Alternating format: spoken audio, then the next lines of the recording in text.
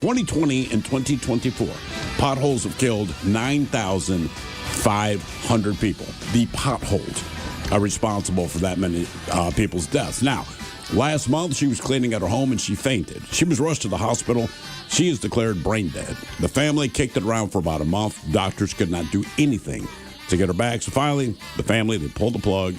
They made funeral arrangements, and they put her in the back of an ambulance. Ambulance hit one of these potholes. Her ass snapped awake, and she is now on the road to recovery. Wow. Think about it. She is brain dead, man. There's nothing for a month. The family finally says, look, there's nothing we can do. They said medically, there's nothing we can do. So they put her ass in this ambulance and drive her basically to the funeral home. They hit one of these big-ass potholes. She sits up like, hello, what the hell's going on? Speaking of which, The Rock comes in at number 3. Okay. Well, you know what it's going to be. All of his movies are kind of the same at the core. Since his contracts say that he's not allowed to lose, you know that he's always going to win in the end, no matter how bad it looks. He has a contract that he can't lose. I guess. Brother, look, man, you're an actor, quote unquote. So, to me, at that point, you got to let your ego go. I'm with it. You're already an actor. Just sometimes lose. It's fine. Yeah. Jeez, even Rocky lost in his own goddamn movie. It's named after him. The Rock is getting raked over the coals on social media right now because the first images of the live action Moana came out. Look, I didn't read the headline, okay? I saw a picture of Rock with long hair, and I thought it's just a fan effing around. Right. Like, this is what he looks like to look stupid. Then about an hour later, I'm scrolling through stuff. I was like, oh, like that's actually a promotional picture. One of the comments was, he still looks bald. It is weird to put that much hair on him and still have that big of a forehead. Right. Now, as much just like Beyonce. As much as we had just mentioned that they're just doing stuff together all the time, I will say, The Rock and Kevin Hart, I loved Central Intelligence. That was one of the funniest doggone movies I've seen in a minute. Yeah, I like that. Look, it's not their fault. It's Hollywood's fault. They just keep pushing the same. Like, God forbid, there's plenty of comedians that could probably do other movies. Right. I do like their bromance, though, man. They're funny together. It is, but you just see it all the time. It's just like, all right. 10 best rock covers by women, we think. Number 4. I don't care too much for money, 'cause money can buy me love. Here's my favorite one. Well, it's the Beatles. It is the Beatles. Sounds right. Nancy Sinatra is to me. Is this person alive? I don't believe so. I believe she died within the last few years. Oh, I thought maybe it was Winehouse at first. No, you know what? She might have died. She might have died a long time ago. Hang on. Well, she had to do it after the Beatles did it. This is probably the best one we've played. What, 7? Oh, yeah, she died back in 96. My bad. Oh, damn. She's been dead for 30 years. Old jazz singer. Anybody remember old Ella Fitzgerald? Yeah. Okay. Oh, all right. Well, that makes a lot more sense. Now, this thing was raised up like a mountain range. All right? It was everything from brown to black to a little bit of blue. So it's like a giant raisin. If you could see this every day, you would have it taken care of. Sure. But because it was in the middle of her back, so I remember I put my arms around her at one point in time, and I feel this thing. The hairs that were coming out of it were so thick and coarse, it was like trees. I mean, they were big, thick, long. I mean, it was in the middle of her back. There's no way she could have done. What did she look like?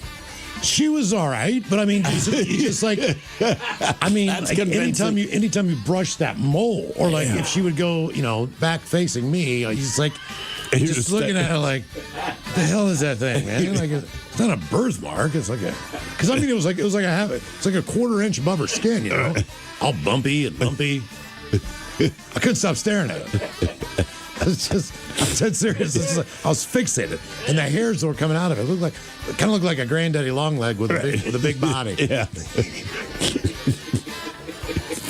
And that's what you remember about it. Yep. That's the only thing I remember. I hope she's gotten that thing removed. Somebody had to do. I mean, how does that not irritate with the bra strap? Yeah, something. Like this makes me horny. Like, all right. I don't know. It just seems like an odd term. Like I just don't know that I use it. Again, what is the replacement word? Yeah. Like, riled up. bricked up. Bricked up. Bricked up. Bricked up. I'm bricked up right now. I would just go horny, man. Yeah, Just suck it up and say it, because everything else you're saying. I'm all bricked up over here, baby. my heat missile's ready to launch. Try that one. My heat missile's ready for launch. Oh, man. You're taking me to new heights. I'm going to try that. That was the one I could do. I think I got to get into a relationship before I say my meat missile. Heat missiles. Ready for launch. Oh, go for launch. This meat needs basting. I mean, 10 seconds in Houston, we've got a problem. I need you to milk the cobra. Like, just say horny. The pleasure pistol's ready to go off. Put this bullet in the chamber. Paul Stanley, you pulled the trigger on my love gun. I call it my Nerf gun. You're watching up there. You got the trailer rolling, starring Kim Kardashian. What would I be watching? She's only got one movie. And stars Ray J. Has she been in a movie? She's really not in it that much. She shows up. She doesn't star in anything, but she shows up in a lot of things. I mean, she's wooden as a human being. Whatever else you might think of her, even when you do interviews, well, her heart's in the right place. She's just dumb, and there's no personality at all. And that's actually exactly what they say. She is so stiff and unnatural. I've never seen anyone do a bad job at playing themselves, but she's managed it. If you ruin your own cameo, you really suck. She's doing a good job of pissing off the rest of the world now. Oh, what'd she do now? She's dating Lewis Hamilton. Oh, gosh. One of the most famous. Lewis Hamilton's like arguably outside of like one of the best F1 drivers of all time. Okay. So now he's driving for Ferrari, but people are just like, oh, look, come on, Lewis, not her. She's probably like, dude, look at that ass. Get off my case. Right. Look, we know it's not going to last. I'm getting this while I can. Look, I'm with you, but my buddies are massive Lewis Hamilton fans, and she was pictured at a wedding dress shop in like Paris. Oh no. 10 best rock covers by women with this number one. Number one.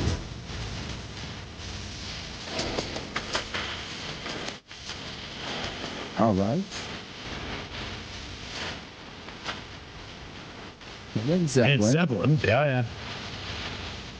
Oh, Tina Turner. Tina. Yeah. Wow. Tina Turner is, though, kind of rock. She is. Yeah.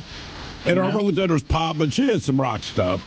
Just some of the comments. Someone here says, Madonna's American Pie. No, that may be one of the worst covers that I've ever heard in my life. And that says a lot, man. Guys, when my girlfriend got pregnant, a lot of things changed. Oh, yeah? My name, phone number, address. My girlfriend asked why I never buy her flowers. I told her I didn't know she sold flowers.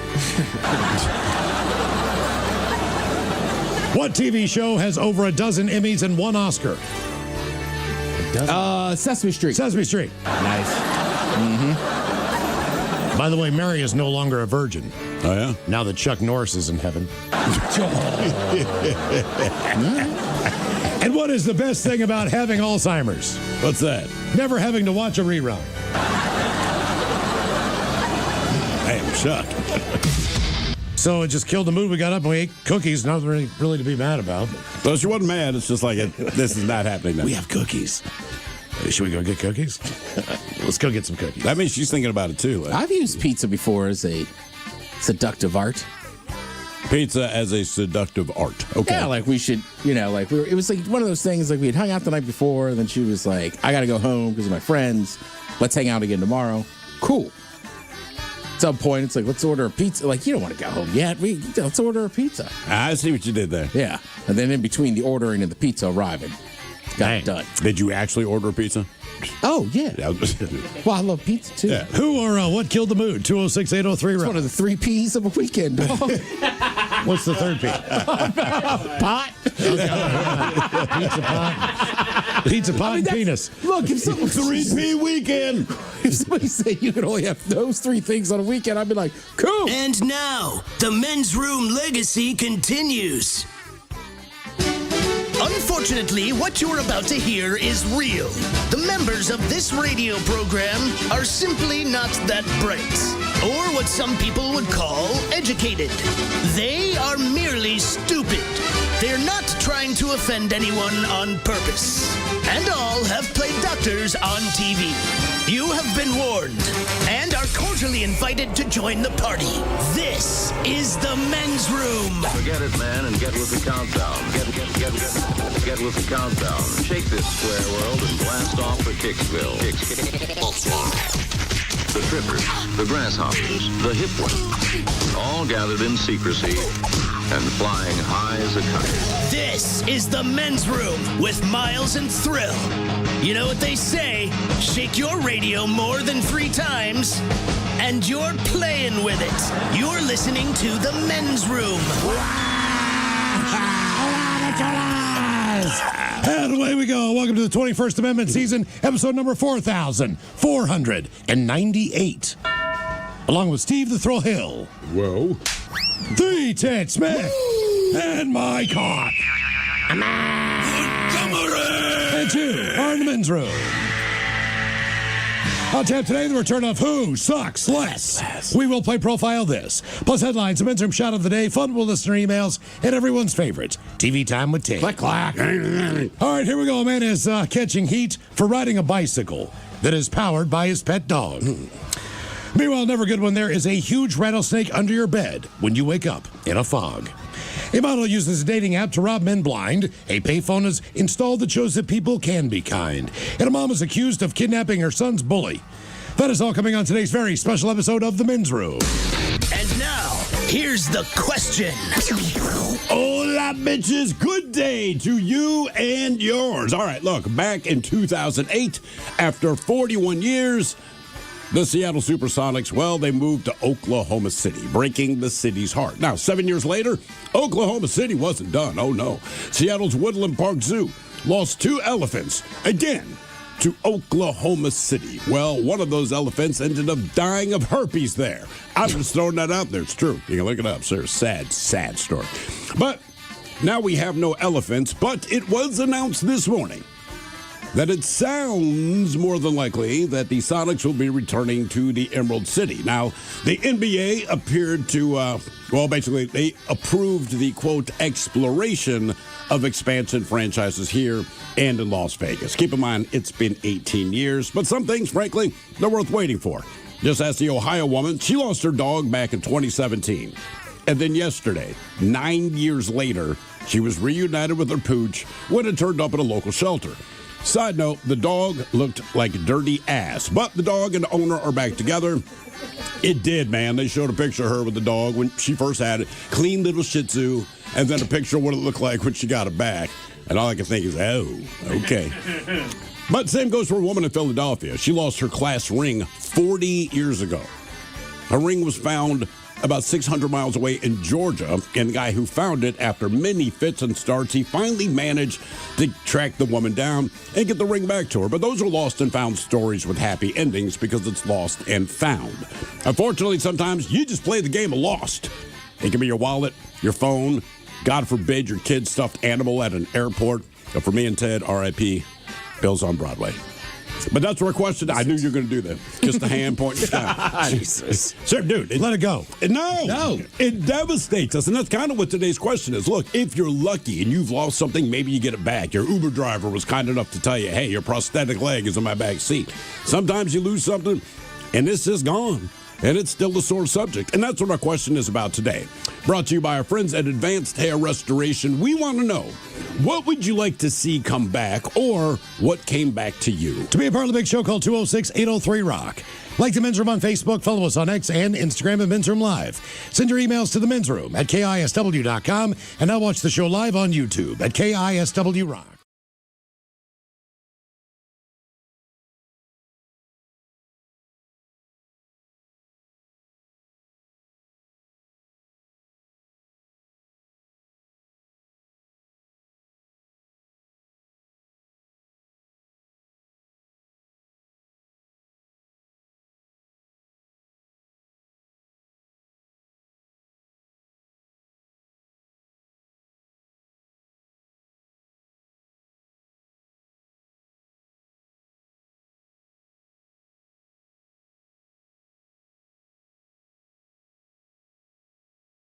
Who or what killed the mood? 206-803-ROCK.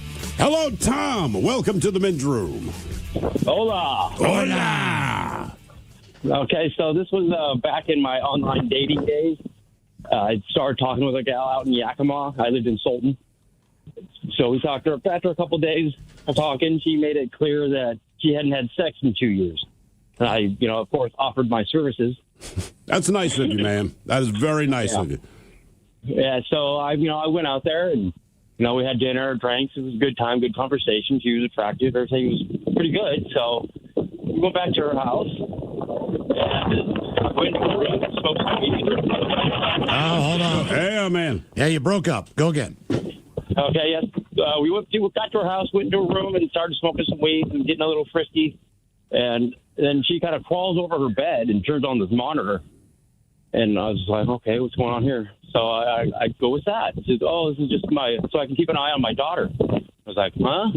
So I kind of leaned over the bed, trying to see what it is, and there's her daughter, all right. She either had cerebral palsy or quadriplegic, but she looked like somebody that would have one of those conditions. All right. And I just couldn't get that image out of my head. I was like, well, I was not expecting that. Yeah. So did you do the deed or did you just get up and leave? I didn't drive 3 hours for nothing. So, I gave it the old college try, but yeah, I was able to get an erection, but I wasn't able to get to the promised land. But I tried. Believe you me, I tried. Because of the image you saw of her baby. Yeah. And I just couldn't get that image out of my head. She left the monitor on, so during the whole time it was on, and I just couldn't. It was distracting. I could not look at it. I just couldn't do it. Well, who was taking care of the kid when you were at dinner? Her mom. Oh, okay, all right. I got to meet the mom just before I get to plow her daughter. So, anyways. Because you're staring at the baby monitor, man. Oh, God. Yeah, I just couldn't do it, man. It just threw me a loop. She didn't mention nothing about it prior to any of this. Now you know why. Well, yeah. Take your eyes off the monitor, man. I couldn't. It was like right there. It was bright. It was a dark room, and it was just. I just couldn't get past it. Wow. Okay.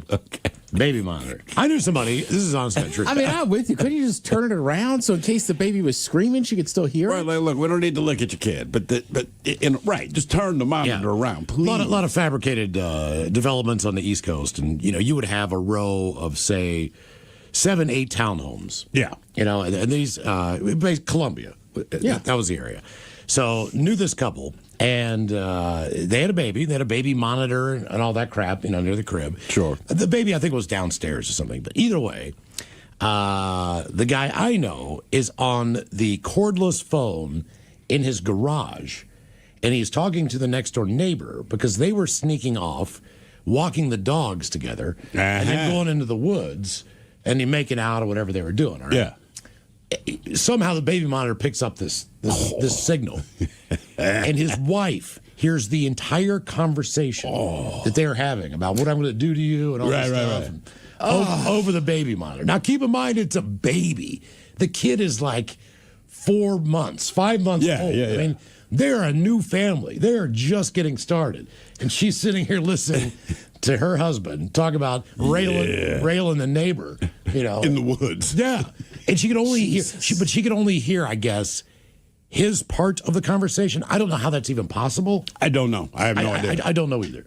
But that was the end, man. They moved out. Yeah, I bet they did. Yeah, that was quick. Damn. Who or what killed the mood? 206-803-ROCK. Sort of like that. My buddy Will, who lives in not a townhouse, but it's a nice development, right? But, the houses are all relatively close. He's got a yard. But yeah. So he has a neighbor to the left of him that he'd never really seen this guy other than they live in one of those little cul-de-sacs, hanging out or whatever. Sure. So he's like, yeah, I know the guy. We've hung out, our kids have played or whatever. So one night, this neighbor, I never met him, his name is Steve, and his neighbor Steve shows up, pissed drunk, and is just like, my wife's cheating on me. Breaks it all down. Then the other guy moves in, but I don't know if this neighbor didn't have any friends, but kind of like you're saying, basically, he just kept coming over to Will's house every day. And finally, Will's like, dude, I barely know you. Right. Yeah. There's something and he's like, why are you living there if she moved another guy in, too? I was gonna he ask, stayed. Why Yeah, is he the still wife moved in another guy, and the Steve guy was just like, all right, I'll just stay in the basement for a while, but then thought he could go over to Will. And Will's got 4 kids. That's a flex. Like, not only am I cheating on you, but I'm moving them into the house. Correct. Jesus, man. Suburbs are wild. Who are, yes, they are. Seriously. Yeah. Who or what killed the mood? 206-803-ROCK. I said I'm not working the city. But I wish you would.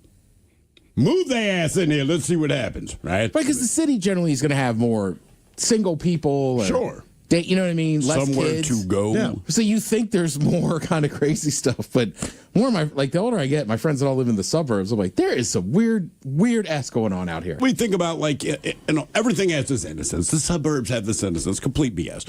Retirement homes, right? Oh, it's this innocent place. And then the fastest spread of any kind of STD, retirement homes.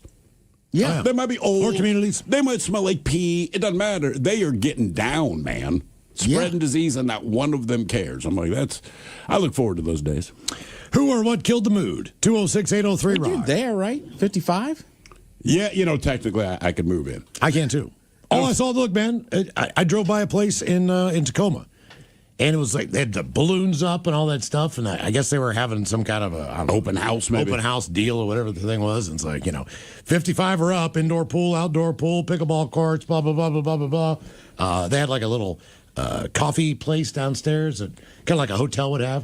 Like they didn't serve lunch or dinner, right? But you could go down there and get like a Danish or a muffin and a cup of coffee every morning.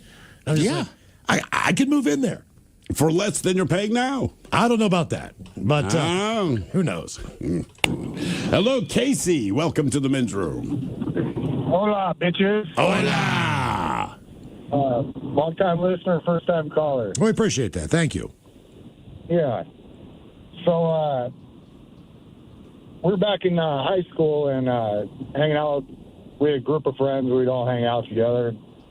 There was this girl that would kind of periodically hang out with us, and she's real heavy set on the upper area, and she's kind of a little bit easygoing. Would flash everybody from time to time, and we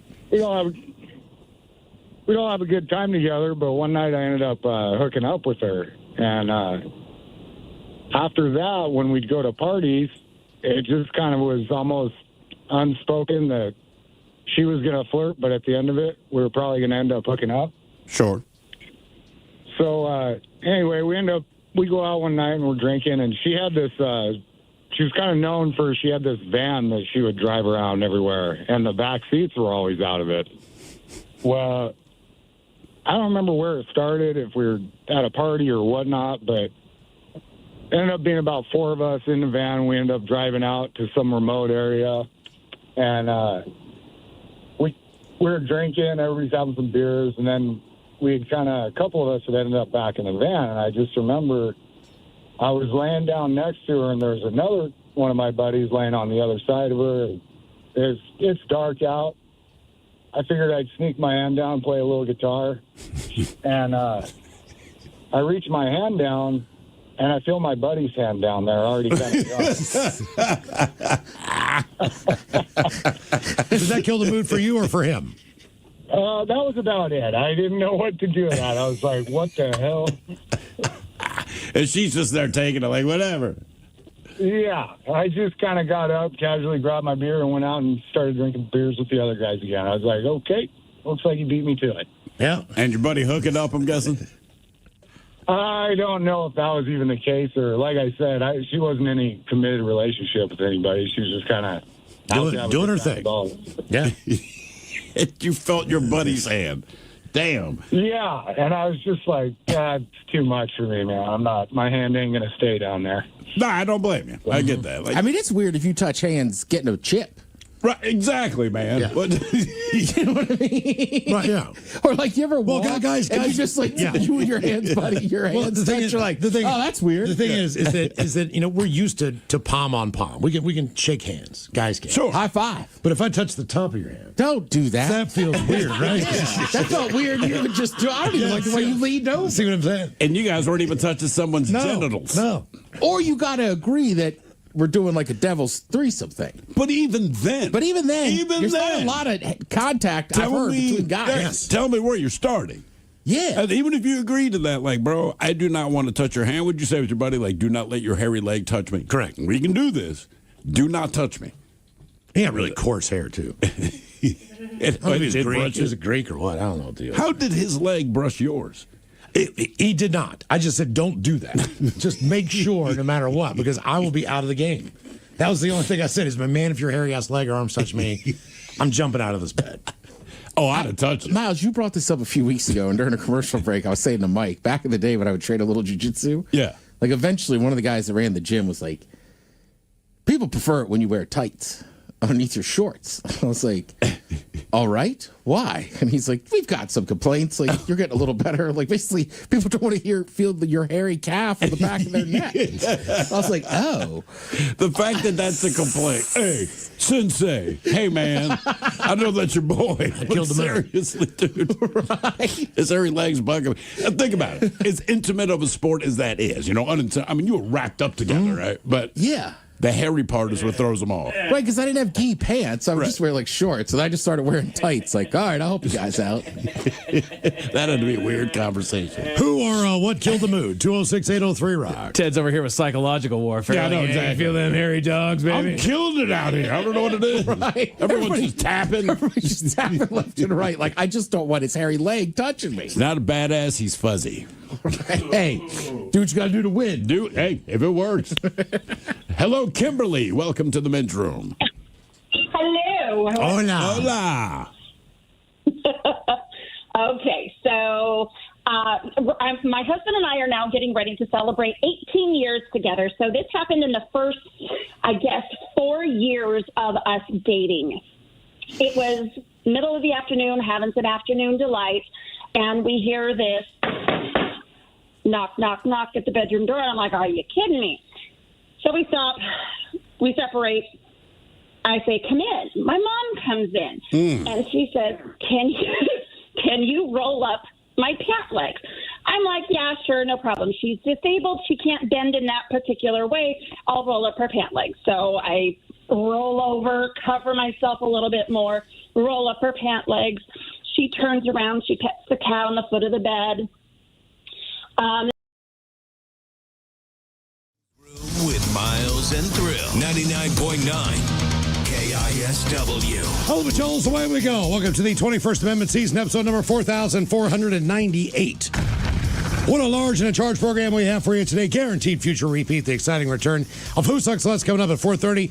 Steve, I don't know how you do it. Yeah. You find people in the news doing bad crap. And it's hard to do. Bring us 3 stories every week. It's up to us to determine out of the 3 which one sucks the least. Is there a theme to this week's Who Sucks Less? No, not a real theme. Just people sucking. One of the stories you'll probably remember from headlines with our very own Mike Hawk. And then we head out to, oh, Christ, where are we going? I don't know, one of those northern states. And finally, something that happened right here in Washington State. Okay. Yes. Who Sucks Less is coming up at 4:30.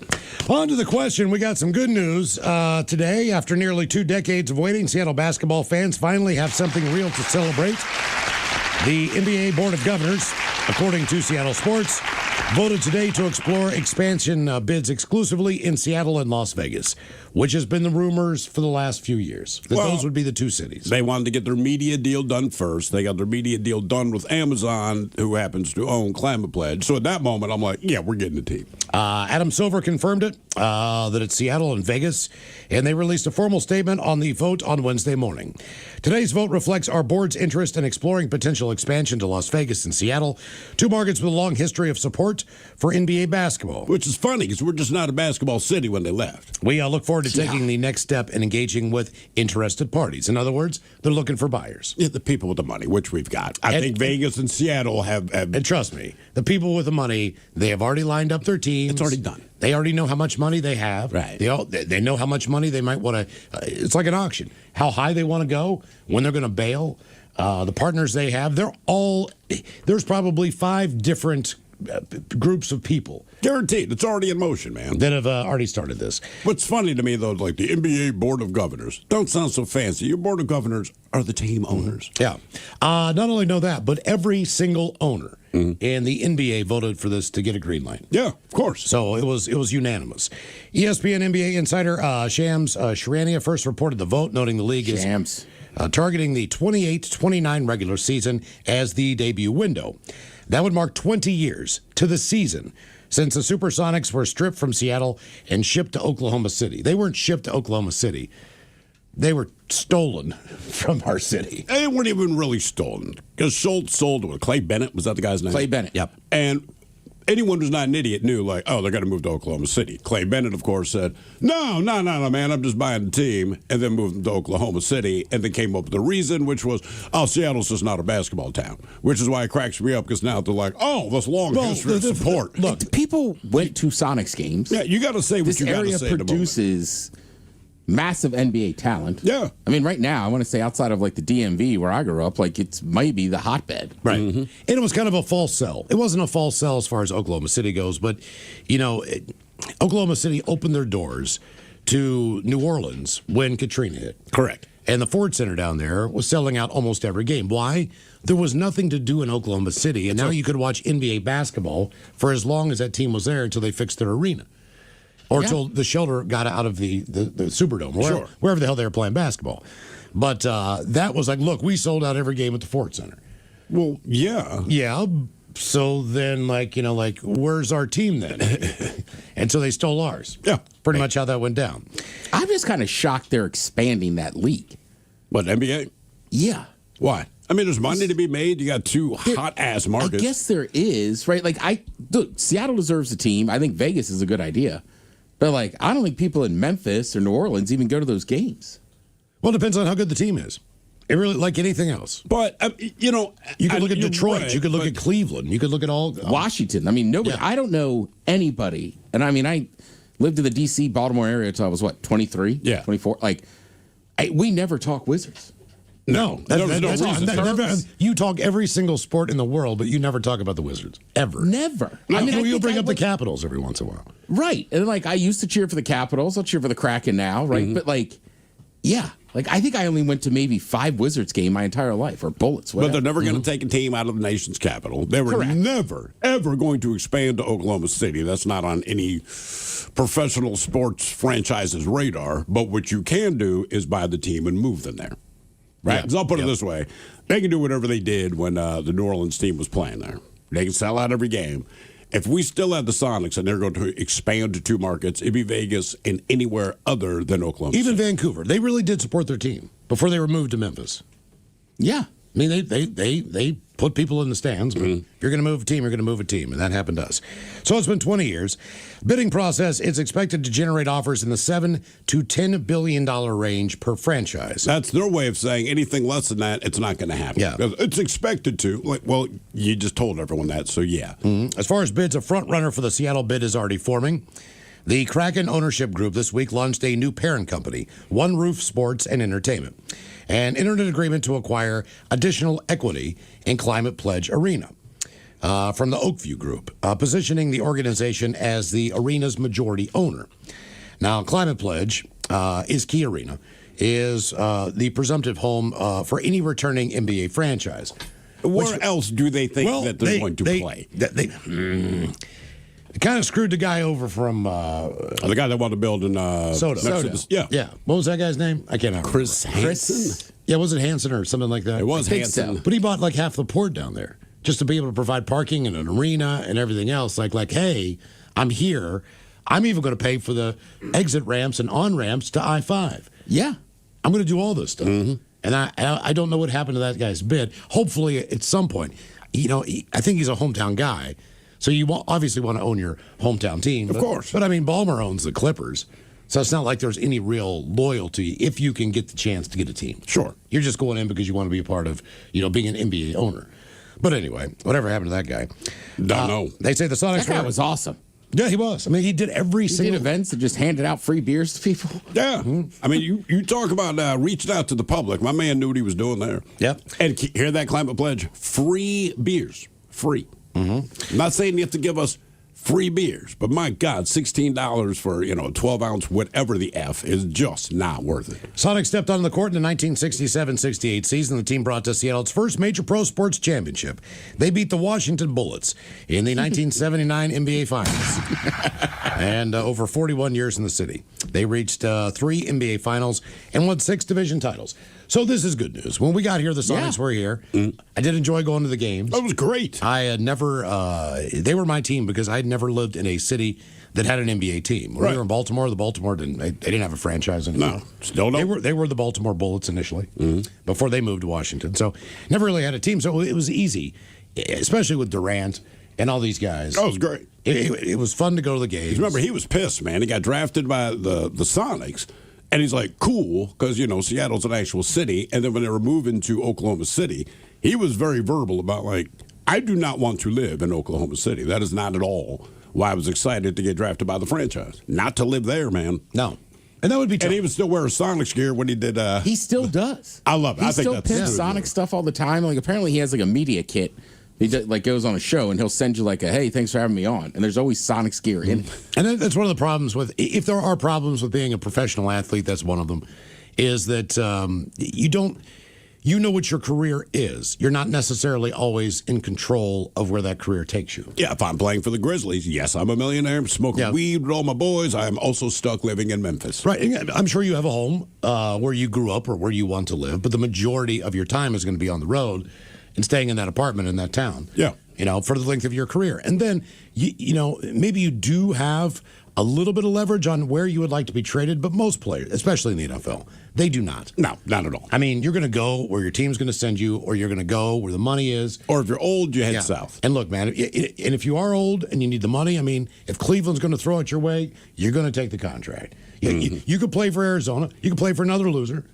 You could play in the sunshine. That's the thing. If I'm going to play for a loser, right? That's my. Go to Miami. I'm a journeyman, right? I'm going to go to Miami. I know we're not going to the Super Bowl, but it's go not to cool. Dallas. And I heard a lot of NFL veterans say that. I can't remember which guy it was. He's now a commentator, but it's like one of these pregame things, and he's like, man, there's guys that they go to Tampa. It was Tom Brady stuff, and it wasn't Brady, but it was a big defensive guy. It wasn't McGinnis. I can't. But he said, look, man. The reason a lot of these longtime NFL veterans, especially when you play the line, the reason they go to the Miamis and Tampas, because the other guys say, they don't seem competitive. He's like, it's not cold. It's that this game hurts, man. He's like, the last thing you want to do is play for 12 years and be in Buffalo. He's like, nothing against the franchise. They're very good. But he goes, if you go to the playoffs, playing in Buffalo in January, it hurts. Yes. So yes, it does. That's why you go to Tampa and you go to New Orleans. You go to Houston. He's like, there's a reason. But that's part of the reason I think the Dolphins always kind of suck.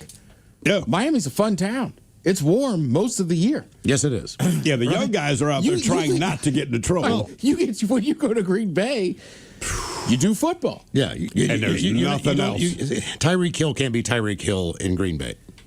He'd find a way. I know what you mean, but yeah, he would find a way. But some of the guys that are on the bubble, it's like, look, you can't get into trouble in Green Bay unless it's DUI. Right. There's nothing else to do. And there's certain things that, certain cultures that just don't exist in a lot of places. Like nightlife. When you think nightlife, nightclubs, all that stuff. Miami. You think Miami? You think Atlanta? You think, Houston? There's a number, Dallas. There's a number of different cities. We used to have a place downtown called the Phoenix. Yeah.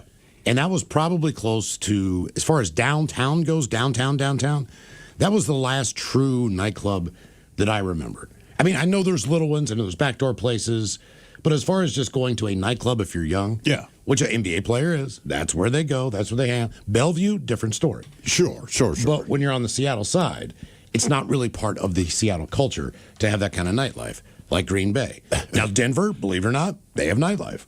They have clubs, they have all those things. And you don't really, think of Denver in that way. They do. But they have that nightlife. They have that scene. So if you want to live someplace, you're right. Atlanta and Miami. If you're young, you're 22 years old, and you got millions and millions and millions of dollars. God, I'd be in so much trouble. You want to go out. As much as I dish on these guys, they should act more responsible. I say that now because I'm an old man. If I'm 22 years old and you offer me this massive contract, and like you said, I'm playing in Atlanta or Miami, or knowing my history, doesn't matter where you put me, I'm getting into trouble. There's no question about it. You can count on your hand how many Denver Bronco players are going to be in a situation in a club that makes the news. every single year. Oh, guaranteed. Yeah. You never read that about the Seahawks. I don't care who the coach is. I don't care what kind of position We player steal you are. donuts. Well, right. That's the most Seattle crime. Golden Tate stole the donut. I mean, Seattle really just sold a doesn't- Maple Bar, actually. And Seattle just doesn't have a club scene like that. No, it's what I'm like saying. there's a few still around. I think that's why they go to Bellevue. Right? A lot of those guys go to Bellevue. You can find what you're looking for. and they there. live and work over there. No, the Seahawks do, yeah. Yeah, so I mean, I get it, but yeah, Seattle just doesn't have that. So does that kind mean the of Kraken are living up by you since training facilities up there? I don't know, man. I'll tell you That's what, a though. good. That's actually a good question. I don't know where those guys, most of those guys. If they live in our general area, I can guess the neighborhood, and neither of us live in it. Okay. Yeah, we border it, but Well, we look, do not live in it. in a lot of ways, and I know this sounds, I am not the biggest mall person in the world, but I do miss Northgate Mall and what it used to be. You To know some what? I degree, don't. it was just easy to run up there. I miss the Azteca. I miss the there's all Azteca. kinds of stuff. But I don't. The mall was just kind of gross, man. I mean, yeah, I don't. And what they're putting there Well, they had a now, Nordstrom Rack. They It's had still there. The Oh, it Rack's is. still there. And Red Robin's still there. Red Red Robin's still Robin there. and Nordstrom Okay, so the Rack things are I like still are there, still bro. there. Except And the Bob's, Azteca. right. And the cinema. So and the Yes. and the Five Guys. All that stuff is still All intact. of that stuff is still there. The cinema and the Five Guys are just like across the street, Thornton Place. right? But the mall itself, there is. What's the still one about the steak place? Was it Fleming's?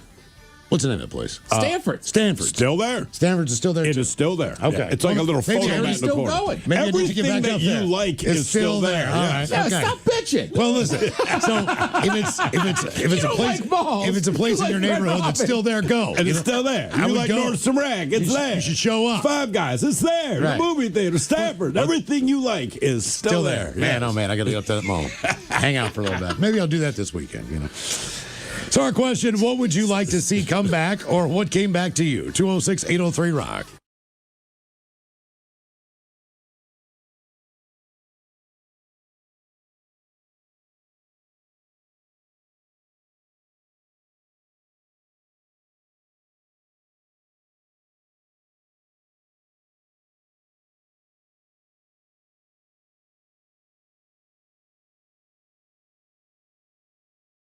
And then she turns back around and she says, "Oh, you've got some candy on the bedside table. Can I have a couple pieces?" I'm like, "Sure, why not?" And she leaves, and we sit there and we look at each other, and we're just like, "What in the hell just happened?" We still to this day cannot explain it. She knew what we were doing. I was going to say, was she aware of what's happening? Oh, she had to have been aware. Yeah. I mean, how do you not? How do you not? I mean, she made you, so we know she knows what's going on there. And but she took the time to pet right. the cat. Yes, she had to pet the cat sitting on the foot of the bed because, you know, if it's a cat, you have to pet the cat. But, I mean, like, and then to turn around and be like, "Oh, can I have some of your candy?" I'm like, Did she "It's the whole thing. I don't did care." she even address your boyfriend at the time? No. Did he lose his erection? Because I'm telling you, mine would be gone. I don't recall, but it was a foregone conclusion that was not going to happen the rest of the day. Yeah. Yeah, see, that's just as bad. That's just as bad. Random question: what kind of candy was it? I mean, it was right after Valentine's Day candy. So No, see, that's not even good candy.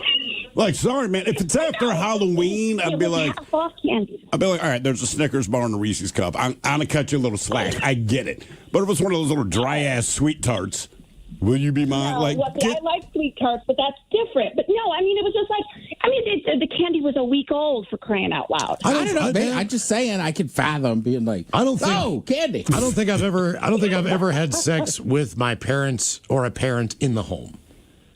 Like when I was younger. You know, when I was living at home. I don't think I've ever done that.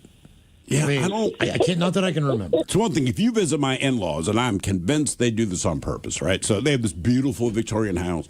You get your own room. Like anything, if you're married, you get your room together. If you even blink, the bed squeaks. Right? It is impossible. I'm not kidding. It is impossible to move at all in these beds without it squeaking. So even if you're feeling randy, like we're looking at each other, if I just roll over and say, and the room's on the other side of the wall. And I've said to my wife many times, I'm like, they do this on purpose. She's like, no, they're just old beds. They've been here for a while. And I want to say one of the last times we went there, we still never had sex in that house because it is impossible to do. And my wife started to say, she's even like, it might be on purpose because all the kids, except they got 4 kids, one of them's not married, but she doesn't bring anybody home. But the other 3, we're all couples, man. And you can hear their bed squeaking, and it's not sex squeak because that's definitive. But I'm like, everyone here is annoyed because everybody wants to we're here for a week. You know what I mean? You want to get laid at some point, but if you move your head on the pillow, and I'm like, I'm telling you, that is why they're doing this. It's just something that can't happen in that house. Yeah. It sucks. I stayed in an Airbnb in Cape May, New Jersey. Big old Victorian house, same thing. Yeah. Hardwood floors everywhere. The gap on the bottom of the door. Oh, God, yeah. Was probably about 1.5 inches. I'm not kidding. You could see the light coming under. I think, right. And the way it was set up was there was, I think, 3 bedrooms upstairs, 1 hallway, 1 bathroom. So everybody shared that 1 bathroom. Yeah, we have the same situation. It was staying at this Airbnb, and the couple that was beside us. I've had this happen. Had to happen in a hotel room in Jacksonville, Florida, where this couple's just going at it like crazy. But at this point in time, it was the dude. We're laying there, and this is my first wife, and you just hear him, and it was just like. He was going, and it was just, but you never heard her at all the entire time. Right. I'm just laying in bed, it's like, I'm just like, oh yeah. Yeah, I'm just looking at her like, because it's bedtime. We want to, we're going to try to be quiet about it, but it's an old iron bed. It squeaks too. It's one of he's just, And then when I saw him, like, dude's like 5'8", 125 pounds. Right. Like when I finally saw what this guy looked like, I was assuming this was just like some big jacked up dude. Dude, fat belly, Jersey looking.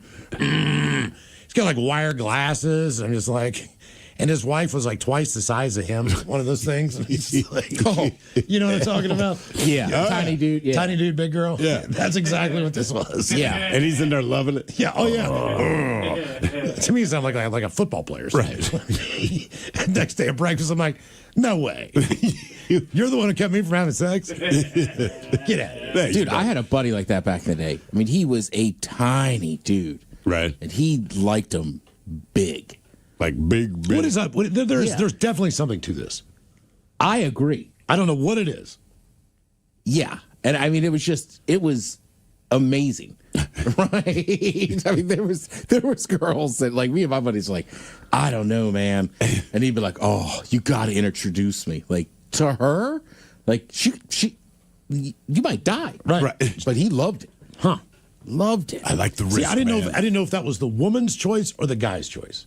It's agreed on, man. Yeah, I know. I mean, look, if you're together, you have agreed. So whatever weird couple you see together and you can't piece it together, you're like, they both like what they've got. Yeah. With the exception of like Bellevue. I look around, I'm like, he is loaded. That is why this is happening. They both like what they got. Who are What Killed the Strong Mood? point. 206-803-ROCK. Presented by... Taking our best rock covers by women. Coming up, we'll sit and spin at 4:30. In the meantime, our question, who or what killed the mood? 206-803-ROCK. Hello, Zach. Welcome to the men's room. Hola. Hola. I've a long-time listener. It's been great listening to you guys. But interesting story. Me and the wife back in the day, when we first got together, we had a cat that was a crazy, playful cat. Well, one of the nights when we were midst of doing the deed, cat decided to jump up and grab the McNuggets like it was one of its toys, claws and all. Oh, really? Oh, did it bite as well or just the claws? No, thankfully it was just the claws, but man, that thing went limper than drop them in a bucket of ice. Yeah, I bet. Yeah, that'll happen. Did you scream? No, I think I accidentally just kicked the cat across the room, though. Yeah, I was going to ask, how do you... Because a lot of times the cats latch on, man. They don't just let go. And if it's my McNuggets, as you call them, I'd be very delicate about taking its freaking claws it was off. one of those where, when it happened, it jumped up so freaking quick and swung around that the cat went to take off. My foot happened to catch the end of it as I was trying to figure out what the hell happened. Was the cat ever allowed back in the bedroom again if you knew you were going to get down? No, thankfully, and with all the other animals we have, we started locking them all outside of the bedroom. Yeah. Now, when you do that, do they cry and whine at all? The dogs do. The cats don't. Okay. You used to have a cat that would stick its paw under the bottom of the door. Oh, yeah. And then just shake it in the frame. So you're trying to do your thing. It wouldn't meow, nothing like that. But you could glance at the door, and I'm like, I see his paw. He has hooked it under the door, and it's just shaking it in the frame. And somehow that's more disturbing. Mm-hmm. You know, like, it sounds like there's a monster. Well, it does. 'Cause, like, if the cat's crying, you're like, fine, you're crying, whatever, we'll get to it. When you're shaking the door, it's like, you're really just doing this to disrupt the mood, man. You used to piss me off. Jesus. Miles used to give me the side eye. Miles the dog. He would just, he always had that look like this. Just like disgust.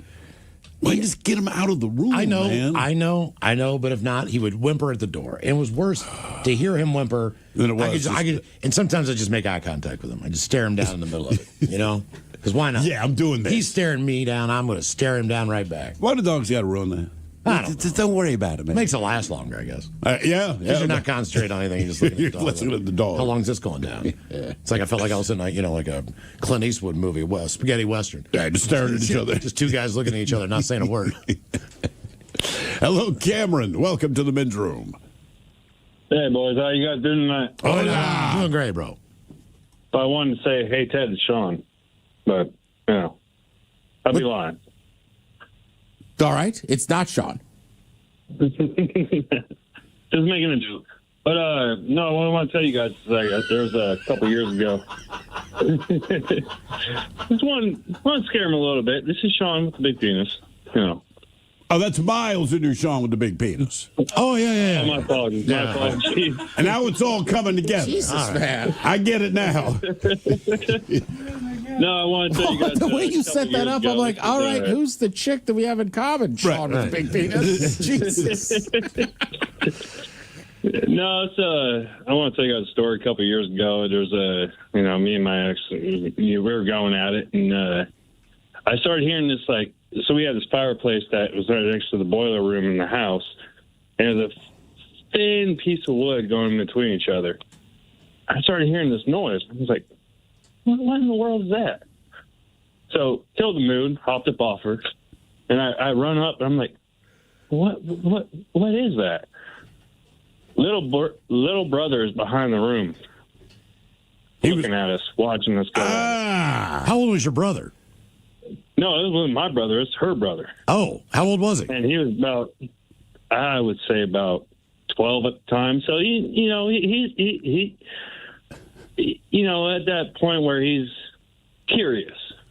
Sure. I get it. The problem is it's his sister. Exactly. That's kind of what ruined it.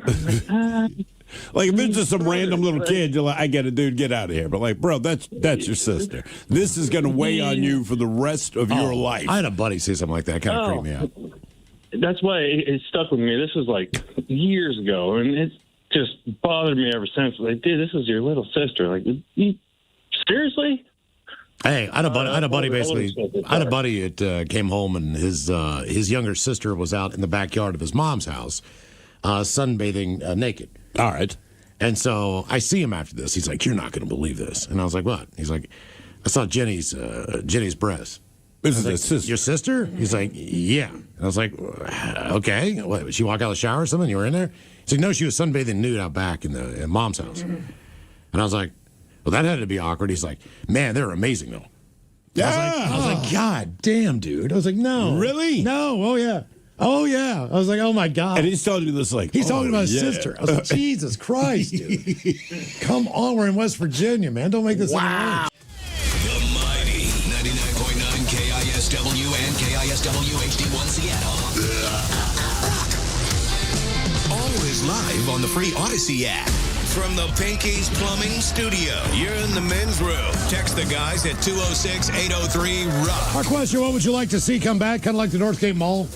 Everything you want is there, maybe man. a bowling alley you used to go to, your favorite restaurant, your favorite bar. Maybe it's something that was lost, something that was stolen from you. Yeah. If you could get it back, you'd like to get it back? My innocence. Or what came back to you? That's the question, 206-803-ROCK. You got to stop at this Northgate Mall stuff. I'm telling you, man. Look, everything that you named, Still there. It really is. It really is. Still haven't been to the Kraken practice facility. Heard the chicken wings are fantastic. It's because you don't have kids. Okay. If you got kids, suddenly they all know to ice That's why I skate. used to go to the Northgate Mall. So my kids were younger. We end up there, and actually the bar up there is they do have some very good chicken. They have really good food. But some things do come back. It's not cheap, but it is good food. No, Ted, you're right. Like, well, nothing in Seattle is it's cheap. not cheap. Nah, you know what? That's a good point. I mean, nothing is, but yeah, it's a little pricier up there, but it is good. It is good. An Ohio woman whose dog went missing in 2017 was reunited with her beloved pet 9 years later when he turned up at a local shelter. Youngstown resident Sharon Kelly said her Shih Tzu, Salio, went out for a bathroom break in 2017 and vanished from her yard. Sounds like my dad. This one particular day, he went out 20 minutes. Yeah, I'll be right back. To go to the bathroom. Deuces. Everyone panicked because he had a routine. Kelly and her family launched a search for the dog, called the police, checked the neighborhood, looked everywhere that we possibly could have thought he'd gone. Family followed multiple leads over years when dogs matching Salio's description would be spotted in the area. It was never him, though. Kelly's search finally came to an end this week when her granddaughter sent her a post from a county dog warden about a small dog with badly matted fur found wandering around in the Fellows Riverside Gardens. That dog looked like ass. It's a very happy story, but when they showed a picture of that dog, it was like, Christ almighty, man. Got $100, says there are no gardens in Fellows Riverside Gardens. He had several pounds of matted fur, and it was put into a ponytail. And on top of his head was a star of white fur. I knew it was my dog, especially his mouth. My dog has the ugliest mouth. It's his signature. I knew it was Shih Tzu. him. Most of them got messed up grills. They look stupid, man. And look, your dog's your dog. I love how she says her search came to an end after 10 years.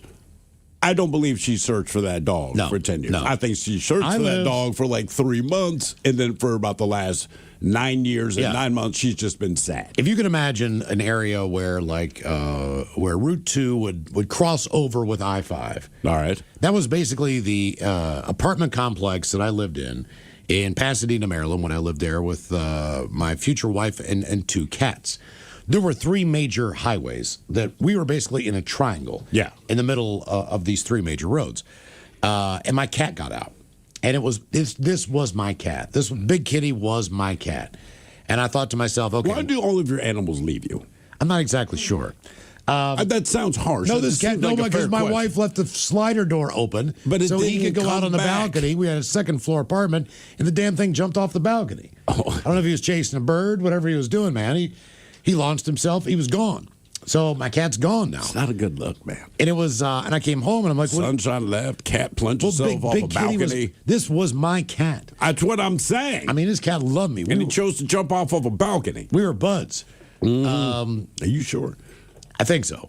So I look everywhere for this cat, but again, there's just the perimeter is the highway. So, you can't really even walk over to the highway. There's fenced in areas, there's canals, there's all this different stuff. I'm like, okay, well, the cat basically, it had been very difficult for the cat to get out of that perimeter of the area. It's got to be in this triangle somewhere. So it turns out, I think, my neighbor downstairs who smoked crack all the time, I think that he is Pasadena, Maryland. He had a daughter that lived with the mom somewhere else, so he got like weekends, whatever. But I'm pretty sure that that cat came up to a slider. He took my cat and gave it to his daughter. I'm almost positive. Why do you think that? Because one day he was all cracked up and kind of spilled the beans a little bit. He's like, "Hey man, did you ever find your cat?" I was like, "No, man." He's like, "You're not going to." And I was like, well, I know that, man. It's been like a month. I don't, It's a long hair cat. So in the meantime, did he follow that up, or he was just? I just you could tell the way he was talking and acting that something was a little fishy. Something was definitely. Was he smoking crack in front of you? I mean, yeah, all the time. Something's fishy. All the time, yeah. I'll go down there and just be ripping bowls, we've been watching a football game. He's just nonstop smoking crack. But then my wife, she... it's kind of a thing with crack. It's Bernie. This guy's name was Bernie. I'll never forget Bernie, man. He was like, he looked like Magnum P.I. Of course he did. But with hair just sticking off the top of his head, 'cause he's always cracked up. But my wife bought another cat that was the same breed of cat, same type of cat, thinking that this will solve the problem. These 2 cats could not have been more different. This cat did not want to have anything to do with my other cat, us. It was just the most skittish cat that ever lived and was just miserable being there. So now I got this other cat. I don't want this cat, and this cat's an ass. Well, maybe that's why he's an ass. Like, you clearly don't want me. What would you like to see come back, or what came back to you? 206-803-ROCK. Hello, Scott. Welcome to the men's room. Hola, Biachi. Hola. Hey, so I'm from Maryland, and what part? I'm straight out of the Dina. Out of the Dina? Oh, Pasadena. So you know, I was in Marley Run. I was in Marley Run Apartments up there by what is that? 100 and Ritchie Highway. Yeah. By the way, for the record, Happy Maryland Day. Is it Maryland Day? Hey, thank you. And just so people know, Ritchie Highway in Maryland is the equivalent of Aurora. Right? It's all your prostitutes, all that. Old Route Highway, yeah. That's true. I never thought of it that way. How did you not? When I first moved to Seattle, the first time I was on Aurora and all the prostitutes and all that crap, I'm like, wow, man, reminds me of home. Sad as it is. It does. That's true. So, so back in 1990, I'm working at a restaurant called the Kent Manor Inn. I don't know if y'all were there back then, but it was directly across on the eastern shore on Kent Island. Okay. And I was like, I would think I was bussing tables, and I walked by. We had this private room right off the bar, and I walked by it, and out of the corner of my eye, I see Johnny Unitas in there with a big group of people. And, you know, I'm a huge Baltimore football fan, and so I just, like, dropped what I had in my hands, and I went in there with a piece of paper and asked for his autograph. And he was really, really nice. I mean, a great guy. He gave me an autograph. I treasured that thing. Like, it's like Johnny U and Cal are like, you know, they walk on water in that town. Well, if you've been to Baltimore, anyone can walk on the water because it's only like 10% water. But I know what you mean. Yeah, it's mostly sludge. Yeah, so you can just walk across the water there. So dirty. Yeah, anyway, I get it. So, anyways, I had somehow misplaced it. We moved a bunch of times and wound up on the West Coast, and I lost it. At least I thought I lost it. And I was absolutely heartbroken. I mean, that was something that I wanted to keep forever, you know? And just 2 weeks ago, I was cleaning out some crap in my basement and dug through a box full of old papers, like our original home buy and all this stuff. And it was stuck in a folder in the bottom of one of these boxes. I found it. I almost cried. I mean, it was unbelievable. Say, how happy were you to find Why don't that? you take this out and frame it or something? Oh, I'm gonna. Yeah. And did he write anything like, yo, nice to meet you, Scott? Not that I imagine he would say that. Or is it just his name? No, it's not just his name. He did say, nice to meet you, Scott, and then signed it. So it's not just his name. But I got it. That's nice. It's awesome. I used to, I've told the story before. I used to hide all my old rookie baseball cards that I wanted to keep. Yeah. Any autographs that I had in my books on my shelf in my bedroom. Hardy Boys? I did have Hardy Boys books. I really did. I had a couple of Encyclopedia Britannicas because they would come to your house and try to sell you the entire series, but they would always just leave you one, but they didn't come back. So then I had C, because they did it by letters. Hey, my parents splurged and got the Encyclopedia Britannica. As best I can remember, though, because it was updated What was the every other year. one? World Book? Those two brands that did it. I can't remember. This one had white binding. All I remember, though, is anytime I'd do like a book report or something, I was always so thankful we had encyclopedias. And then I realized how old they were compared to what the information was. You know, so it said things like, one day, man will land on the moon. And I'm like, these are no longer reliable sources. That's the way encyclopedias were. I mean, they definitely were dated. But I put everything in there. If I had a $100 bill, I stuck it in one of those books. So what is the theory on that? In case someone breaks into the house? No, I don't know. I don't know why I was doing it. Well, the theory on the baseball cards was because I wanted to keep them mint. Okay. All right, so, that makes sense. if I picked them up, or back then, the baseball card accessories were not available as much so with the little sleeves and all the different things. Yeah. You could put it in a photograph book, but that it's all sticky and all crappy because it was one of those kind of things. Yeah, the adhesive on the paper like that crap. But my mom threw all those books away, and when she moved, and I Wait, thought your mom doesn't throw away anything. But she threw away your books when she was moving out of a 5-bedroom home that had just been sold. Oh, okay. So she was living there alone. That's the house that I was raised in. My brother, my sister, my stepfather lived there for a while. So, she was just trying to do as much as she could, and she called me at one point in time at work, and I'm like, Mom, there's nothing in there I need. Just whatever it is, get rid of it. I don't care. And then, maybe a year later, it dawned on me. I was like, oh, my God, she threw away all those books. And I don't know what all I had in there, but I know I had a Stan Musial autographed baseball card. Damn. I had Roberto Clemente's, Willie Mays. Oh. I had almost all of these 71 rookies, Pete Rose, Tom Seaver, in a black card. So all those are gone, somewhere. I mean, they're thrown into either they went to a bookstore or they were taken to the dump. Did you ask her whether she threw them out? Again, or it was a year later when this all dawned on me. Oh, right. So at that point in time, it's just like it doesn't matter. I'm hoping somebody at Goodwill's like, holy crap, man. Yeah. Right? Because I know I had one book that was just like every other page was like $5, $10. Because that was like kind of my mini savings account. Because back in the day, you could have a savings account, but when did you ever get downtown and go to the bank? Your parents never let you access it, right? So if you got $200, checks was in their name. Right, they're like, hey, we're going to put this in savings. You're like, cool. They never took you to the bank to go get you money out of your savings account. Ever. Now, as far as stuff being stolen from me, the one that crushed me was my scooter. Because it was my form of transportation. Yeah. I did not have a car. My wife had a car. She used it to go to work. If I needed to use a car when I got home or on the weekend or whatever, yes, I had access to a car. But Monday through Friday, if I wasn't taking the bus and it wasn't raining and crappy, I had that scooter. And I mean, the thing was, it was a 50cc scooter.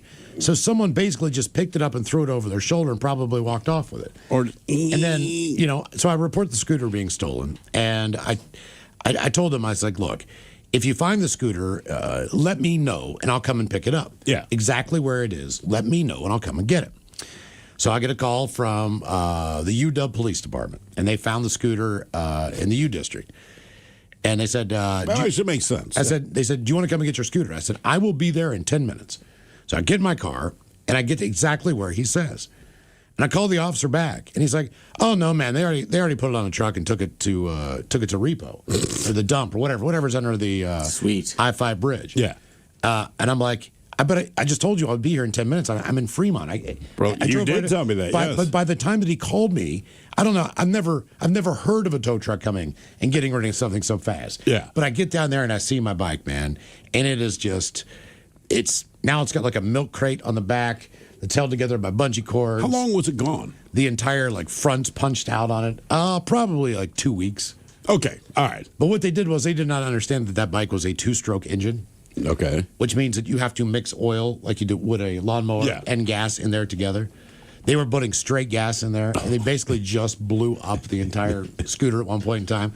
So I'm looking at this thing. I can see the scooter. Like the whole engine is black, like it's been on fire, whatever the deal is. And I was devastated. I was just like, I felt like I was, I don't know. I felt like my privacy had been, invaded. It is. It's the violation more than anything else, right? Yeah. And somebody, like I said, we had porch pirates, and it does not happen, as far as I know, since then. But my daughter was starting kindergarten.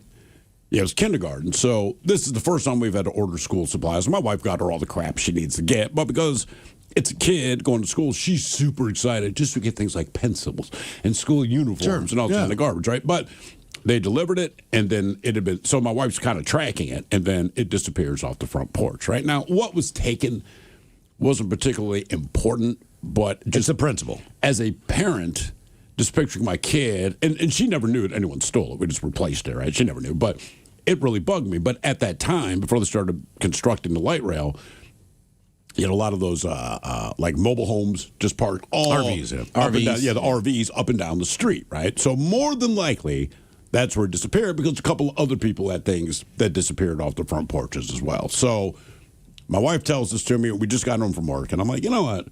So I'm just going to go down. I'm going to say something. My wife said, just be cool. I'm like, babe, I've got that. What am I going to do? Yeah. Come on, man. I'm just going to talk to these people.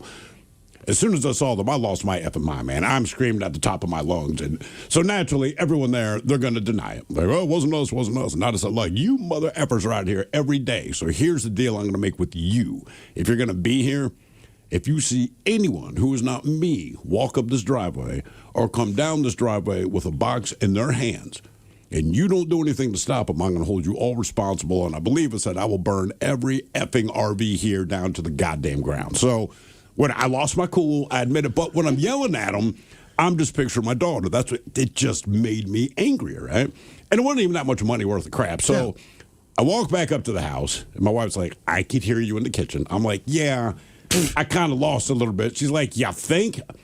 I did. So I go outside to smoke a cigarette. My neighbor comes around, real chill dude. He's like, damn, man, I heard you tearing those guys up earlier. I'm like, yeah, sorry, dude. He's like, nah, man, it's good because they keep stealing stuff. And he's like, I think you handled it correctly. I said, I don't know if I did, but I lost my cool. And I said, nah, I was just so pissed, whatever. The next day, every RV was gone. Really? Every single, like I said, I lost my mind, and I was throwing some threats out there that in the moment I was very sure I would do. There's no humanly way possible for me to carry out everything I threatened to do, but I seriously lost my freaking mind, man. And I just remember like screaming at this one couple, and I get the feeling they were kind of the ones because they looked more nervous about me than anyone else did. Everyone else was looking at me like, brother has snapped, right? But they had a definitive look on their face like, oh. But I couldn't really accuse them because there were so many. But anyway, so I lost my crap. The next day, they were all gone. They never, ever came back. So then my neighbors that are like, oh, dude, you're the champion. I'm like, no. I'm like, somebody stole my crap, man. I don't just roll down the street and scream at people. I was like, but I lost. And when I told people what it was that was stolen, everyone's like, that made you that upset. I said, it's not. It's a principle. It's not about colored pencils and stuff, man. But I said, I keep picturing my daughter who's excited to go to kindergarten, and like to her, this is a windfall of cool. And I said, there's something about it. I said, if they had stolen like a TV off of my porch, I would have been cooler about it because that's me. But somehow, because it affected my kid, I mean, dude, seriously, like I lost. Well, they're just stealing to steal. Somebody did it to. And they had to be disappointed when they opened it. They're like, you got pencils and a skirt. I'm still pissed. Somebody stole. Amazon left it like in front of a whatever. It was goddamn beef liver supplements. Like, what? Bring them they back. expensive? Beef livers. They're not even that expensive. It's just annoying. I'm with Thrill. It just drives you up a wall. Like, just bring them back. What do they do for you? It's supposed to help keep your liver healthy. Okay. That's why you eat more liver. That's one thing about being a porch pirate, too, because I was explaining that to them. I'm like, stuff when you open it, you got some colored pencils. Right, like, what are you going to do? You're not going to fence stole this these. box looking for something. Yeah, but someone has a very healthy liver. I was going to say, yours had a health benefit. Right, Yeah. just drop it back off. No questions asked. Whoever stole that's probably much more healthy. I'm good for that. Yes. What would you like to see come back, or what came back to you? 206-803-ROCK. Presented.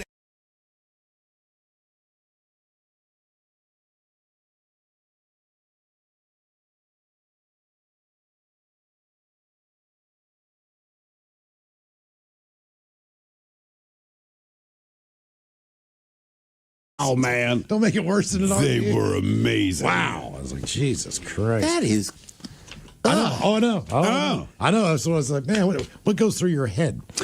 I still feel weird about having a buddy that was a twin. Oh, right. So, She was just that hot. He's like, it looks like TJ. I'm like, I don't know. I'm sorry. She's hot. It's like, but it looks like TJ. And I'm like, he's not a bad looking guy. Well, Craig, my buddy's sister looked exactly like him. The whole But family. TJ didn't have boobs. The whole family looked the same. I mean, when I looked in her face, she looked like my buddy. Yeah, there's a few people. I've never been with them, but I remember being in weird. school, and there was, I say the paternal twins, and they were cool, and she was hot. And you didn't think about it much, but every once in a while, they'd have a conversation in the hallway between classes, and when they were next to each other, you're like, oh, my God. And then it would kind of ruin it the rest of the day. You know, like she was notoriously good looking. All of us agreed, like, that's just a good looking person, right? You are factually good looking. Mm-hmm. But we know your brother, and you look like your brother. And when I look at your brother, it's not that he was ugly, but I'm like, he does not arouse me. She does, but it really does bother you. Yeah, like I did not do well in high school. And there was one party where that would have been a nice notch for Ted Smith.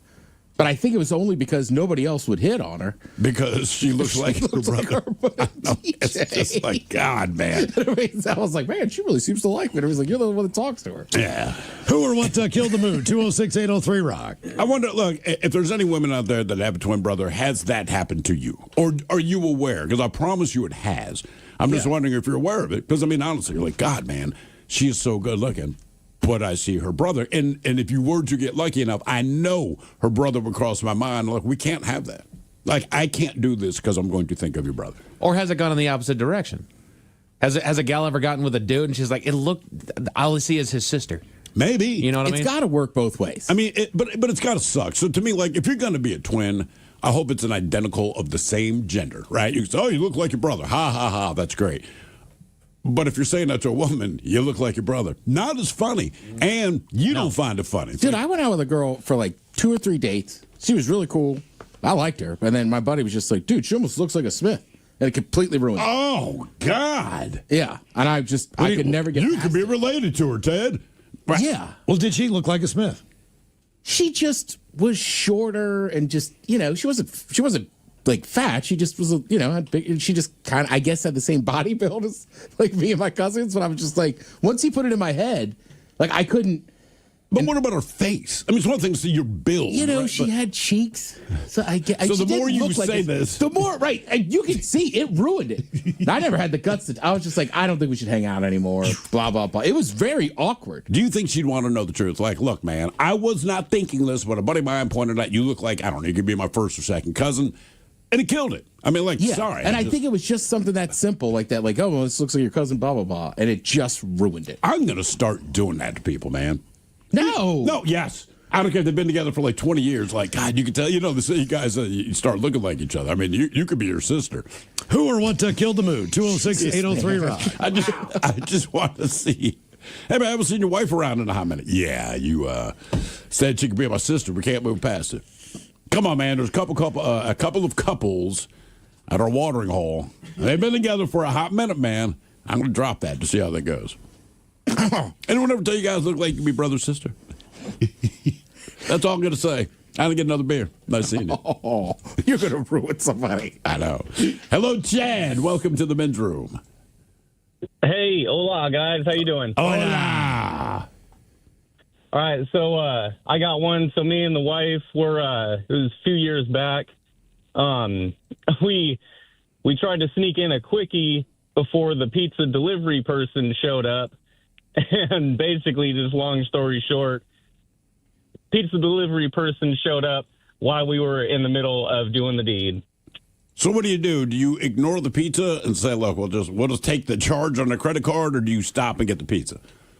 Oh, heck no. We stopped and got the pizza, and then we finished afterwards and had dinner after. Okay. Yeah. All right. That's smooth. That's when you know you've been together for a hot minute. Yeah. Yeah. It was... The pizza delivery person knew exactly what was going on, though, when we showed up at the door. We got a comment like that. It says, an ex-partner of mine and I were going at it after smoking some weed. Mid-thrust, he stops.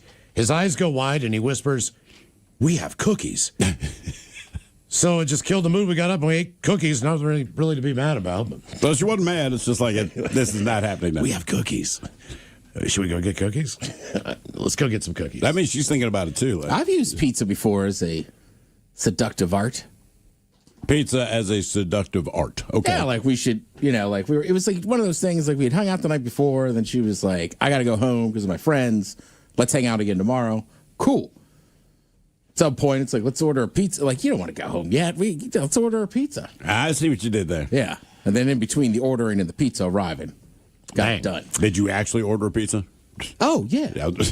Well, I love pizza, too. Yeah. Who or what killed the mood? 206-803-ROCK. It's one of the 3 P's of a weekend, dog. What's the third P? Pot. Pizza pot. Pizza pot and penis. Look, if someone 3P weekend. If somebody said you could only have those 3 things on a weekend, I'd be like, cool. All right. Right? I'll take one of the 3. I'll take all 3. Oh, I mean, that would be ideal. I mean, if that, like every weekend, like you could go on a game show, right? Like you could win a trip to Switzerland or a month's supply of the 3 Ps. Like, Pat, I'll take the 3 Ps. Just giving me options. I like Mike's thinking about it. And I'm trying to think of the last time it happened, and it was not long ago, gents. And it wasn't bad, was it? No, it was fantastic. Yeah, exactly. Look, everybody loves going out, ripping beers with the boys, watching sports. But so he's like, or you could just smoke weed, eat pizza, and get. It's like, sorry, boys. You coming out, man? I got a 3P weekend. Like, understood. Yeah. Talk to you Monday. I mean, 2 Ps are easy. Man.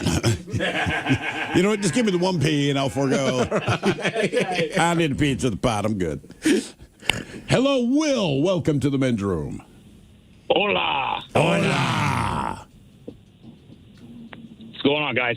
Oh, Listener, first-time caller. Thank you, brother. Appreciate it. Welcome to the show, man. Yeah, absolutely. I got a pretty good mood killer story. Cool. So basically, I started seeing this girl. You know, in my opinion, the hottest chick I'd ever been with in my life. So I was trying to be cool. I was trying to be everything, right? You know, Sure. impress her. You know, we go on a date. We come back to my place. We're kind of doing a thing, right? You know, and we start stripping down and all doing our thing. And being the gentleman I am, I go first, right? So start doing my thing, and I didn't know. She didn't say anything. Like she smelled great, right? You know, you go on those dates with girls and they just smell phenomenal, right? Mm-hmm. And I was kind of doing my thing, and all of a sudden I feel like spiciness, like on my lips, on my face, everything. And I'm down by her thighs, guys. You know what I'm saying? And I'm trying to power through it. She apparently had put on like this toning or tightening lotion. I had an allergic reaction to it. Oh no! How bad of a reaction? But it was super slow and onsetting. And you know, like when you eat really spicy wings and your lips are real hot. Yeah. Yeah. It was like that. And boy, was I doing everything in my power to try and truck through this, try and get through all of this with this girl. And I finally, I'm in my 30s. I'm in my 30s. I've done this before. I finally just stopped. And I looked at her and I said, "What is on your skin?" And she's just like, "Well, she told me what it was." And I went and looked, and my face was like beet red because I was having some sort of reaction to it. And I mean, we ended up dating for the next year. It kind of turned into a funny moment. We just kind of call it spicy lotion. Yeah. But for like the first date, nothing happened. Nothing. Nada. I just looked at her. I was like, "This is the worst. Whatever you have on." I can't. I literally cannot do this. I felt like I was on an episode of Hot Ones. Right. Oh, no. I was just like, "What is on? What are you wearing, lady?" So did she stop using it? I don't know what it's called. I don't know, but now, no joke, if I'm on a date with a gal, I strip, I will ask first thing, "Do you have any kind of lotion on?" That sounds like a TSA agent in there. "Do you have any weird lotions?" It's a weird question. Anything I know about? An allergic reaction. She was spicy. Wow. Who or what killed the mood? 206-803-ROCK. Hello, Wyatt. Welcome to the men's room. Boom, bitches. Hola. How y'all gentlemen doing today? We're doing Excellent. well. Thank you, man. Right on. I'll get to it. So, probably like 10 years ago, I don't know, in my early 20s. Anyways, I was hooking up with this chick, and, unbeknownst to me, she told me the whole time that her and her ex were done. And so anyways, we're at this party one night, and we leave. And apparently that was the night her ex got back from Alaska because he was like a fisherman or something like that. Anyways, we get back to my crib, and, things start getting hot and heavy. And, as I'm just, doing the do, I look to my right, and this guy, dude, man, he must have been so high on coke because I saw these beady little eyes just staring through my window. Oh. Next thing, man, a fist just comes flying through my window, just shatters it. And then I hop up, like, "What the hell is going on?" Like, "Oh, my God." And then so this dude kicks my door in. It smashes me in the face. I'm butt-ass naked, and I grab my knife. I had to fight this dude off with a knife while he's just screaming at me and all this. And, I never, took a stab at him because I was like, "You know what, you both leave." And I kicked them both out. And, they're still together this day. Oh, love. That's a love story. So were they even exes? Man,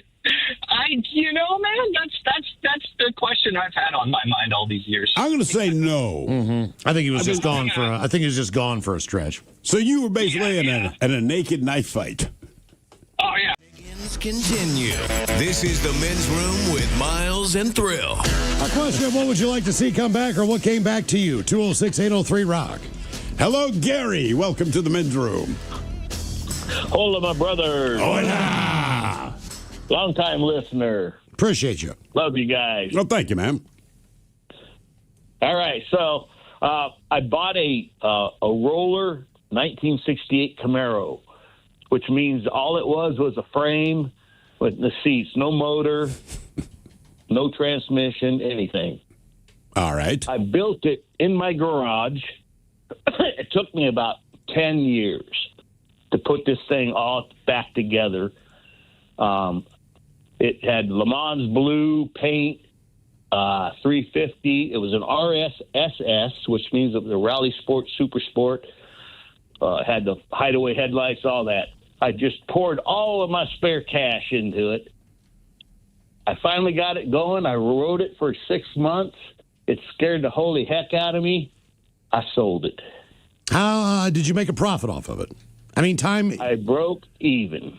But that didn't include your time working on this thing. Exactly. Yeah. The cost.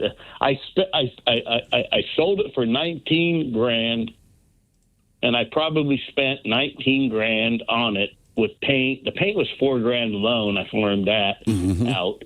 But I mean, I had it was a show car, except it wasn't a number matching, which all car guys know. But okay, let me ask you this: it was that fast that you were afraid to drive it?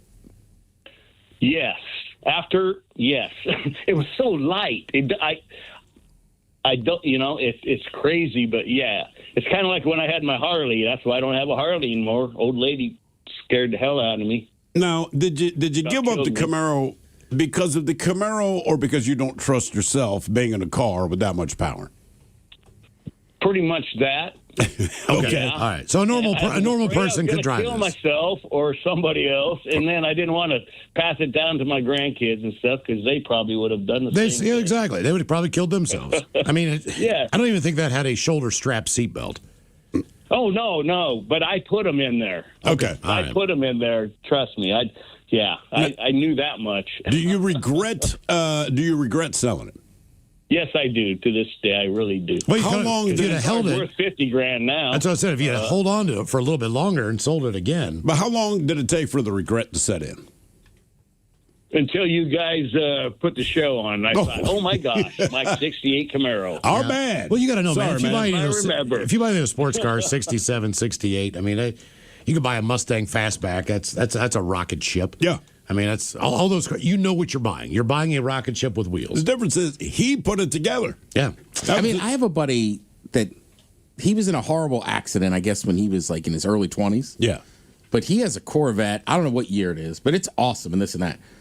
He's 60 now, but even in his 40s when I met him, he would only drive he was a Sunday driver. That's it.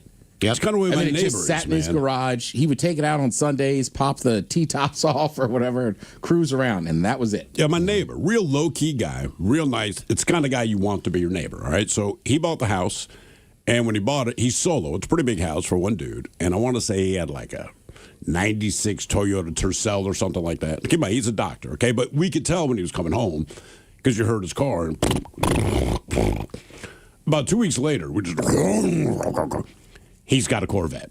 All right. Now, keep in mind, he's a doctor. And I looked at my wife and I said, he just bought a house. He bought that Corvette. My money says he just paid off his student loans. He's about the age. Or he got a divorce. Where he finally, never been married. Okay. Right? Because I wondered that. No, he has a house and a Corvette. So he had the Corvette. He still has it, but he had it for about a year. And then one day we see this minivan driving up the driveway.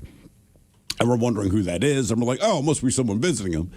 Then we see his garage door open and he pulls in. So I had to ask him, I said, bro, you have a Corvette. He's like, I do. You bought that big, ugly-ass minivan. You don't have kids. He goes, it occurred to me. So even though he's a low-key guy, and kind of like the guy that just called, he's like, and he's so weird when he talks. He's just like, yeah, I'm just kind of a demon on the road. But you hear him say it. I'm like, what? And he's like, oh, yeah. He's like, I got a Corvette because I want to drive it like a Corvette. And then every Sunday he goes somewhere south of here. I don't remember what track it is. But basically, if you have a muscle car, they let you open it up. He does it every single Sunday. He's like, but my practice is up in Everett. And he goes, and I drive to Everett like I'm on that speedway, man. So he's like, I just got something that can't go fast and I don't look cool. I'm like, you nailed it. Well, whenever I rented something, like a mid-size SUV from Avis or whatever, when I flew down to California. This was about 4 or 5 years ago. And the guy said, hey, man, I'm sorry. It's the holidays. I can give you like an F-150 truck or, I can give you a minivan. Well, the thing was I didn't want to keep taking my golf clubs inside the hotel room every day. Oh, right. Yeah. Pickup truck would have been cool, but I was playing golf, so I didn't want to haul all that crap in and out every time I was going to play. So I was like, I'll take the minivan. I love that thing. I mean, it's got like 6 seats in the back. I'm a single person. I don't need a minivan. It was awesome. The only gripe about a minivan. I loved it. Everyone that has a minivan loves their minivan. The only gripe is that it looks like a minivan. Yeah. Like, look, the Well, interior I didn't mind the way it looked. I didn't care. I was just like, this thing is great. You know? What was it? Do you know? Well, we used to have a Vanagon and a Volkswagen bus growing up. Sure. So I'm used to being up on the front of a car that has no hood. Mm-hmm. So I kind of like that element of being up, but being able to see the entire road. Yeah. So I was like, this is just amazing. I mean, I could put so much stuff in here. I could drive across the country in this thing. Yes, you can. I'm having all these thoughts, you know. Look, my brother had one for years, right, when his kids were younger. Man. That thing was a tailgate machine. Yes, there's I miss him having that. Like his truck now is much cooler. It's an SUV. It's awesome. But that thing, man, because like if I would fly to Florida, they would just drive down, and they had the coolers, the tables. I mean, it was great. Yeah. That's why we got the Escalade extended cab, right? We got it used. This thing, I mean, it's an old girl now, but we love it. Ton of room in it. You know, it has cost me a fortune. But my wife will complain and be like, God, man, I got to take, like 8 kids to wherever. And I go, because you can fit them. I said, you need to understand, when you pull into that school parking lot, you can fit all these kids. So every time a bunch of them are going to do something, that's what you drive. And so my son plays beach volleyball on Monday nights in Bellevue. Now, I haven't been over there yet. And she's like, so she called me Monday night. She's like, it's just so weird. I'm like, what? She goes, no one in Bellevue drives a car that makes noise. It's just all electric cars. And she's like, I come in basically with an oil refinery. You know what I mean? I come rolling in the car is loud. Everyone's just looking at me. And she's like, but it's hard to walk to the front door because it's at night, right? And she's like, you don't hear these cars coming. Like every single car, you just hear like a shh. And you realize they are 2 feet away from you. So she's like, I don't know.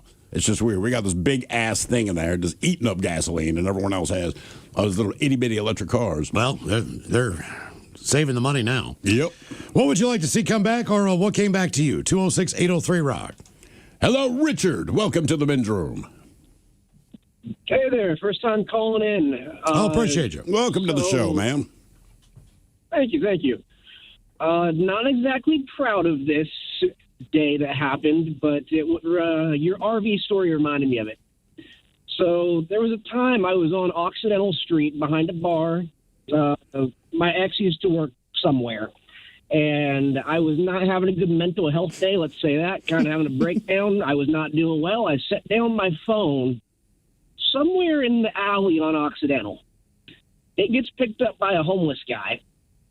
And I ended up tracking it back to his tent, and he wanted to play some games, act like he didn't have it. And as I said, I was not doing well this day. I'm a rather built gentleman who works Seattle nightlife, used to for a long time. And I may have told him that if my phone didn't appear in the next minute, that I would burn down said tent and everything in it. And phone magically appeared. Oh, really? I mean, look, man, that was my experience. Like you said, you just kind of snap. And in that moment, these are the words that come out of your mouth. And the thing is, well, you don't necessarily mean it. The person you're talking to does not know that. Yeah. And it's just easier to, you know what, man, here's your phone. Now, when he gave you the phone, did you just leave? Yeah, I let him be. I was still fuming. I just let it be. I was just done with it all. It was not the day to play games. Did you? I'm happy it all worked out. Did you have to go home and get on a computer or something, or were you able to track it through? How were you able to track it if you didn't have your phone? It's like to find my iPhone. My ex was around at the bar, and she was able to help out. Okay. All right. She could look it up. Gotcha. So when you got to I'm just curious, did you walk into a tent city and had to find the specific tent, or was you pretty isolated?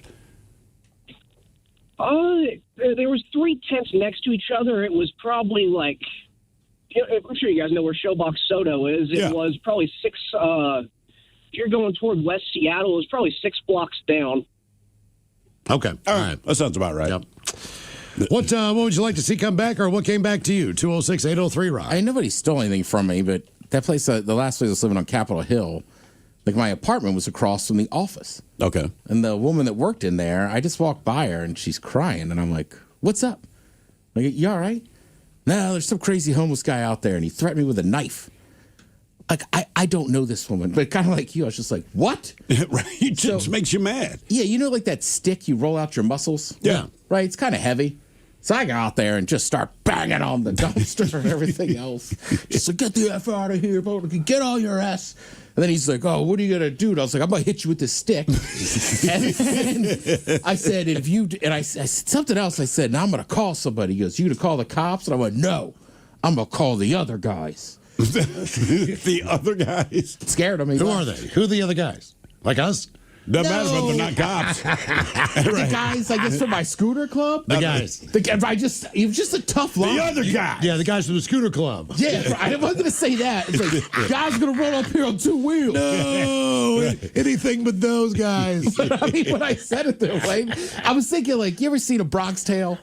When the bikers are in there and they're like, now yous can't leave. Right. That was kind of what's going through my head. He's like, oh, what are you going to call the cops? No. I'm going to call the other guys. It'd have been awesome if he's like, you watched the Bronx there, didn't you? Well, he doesn't know it's like an exercise tool, and I'm whacking this dumpster. Jesus. What do you do if he calls you out, though? Like, bro, don't you roll your back out on?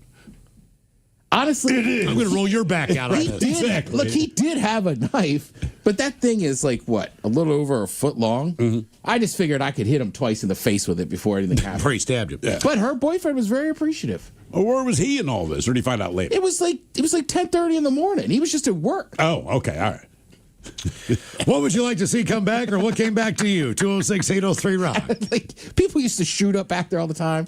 Never cared, right? But I was just always like, don't leave the needles. But that guy, like, don't threaten a woman with a knife. Yeah, I mean, right. There's something different. You want to shoot up, shoot, you smack. Right. Leave her if alone. you want to do drugs, like, I'm not gonna get you off drugs. But just clean up the needles and don't be threatening people. Hello, Jordan. Welcome to the men's room. Hola, bitches. Hola. Love the show. Had a delicious men's room IPA last night. Keep it up. Appreciate that. Excellent. Oh, excellent. You drink it out of a can, or did you get it on draft somewhere? Oh, I got it on a can at the Safeway up Pearl Street. Nice little 6-pack. Did you like the red when we made that back in the day? Red was pretty good, yeah. I tried the Pilsner one, the one in the silver can. Yep, that's very good. The lager, 20th anniversary lager. They're bringing the red back, man. We're having a party if you want to join us up at Woodinville at Black Raven. Hell yeah, plan on it. Excellent. Perfect. So what would you like to see come back? Well, what came back was my iPod Touch, and when I say that, because it was that long ago when it happened. I just turned 34, so this was when I was in high school, about 2010. I had just bought one off of a friend of mine, and it wasn't brand new or anything. I didn't have any money, so it was a used one. And I had it long enough to where my entire friend circle, oh, he's got an iPod, listen to music, and just hanging out, whatever. We constantly like to partake in partying on the weekend, and I blacked out one night, and the last thing I remember was having the iPod in the back of the car.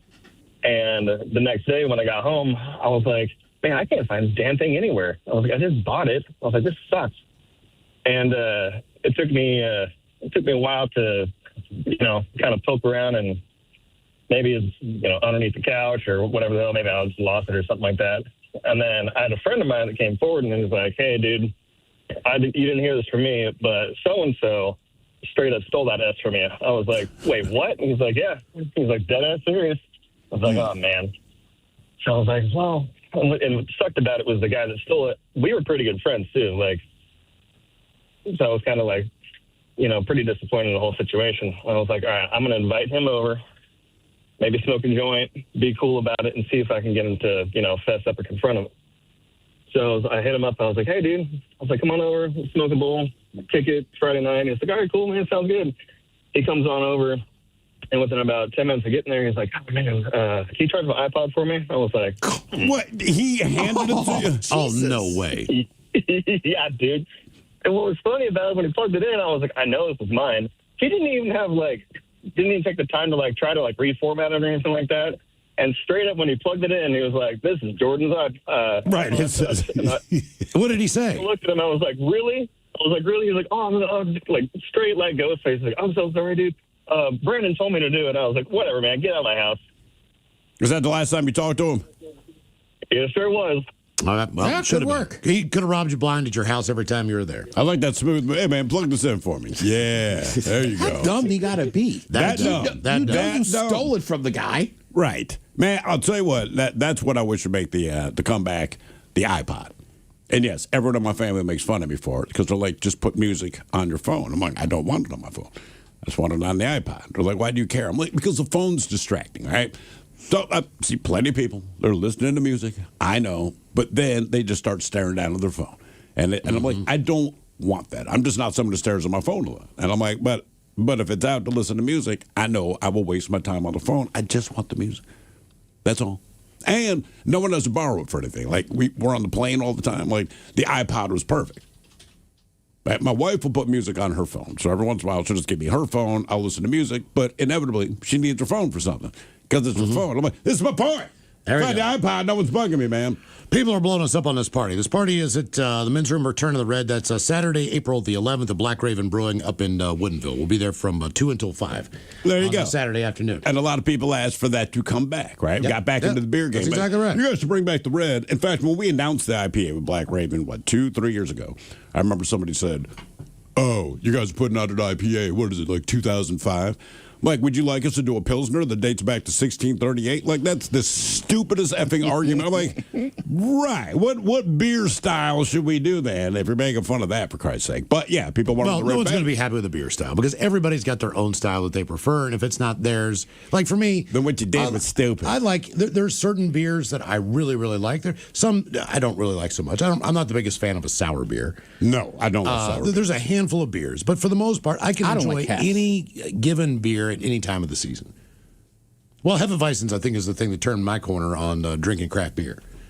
That was like my introduction. That was like Pyramid. That was like my California roll. Yeah, because here's outside, it's changed around the country now, but honestly, man, until we got to Seattle, beer was just beer, and you liked whatever brand you liked, but you did not pay attention to whether or not it was a Pilsner or a lager. Yeah, exactly. And then when we moved here, it's like you almost become like a sommelier of beer. Like, but what happens is when you travel outside of Seattle and you go somewhere, again, like Phoenix, and you sit down at the bar, and I'm not quite sure what their local swill is. I'm like, well, what IPAs do you have? And then you realize the bartender has no idea what you're talking about. And I'm like, right, I live in Seattle. We know our beer. People used to get really, I mean, there's a lot more breweries now. Sure. But I remember years ago, my brother, we went to a brewery in Northern Virginia, and the workers were just, they were blown away that I lived here. Okay. And then we're like, you've been to Pyramid? I was like, yeah, you go for the baseball games. Yeah, it's across from the stadium. Oh, my God. We love it. This and that. Like, all right. You really want a great beer. You really want to impress beer people? Tell them you hung out in Bend. Oh, yeah. Oh, my God. It's like the Mecca. Well, Deschutes and all that stuff down there. Yeah. By the way, tickets are available for that party at KISW.com. I know the New Originals are playing for sure. I believe so. And your ticket also includes a 6-pack of the Return of the Red to take home with you. So that's all included on the deal. And those tickets are on sale now at KISW.com. Other question, what would you like to see come back or what came back to you? 206-803-ROCK.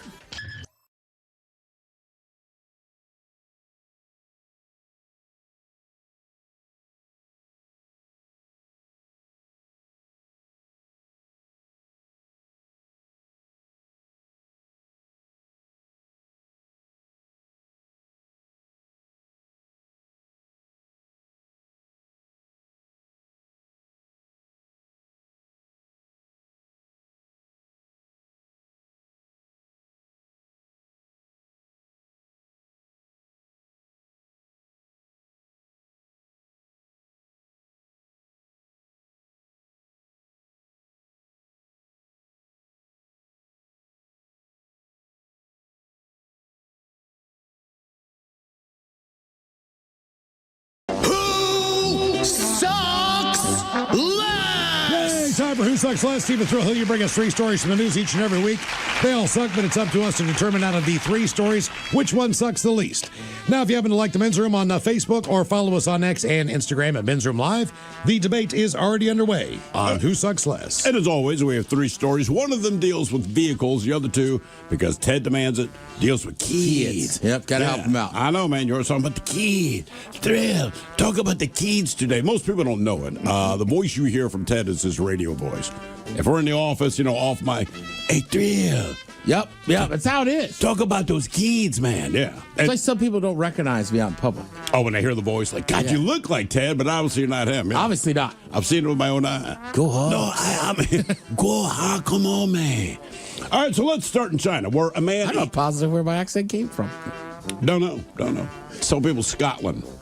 All right, so we go to China, where a man divorced his wife of 16 years after learning that none of his 3 kids that she birthed during their marriage were his. None of them. So in December 2007, he married this woman after she was 8 years his junior, and they got married soon after meeting her for the first time. Well, soon after tying the knot, the wife informed him she was pregnant, and he was so overwhelmed by the news that he was going to be the father that he never realized that his wife would have to have already been pregnant when they met. Anyway, she gave birth to the couple's first daughter, and her husband became a long-distance freight driver who was away most of the year, only coming home for short periods of time.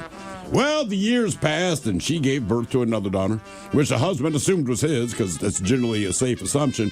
But he started suspecting his wife's infidelity in 2019 when she informed him that she was pregnant once again, because, you see, this time he knew that he had not been home when the baby had been conceived. So he confronted his wife about it, but she insisted the baby was in fact his, and in the end, the man accepted her version and welcomed his third daughter. In spite of all of the math that goes into this, she was like, nah, baby, you're wrong. Well, November of 2022, that's when he finally became that his wife had not been faithful. You see, he learned that she had been having an affair with a man named Wu, and that she had given birth to her 4th daughter at a hospital. Now, instead of confronting his wife, he got a lawyer. He went to the hospital to investigate. That's where he learned that she had indeed given birth to a girl there that month, but the release form featured his name as the father as well as his own forged signature. Well, convinced that his previous suspicions of his wife's infidelity had been correct, he then filed for divorce, and he ordered a paternity test for each of his children. The result was shocking because none of the 3 daughters he had raised as his own had been conceived with him. Heartbroken man took his wife to court, asked for paternity of the children anyway, because he did raise them, but also for compensation for emotional distress. A family court issued its final verdict, and apparently this case is very polarizing in China, but he was awarded custody of the 2 eldest daughters, while his wife was ordered to give up her claims to material possessions and to pay monthly alimony to her ex-husband. Okay. So I do respect the fact that he's like, look, they're not mine biologically, but I raised them. I still want custody. But damn, man. So she puts out just not for him. Now we go right here in the United States where everyone has lost their frickin' mind. Case in point, the father of a 4-year-old girl whose accurate NFL predictions made her a viral sensation says his family is now receiving death threats after her picks during the playoffs were losers. Again, this is a 4-year-old girl. Who'd she pick? So, Reese Donatelli, she gained a large social media following for her spirited and sassy football predictions posted to her dad's account. And what she would do is grab the mini helmet of an NFL team she believed would win, sometimes tossing aside the losers. Okay, it's not like she's like, hey, bet on sports here. It's a 4-year-old girl. She looks at colors she likes, whatever. Tosses the helmet she doesn't like, keeps the team she does like in front of her. Well, during the first weekend of this month's playoff games, several of her predictions, they did miss the mark, prompting some followers to claim her picks were, quote, cursed. I'll remind you, this is a 4-year-old girl. So her father, who's a radio personality, one Anthony Donatelli of Riverside, California, he told the LA Times that the family has received threatening messages, including death threats and including demands for money from people who claim to have lost thousands of dollars because his 4-year-old daughter's picks were incorrect. Now, the backlash even drew commentary from celebrity fans. Rapper Cardi B, his boyfriend is New England Patriots wide receiver Stephon Diggs. She joked during an Instagram Live after she picked the Patriots to win, quote, that little white girl said we're going to win. F that bitch. It's from Cardi B about a 4-year-old girl. Now, the father and daughter's Instagram series, dubbed Trust the Toddler, it began nearly 4 years ago when the father, who's a lifelong Steelers fan, he bought the mini helmets to teach his daughter colors, geography, and about football. But even the best have off days. Reese guessed the wrong team for all 6 games during the first week of the playoffs. The next week, she went 1 for 9, incorrectly predicting that the Buffalo Bills, the 49ers, and the Bears would win. And that's what led to death threats, again, against a 4-year-old girl. Just throwing it out there, man. Those are bad picks. They're terrible picks, and You should know that if you're gambling. If you're going to bet on football, you can go with your gut, you can go on what you know to be true, or you can go with a 4-year-old girl who does not care about football and is picking football helmets by color. Your choice, your money, do your thing. God, man. And here's the question. You ever sold anything on Facebook Marketplace? Now, there are pros who do it. A 24-year-old guy in Missouri, he's facing charges after he sold the same 2 cars multiple times. Because, you see, he'd sell one. Then immediately, he would steal it back and then sell it again. His name is Mamdou Diallo. And cops in Kansas City said that between May and June of last year, he sold 2 cars to 8 different people, a 2013 Honda Civic and a 2013 Buick Verano. Now, the cops caught on after they got 8 different stolen vehicle reports that were similar. People paid cash, got what seemed like a legit title for the car, and then it was stolen the next day in all 8 cases.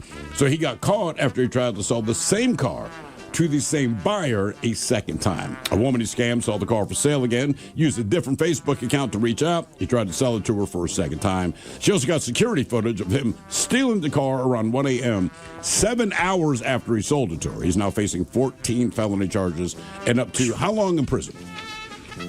I don't know. 98 years. Oh, damn. You can kill someone and get less time. So, yeah, 98 years in prison. Hey, look, that's crappy, but 98 years. So, again, our stories today, we have the guy in China who he was married for 16 years, discovered that none of the daughters that his wife birthed were his.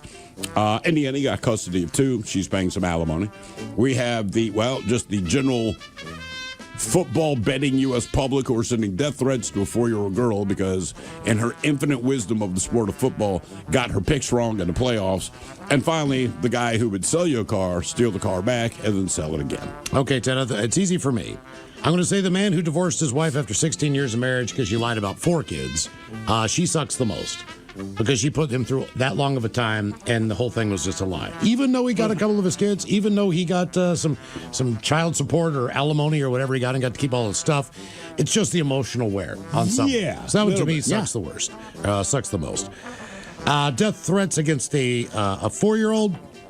That's pretty bad. I know that I don't think anybody think that one sucks the most. Was going to follow through on it, but at the same time, it's your family. This guy's a 4-year-old girl picking football teams. Yes, right. And I would say Miles and I are joking about how bad our picks were. Like I would bet money on a 4-year-old. Here's the thing. Yes, they are bad picks, but she's 4. You should know better. I mean, they have animals that make picks. Sometimes they're right. Sometimes there's they're a wrong. monkey, an octopus. Don't threaten to kill the dog. We don't know that. So I'm going to say that. Oh, you know about that dog that bounces the balls? Yeah. Yeah, he had some bad picks. He had to go into hiding. You said about yeah, right. So I'm going to say KC guy because he got busted. Yes, he was doing what he was doing, but he's going to spend the rest of his life in jail. And 98. I don't know if anyone got their money back or got a car or out of the deal, but I don't know. I don't one know way or another. I mean, unfortunately, well, I do agree with you. That one sucks the least. Unfortunately, I don't think those people probably. I'm assuming this guy probably doesn't have the money or spent the money. Probably. So it still sucks. Well, I don't know because he gets paid in cash. Keep in mind, he's stealing these cars hours later. So he has to have. I can't imagine. Like, I don't know. Give me $20,000 for the car. I can't imagine I've spent $20,000 in 8 hours. I mean, it could be done, but I don't know. Yeah, but I. Is the mighty 99.9 KISW and KISW HD1 Seattle. Rock.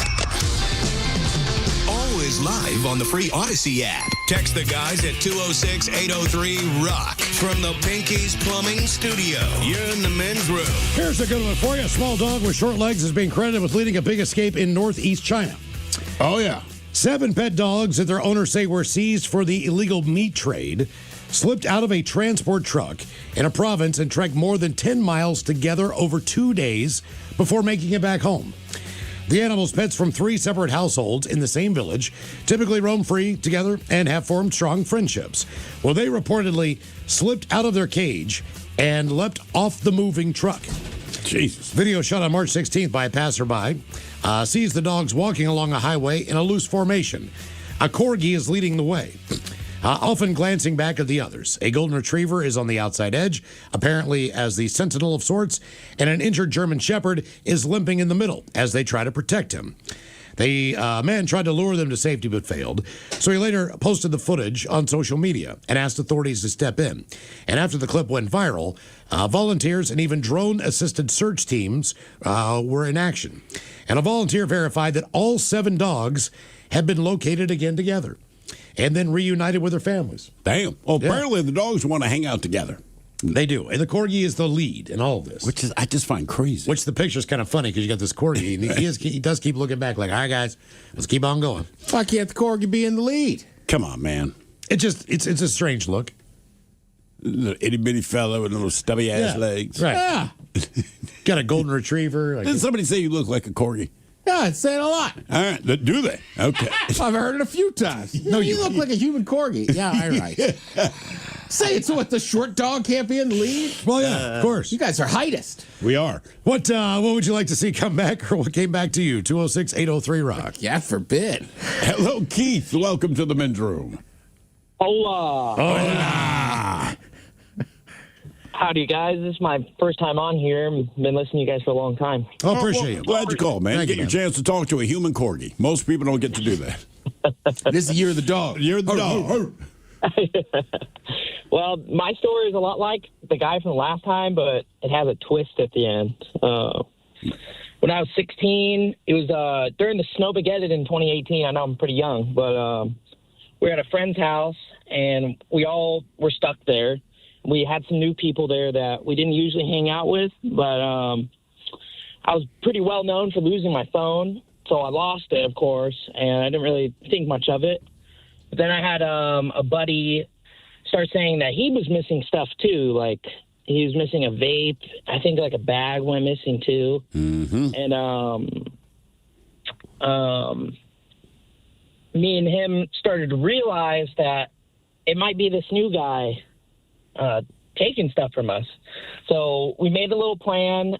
My buddy and him went on a walk, and I was in the house alone, and he left his bag there. So I'm like, I got to see if it's in the bag. I open the bag. Boom, there's everything in there, vapes, phones, and all this stuff. He ends up coming back to the house, and we confront him about it. And one thing leads to another, and he's running out of the house all beat up. We didn't like it very much. And he's running down the road, and we decide to chase after him, but he ends up calling the police, and I got arrested out of that. You got arrested because he stole your crap? Yeah, he stole my crap, and I got arrested because I assaulted him. And then I confessed to it. Oh, look, I'm not going to lie to the cop. I'm going to be like, I beat the crap out of that guy because he stole my stuff. Stole my crap, man. Look, if he wants to arrest me on that, you take me to jail. So, did the charges stick? Did they end up dropping them or what? So, I got in handcuffs. I admitted what I did. And I ended up going to jail for like 2 hours or something that night. And then I was just completely honest with them. And they let me out. My dad picks me up, and a couple months go by, and the charges were dismissed. Okay, look, that's sort of. Now, what does your dad say when he picks you up? He would always tell me, he's like, I better not pick you up from jail. Every parent says that because we really don't want to have to pick our kids up from jail. Yeah. Right. And but after I told him the story, my dad was always the type like to defend yourself. You know, he always told me that. So once he realized it was for theft, he didn't care. Yeah, I was going to say that's pretty much every dad's. Was it just you against this guy, or did you have multiple people jump him? So my buddy was like, "Dude, let's jump him." Like, you know, he deserved it. So I hit him first. And then nobody else jumped in. Look. I think that's the smart approach. Look, if you're going to, if you can't take care of them on your own, convince Keith to do it. Yeah, then have your buddy jump in, but you know, just to teach him a lesson. But if he starts whipping your ass, man, yeah, you might need a little help. But in the meantime, one-on-one's good enough if you can handle your own business. Right. But you were expecting backup, you just didn't get any. Yeah. Okay. But here's the other issue, though. If the other guys have if your stuff's in his bag, everybody's going to want to lick. Of course. You would hope so. Except they didn't jump in. The only thing I've told my kids about jail, I'm like, look, you never want to have to call us to tell us that you're in jail. That explains itself. But if you do have to call us, I'm like, call me, not your mother. I said, look, she'll find out it's not that, but I'm just saying the initial response will be a lot different. Oh, yeah. Because your mom's going to go down hot. She would have no problem admitting that. Like, oh, yeah, I'm going to go there with, like, the need to kill you. I will at least ask, look, dude, why are you here? More than likely, it is stupid. Put it this way, if you can call me and I can pick you up, then whatever you've done is stupid. It's not serious. It's one thing to say I'm in jail and no, you can't pick me up. You go, right. Okay, that's a different issue. But if I can physically pick you up, I'm like, definitely call me before you call her, and then I will be the messenger. I mean, that was my story. When I called my dad. Yeah. And then when I finally talked to my mom a couple days, I was in there for a couple days, and why didn't you call me? And I said, you said never call you from jail. And it's you. She's like, I didn't mean it. Well, then why did you say it? You said it my entire life. Right. So I held true. But moms have a different response, and I get it. You know, they love you, but they're going to have a different response. So it's like, listen, man, if you go to jail, call me. If it's anything else, call your mom. Well, you're going to upset your mom. Anything else on earth, call your mom. You're going to upset your mom emotionally. Yeah, exactly. You will just piss your dad off. I would rather piss my dad off than upset my mother emotionally. Even when I did things that really pissed my dad off, if it's something like he found out, then he had to confront me, there was still a bit of a smirk on his face, right? There's just this one thing that says, look, you're going to get in trouble, and I am pissed, but the smirk's like, you are precisely as stupid as I thought you were, right? And now I have to teach you a lesson, but they weren't disappointed. That's the difference. Moms get disappointed. Right, and they crumple, and they're crying, and they're losing their mind. Trust me, I did that plenty. Dads are just like, you are the dumbass I thought you were. So there's a bit of a smile. They're not nice, but there's something that says, I'm not going to murder you. And on the few occasions where my dad confronted me and there's zero smile on his face, those were bad, bad experiences. He also man. knows that you take up after your mother, so you could probably justify a lot of it. It's not, you know what I'm saying? He can't say that. No, but yes, that's what he's like, thinking. I married That's exactly this. what I'm thinking. I understand. I know where this is coming from, and it's not me. It's not me. Now I got two of these people to deal with. I think he would get more disappointed with my brother because he was the good one. So when he did something stupid, which was maybe 3 times in his life that I can remember, the response my parents had to him always seemed so much worse. You know, it was a lot less frequent because he didn't do anything, but they were both disappointed in him because there's something you should be able to trust about him. With me, they're just like, look, bro, just get a C. If you can just get a C, we'll take you to Red Lobster. What would you like to see come back, or what came back to you? 206-803-ROCK. I'm not even kidding. My son came up to me today. He's bragging about his grades. I guess they just came out. And he had some pretty good grades. And most of them were in the 90s, which it's unbelievable to me. But he goes, guess my grade in math. I'm like, I don't know, a 90. It's like higher. Like 95. He's like, higher. 98. Higher. I said, 100. He goes, 103, and I'm not even joking. Now, I did not want to burst his bubble, but I just thought to myself, in math class, you have a 103. You might be taking advantage of that teacher. Like, that is the one class. Maybe. It doesn't seem like you should be able to get over 100. I was like, oh, okay. Oh, is he doing extra credit? I don't know. He's wrote his name. I guarantee he's not doing. I'm sure maybe there was a curve on some test or something like. Look, I love the boy. He ain't doing extra credit if it's academic. That's just not. Well, I always had to do extra credit just to get my grades up. Mine got to a 70, right? Yeah, like, right. hey, if you do extra credit, you'll pass. In this case, I'm like, he's not doing extra credit. Come on, man. I know him. Hello, Russ. Welcome to the men's room. Hola. Hola. How you doing, man? So, doing good. Calling from Iowa, so good old Midwest guy here. A year for the basketball team. Yeah. Yeah, this year they're not too bad. Wrestling's more my go-to. Well, but you're in Iowa. I was It going to say, makes sense, Iowa dude. fan, you mean the greatest wrestling program of all time? Come on. We know. Penn State. Yeah. Yeah, I've actually been able to go to one of Dan Gable's practices back when I was in high school, back in the late '90s. So that's kind of awesome. It was one of the worst things in my life. I only wrestled for a year. That was the hardest sport I've ever done in my life. Yeah. Is there anyone in Iowa that does not know how to wrestle? I mean, it's one of those things that I'm sure there are, but I don't know. Into it, it's yeah, exactly. I haven't met You just don't want to get into a bar fight there. No. Exactly. Okay. Exactly. So what did you lose, or what came back to you?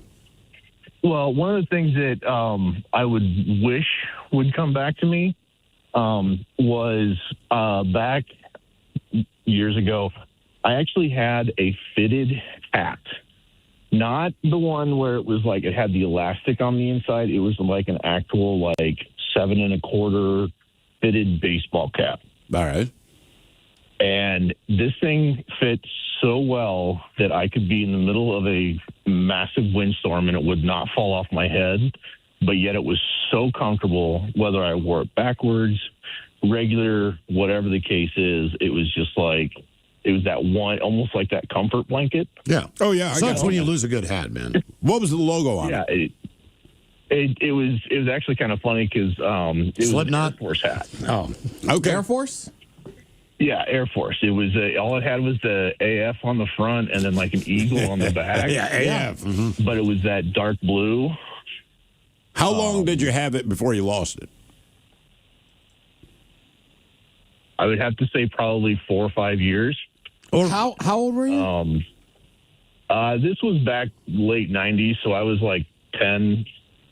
All right. 10, 11-ish. So like up until teenage years. Okay. I'm with you, dude. And people don't understand, like, snapbacks are cool now. Sure. But when you got to the late 90s, that's what you got at, like, Little League Baseball. Fitted caps. Yeah. You had to have a fitted cap. Right. There's no flex fit yet.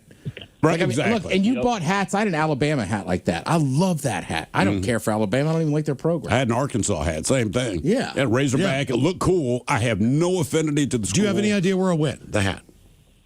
I think it probably got accidentally left or something in like a friend's car or something. Honestly, I don't know because all I remember is one day I was like, hey, you know what? I'm going to wear my hat because I would wear it, almost every day. And I'm like, I can't find it. And I had like moved and all that. I mean, it was, 20, 30 years ago. So it's like, yeah, but I know. I have no idea. It grew legs and walked away. I had last time I took an Uber from the airport. I left my favorite hat in the Uber. And I'm just Did you? Yeah. I'm just like, God damn it. Mm-hmm. That was my hat, man. I broke it in. What would you like to see come back, or who came back to you, or what came back to you? 206-803. Well, David, I have a Sounders hat like that. They made it like a couple years later, they did a giveaway with the same hat, but it has like a logo on it. Yeah. But this one was one of those nice Mitchell and Ness snapbacks. Yep. It's just, it looks like a patch, and it's just the state of Washington with like the colors on it. And same thing. I went out. I was at a party. I think somebody stole it. I have a Ravens hat like that. And I was like, why did you ever wear it? I'm like, I wear it when we fly back to Baltimore for the game, but I like it so much. If I lose it, I will be crushed. Yeah. In spite of the fact that I don't wear it, which makes no sense. Hello, Amanda. Welcome to the men's room. Hola, boys. Hola. How's it going? Doing well. Thank you. Good. Happy Wednesday to everybody. Happy Hump Day, Mike. Yeah. Hey. All right. So I'm going to kick it old school kind of kid of the 90s. And something that I would love to have come back is the game Pogs. Okay, I remember the name. What the hell were they? You remember they're like bottle caps. You get a slammer and you try to flip over the little cardboard bottle cap things. And they were all the rage. Like, you would buy the best slammer, and, I mean, you would buy these Pogs for, like, a couple bucks, and then you get to steal people's Pogs, and you could slam the slammers on other slammers and earn a slammer. It was just a really fun game. Okay, let me ask you this. Say I gift you, I don't know, the ultimate Pogs gift set, right? Yeah. Would you have anyone to play against? I am a teacher, and I teach like 6th grade PE, so I would take that in my gym, and we would have a unit on playing Pogs. You know what? You can buy them. You can buy them on eBay. You can buy them on Etsy. Target has some for sale. So wait, maybe you just need to look a little harder. Come on, PE teacher. So you teach me. I'm curious. What is? I think she wants the culture to come back. She wants I the get it. actual- You want everyone to get involved. What is when it comes to teaching PE to sixth graders, right? Not all kids are athletic, that is for sure. But like, what's the one sport or athletic thing you have to teach the kids where in your head you already know it's going to go poorly? Oh my gosh. Okay, so I actually brought in a new, well, what's going to go poorly, it's called floorball. It's like hockey, but because we don't have ice, we're not on skates or anything, but we have pucks, actual pucks, and then we have a hockey stick.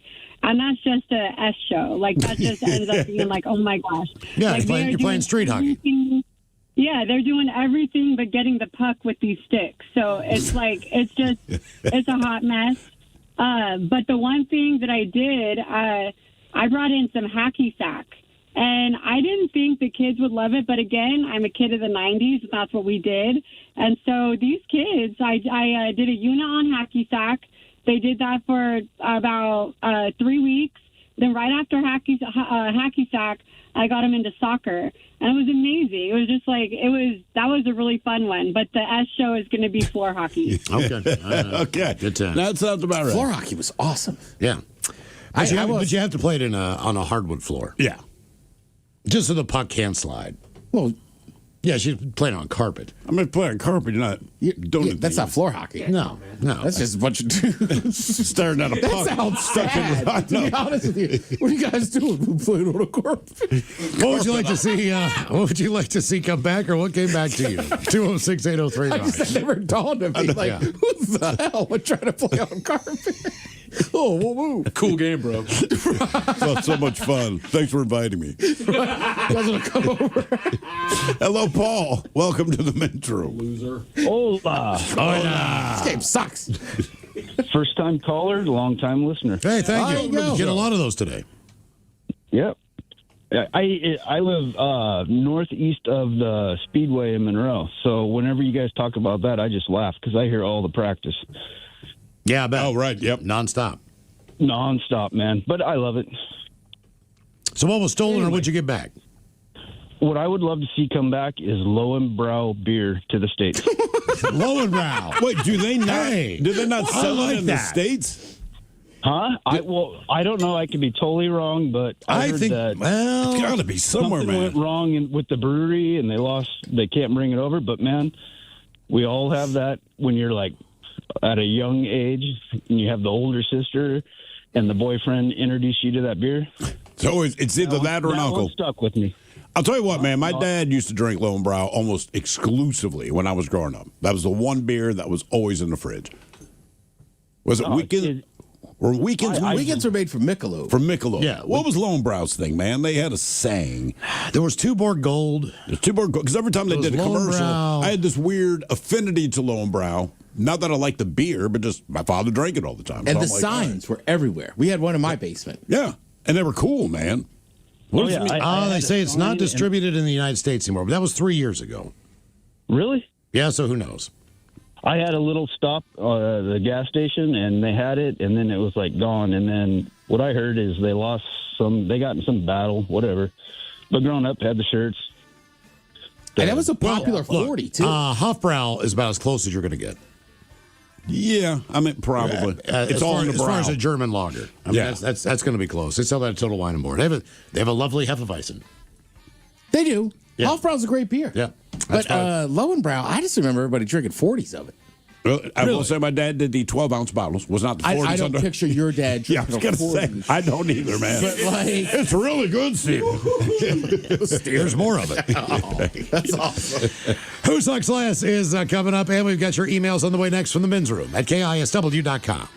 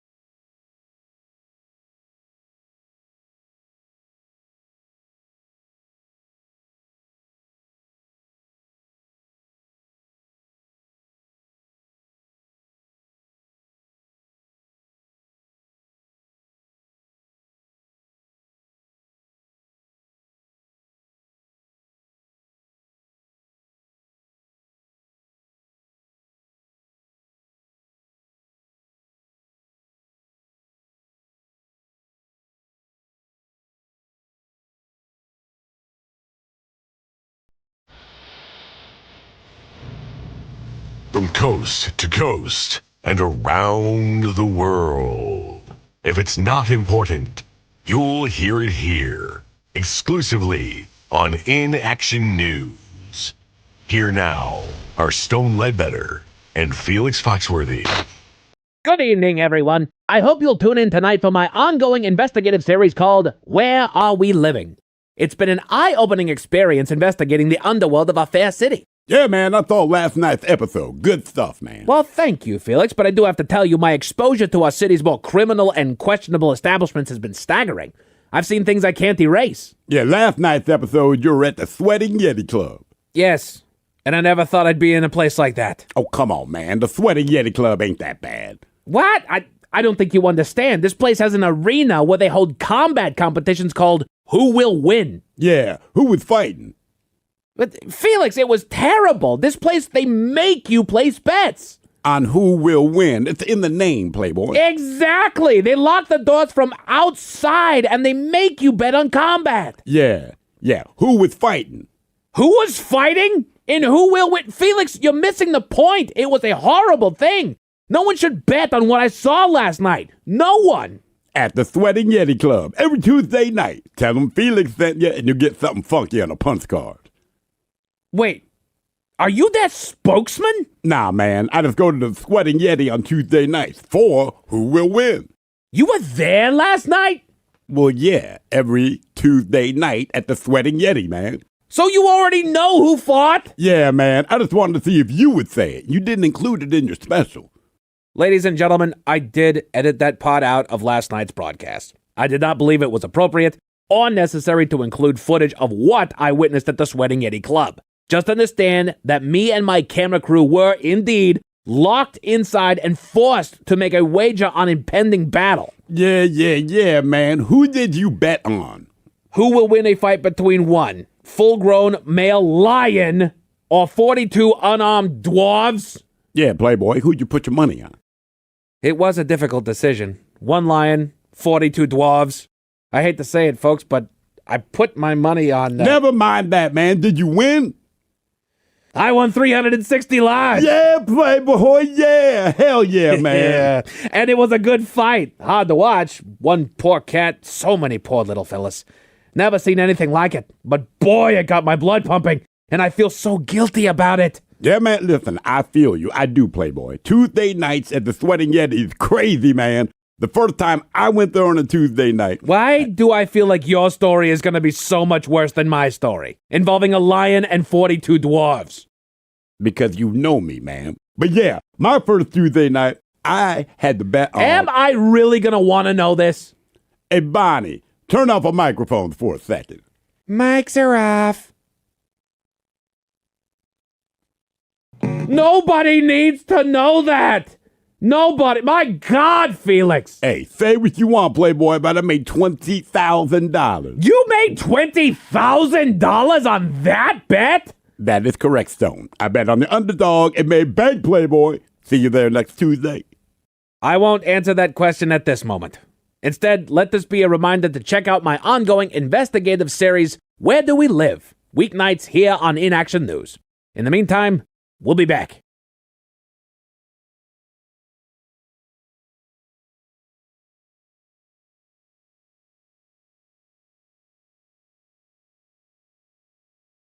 Here's a birthday, gentlemen. Today is my granddaughter's... 2 divorces to get as good at golf as Miles is?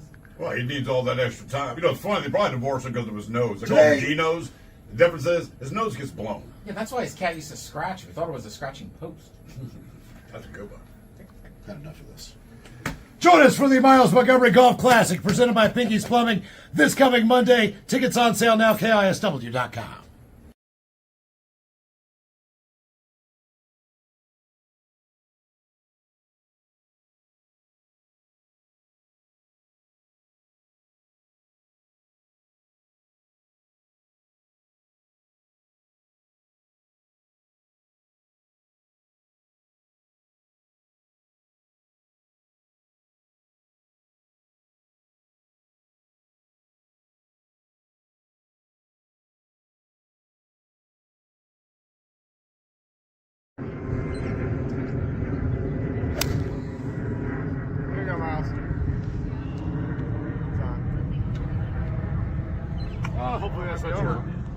Nice shot. Thanks, buddy. It's not too far. I'm walking up with it.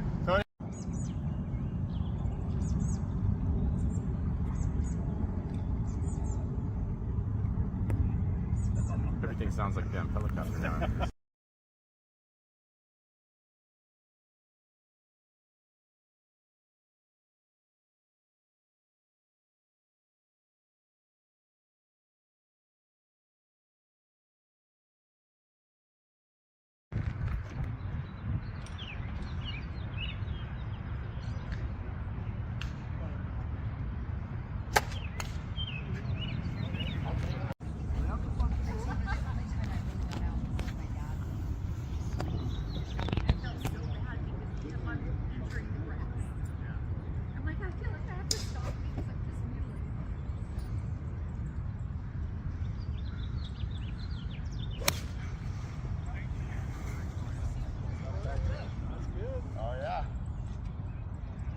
Thanks, Miles. All right, thanks, Miles. I don't know.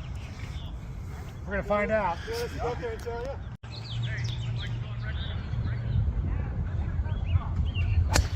There you go. There he is. UDA. I'm in for that. I'm also in for some sake. Yes, sir. That's in salmon? Yes, sir. Salmon, yeah, that sounds good. You even got the Parker over there? Cheers. Here's to, yeah, that's what Farrell's talking to me about.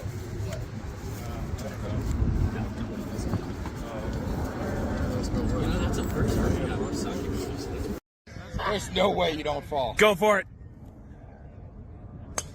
Oh! Right down the fairway.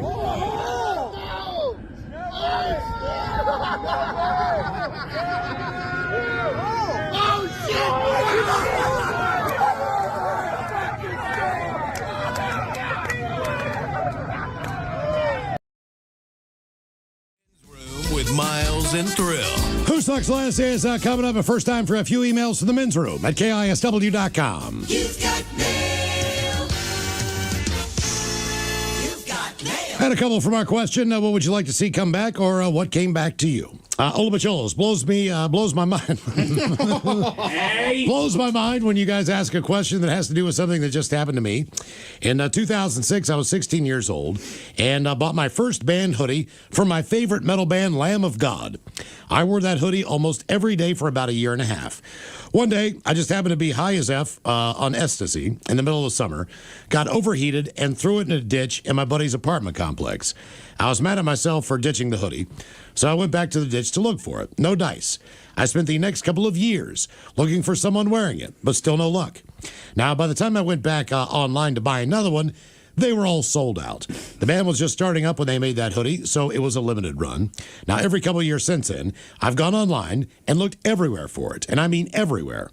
Never even seen a picture of the same hoodie anywhere. Now, as the years went on, I started looking up vintage Lamb of God hoodie. And a month ago, it finally paid off. I found a seller on eBay with my exact hoodie in my size and in amazing shape for being 20 plus years old. Price was even right at $30 plus shipping and handling. I ordered it immediately and now have one of my favorite pieces of my teen years back. I'm still friends with everyone from back then, and none of them can believe that I actually found it. If you love something, set it free and it'll come back if it was meant to be. Rock on. That from the real James P. Sullivan. Well, yeah, you say that now. Yeah, well, now that you found it. Right. Hey, man, set it free. It'll come back. If we had asked you that a month ago, you'd be like, it sucks. I can't imagine seeing a pile of all the things that I've lost over the years and weren't really aware that I'd lost them. Maybe I was aware that I lost some of the things. But you can't remember now. Yeah, exactly. Oh, God. Oh, yeah. that wallet. Oh, that. Yeah. Got to be a ton of crap.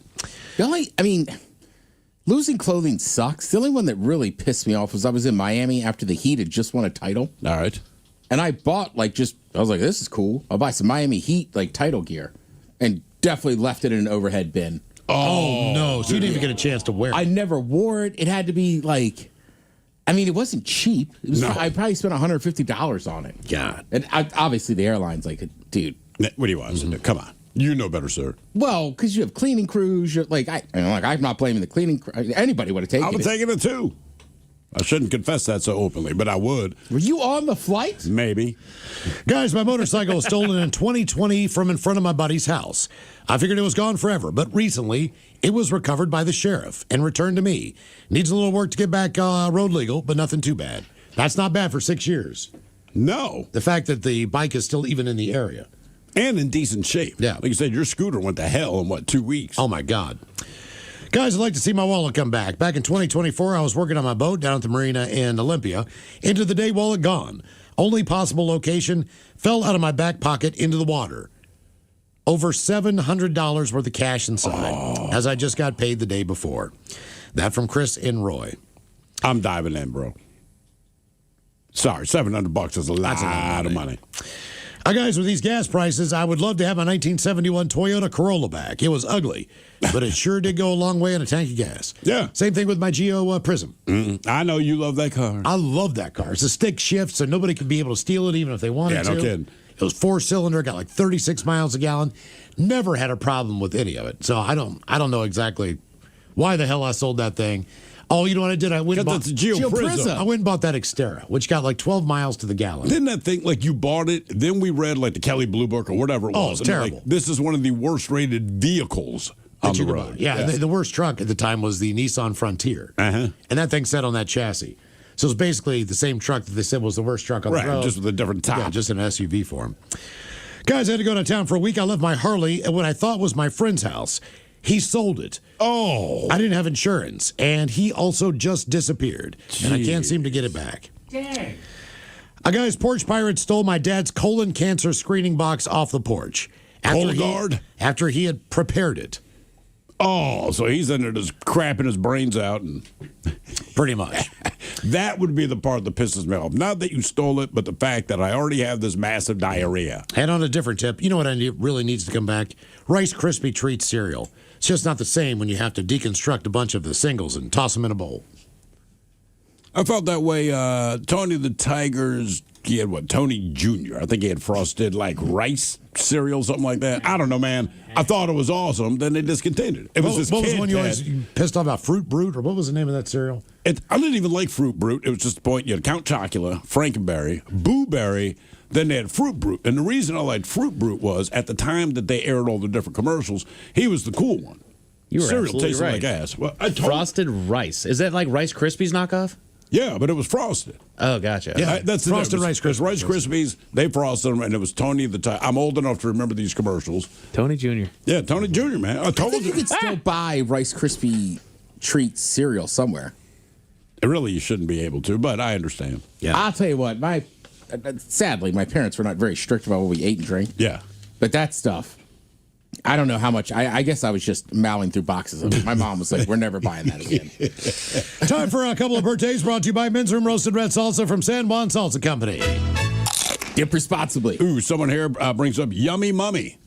I remember Yummy Mummy. Yeah, I do remember that too. It did not last. Yeah, Fruit Brute and Yummy Mummy, they got the shaft, man. Guys, my oldest baby, Noah, turns 23 today. Please help us keep the Men's Room birthday shout-out tradition going by giving him Can I Grow Up?, some dad jokes for Miles, and a classic fish sandwich. Noah is a humble young man that appreciates the small things like a classic fish sandwich or a good old hamburger helper. I couldn't be prouder of him. I got to take Noah and the rest of my kids to see our Arkansas Razorbacks advance in the big dance in Portland last week. Quite a treat for his dad to call the hogs with his children. Woo Pig Suey, your forever listener, West Seattle Josh. Can I grow up? Do I get a fish sandwich? I'll give you some dad jokes. Okay, Noah, here you go. What operating system do the Eurythmics prefer to use? Eurythmics? The Eurythmics. What operating Sweet system? Dreams and what was their other big song? I don't know. Any Linux. Okay. It's right frickin' there. Jesus. I was hooked on auctions after only going once. Oh, yeah? Going twice? How many dead bodies does it take to change the basement light bulb? How many dead bodies does it take to change the basement light bulb? How many? More than 5. What did Mr. Miyagi do when he got home from just an okay first date? Wax off. Wax off. And one more. I learned 2 very important things today. First, that my penis is not as long as a 6-inch sub at Subway. Second, I've been banned from Subway.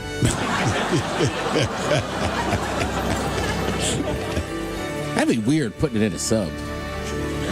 Hey, let me see a roll real quick. You ever put it in between a pair of buns? No. Oh, not living, Ted. Like a hot dog bun? Just walk out in the living room? Never done that? I don't know. Now I'm kind of thinking about it. I've done that. If I eat hot dogs, I don't eat all the buns. Well, I was married. Did you just sure? Did you put it in a hot dog? Serving it up. Well, no, she came out to the grill. I was in the backyard at the place in Wallingford.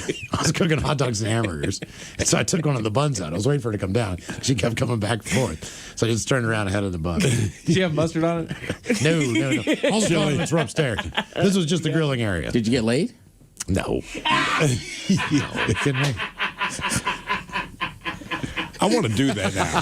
Why? Is it just me? What do you mean? No. What? Put my D in a hot dog? It's the element of surprise. You got to be working the grill outside. Oh, yeah. You know she's coming out for whatever reason. And just hold it there and stick it there for a minute. And when she just turn around. Like, Well, I just kind of want to see what it's like now. Just, I don't know. I might just do it this weekend. That's what I'm thinking. Like, no reason. Well, you can't eat the bun afterward, I don't think. I'm going to put it back in the bag. Yeah, surprise. Somebody's going to get lucky. But that's the issue with buying the 6-inch sub. What's that? I don't want to ruin a whole sub, but I don't know. Will they give you? Can I just get one roll? Just get a hot dog bun. Yeah. That's what I did. Stuck it in a hot As dog for a bun. roll with extra mayo, that's all you want. Yeah. I remember mine was a King's Hawaiian hot dog bun. Oh, damn, dude. What? That's a nice bun. Yeah, I'd have done something cheaper. Nice dog, though. Yeah. It's for his lady. He's dressing it up right. Yeah, man. I'm not getting a cheap bun on my dog. Hell no. My dog? Yeah, my neighbors never knock on my door. I can imagine putting it in that bun. Like, oh, you got to be kidding me. You got any chili? You guys got any chili? No? It's like, yes? I can't come to the door right now. My penis is in a bun. Okay, would that be indecent exposure? Because the idea is you can't show your genitalia. So I'm walking down the street. I got a pair of shoes on, safety first. But my penis is completely hidden in a sub roll. Right. I'm not showing any genitalia. Is it weird? Sure, It'll come out the top. You'll see it.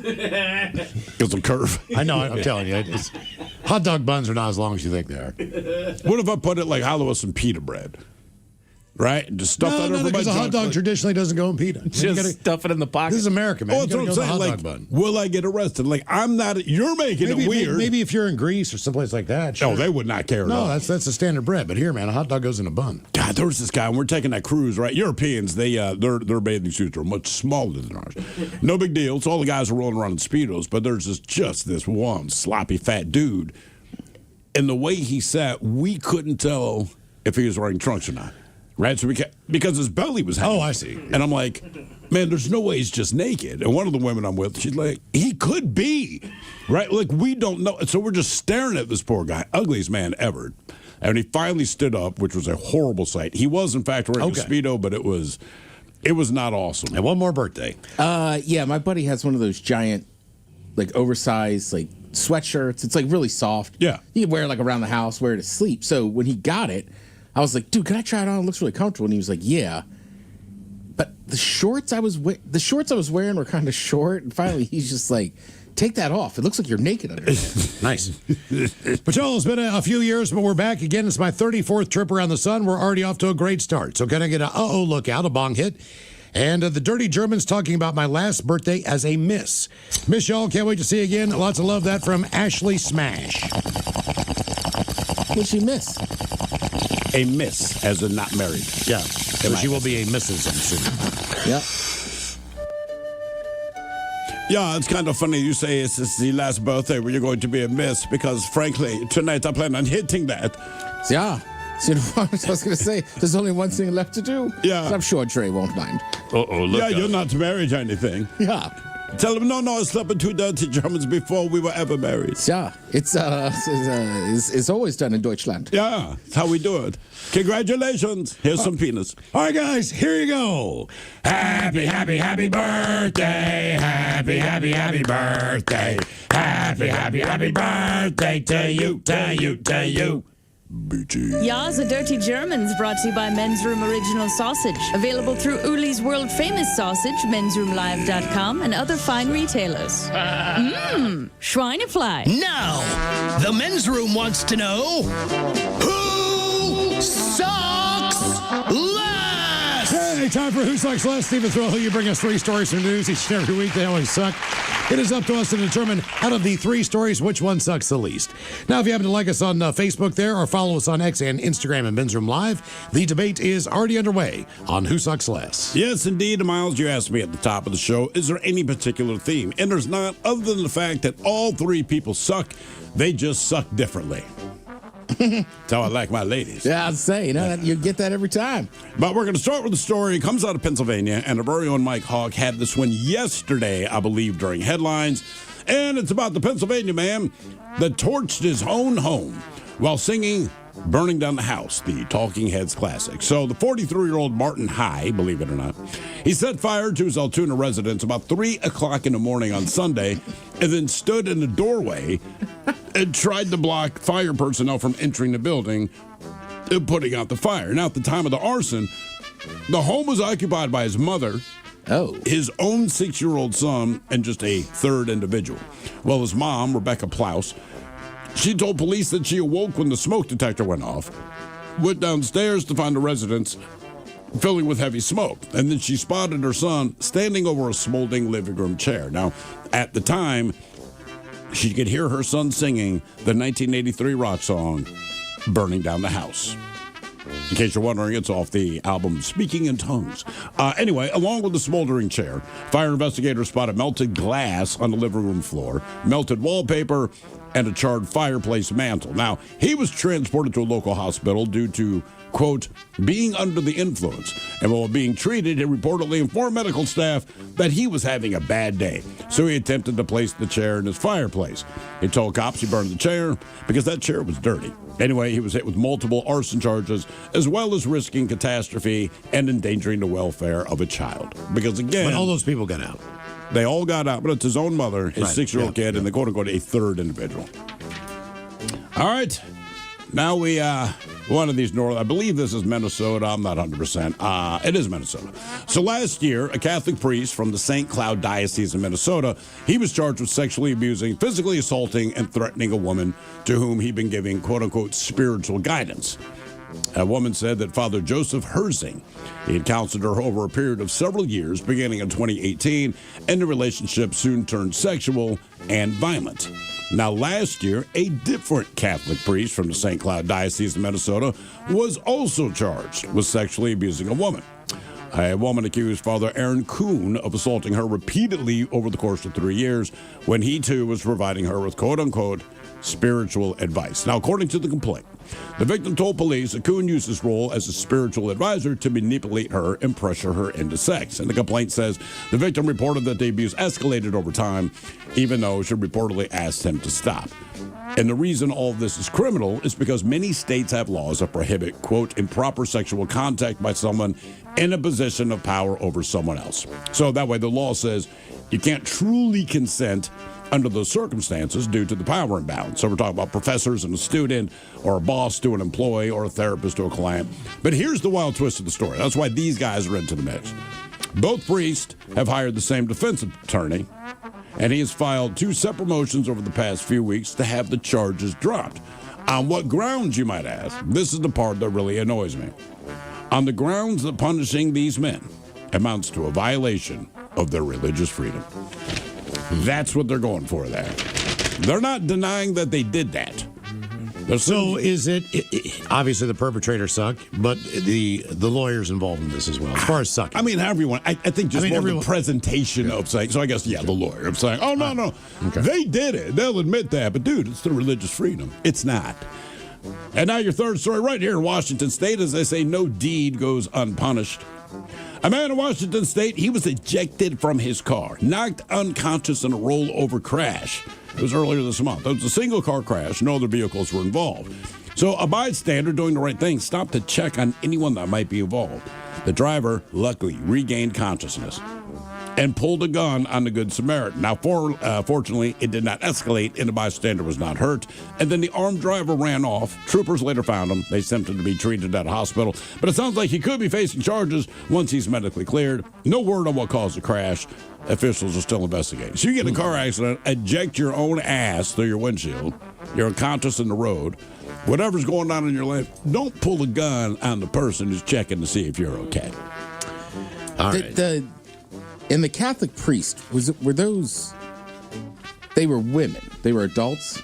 They were both adult women, yes. I know that's a fair question. So in this case, right, the one breath of fresh air is, yes, they are of age for a change, right, as far as that goes. But same parish, like I said, they're like, yeah, we did that, but we're protecting our religious freedom. Ted, I'm going to go Pennsylvania guy who burned the house down sucks the most.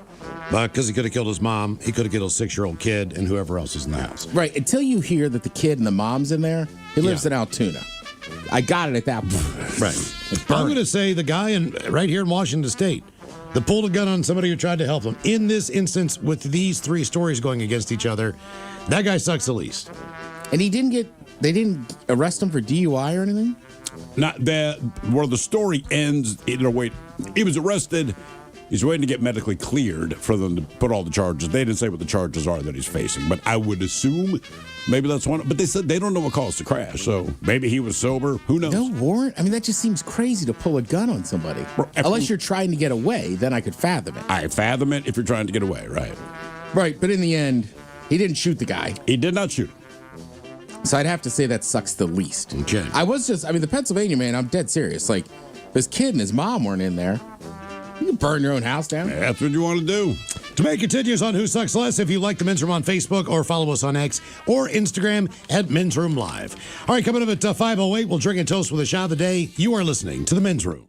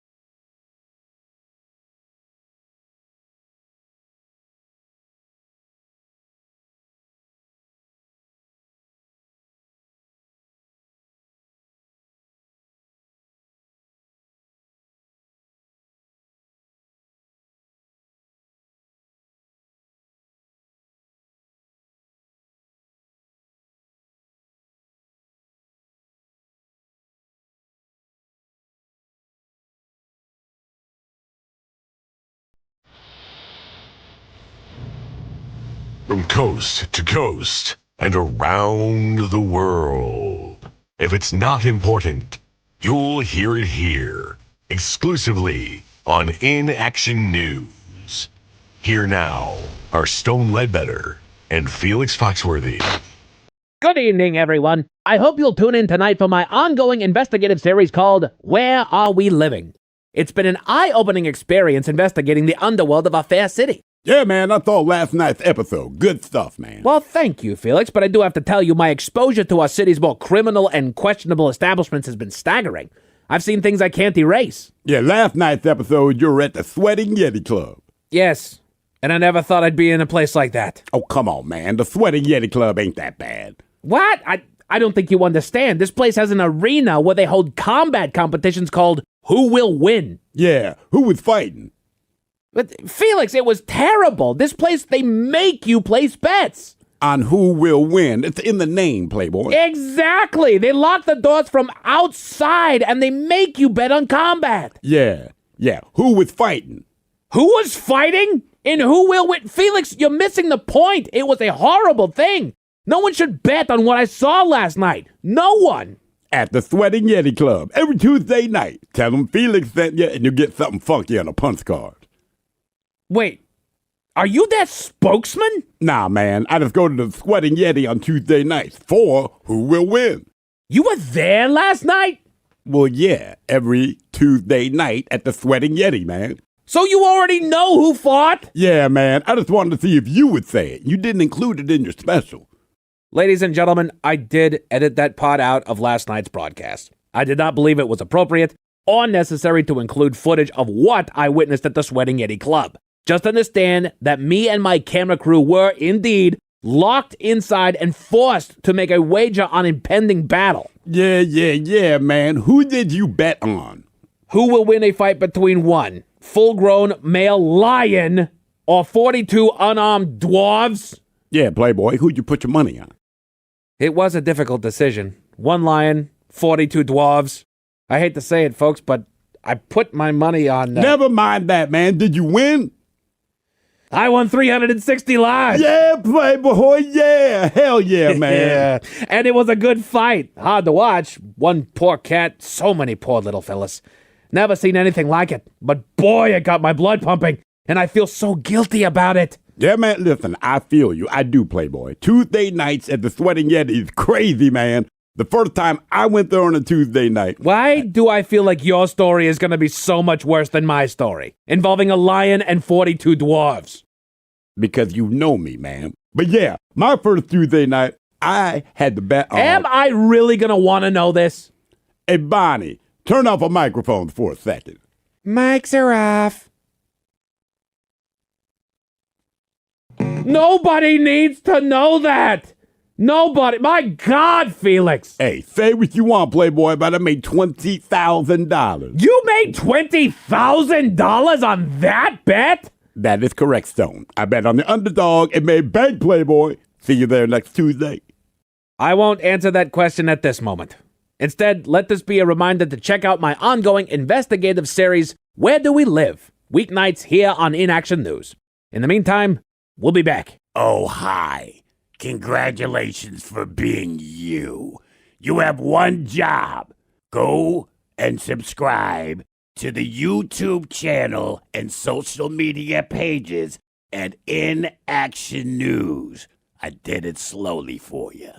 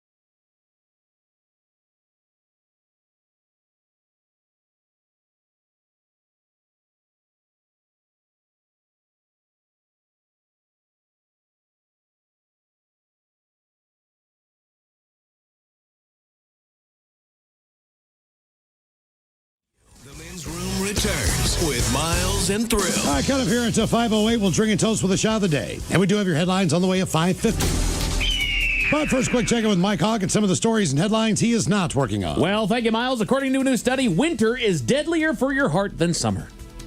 I believe that. That just makes more sense. It's colder, it works harder. Correct. To keep you warm. You're more tense, whereas the heat is known to relax things a little bit. You know, cool is supposed to bring swelling down. Everything else, like, give it heat. Let it relax. And your heart has to do that to get the blood there. So. Well, and you got the holidays. Yeah, the stress of that. People. You're right, though. You get summer vacation. Right, and summer vacation, like, you might pig out on a couple dogs and a burger. Yeah.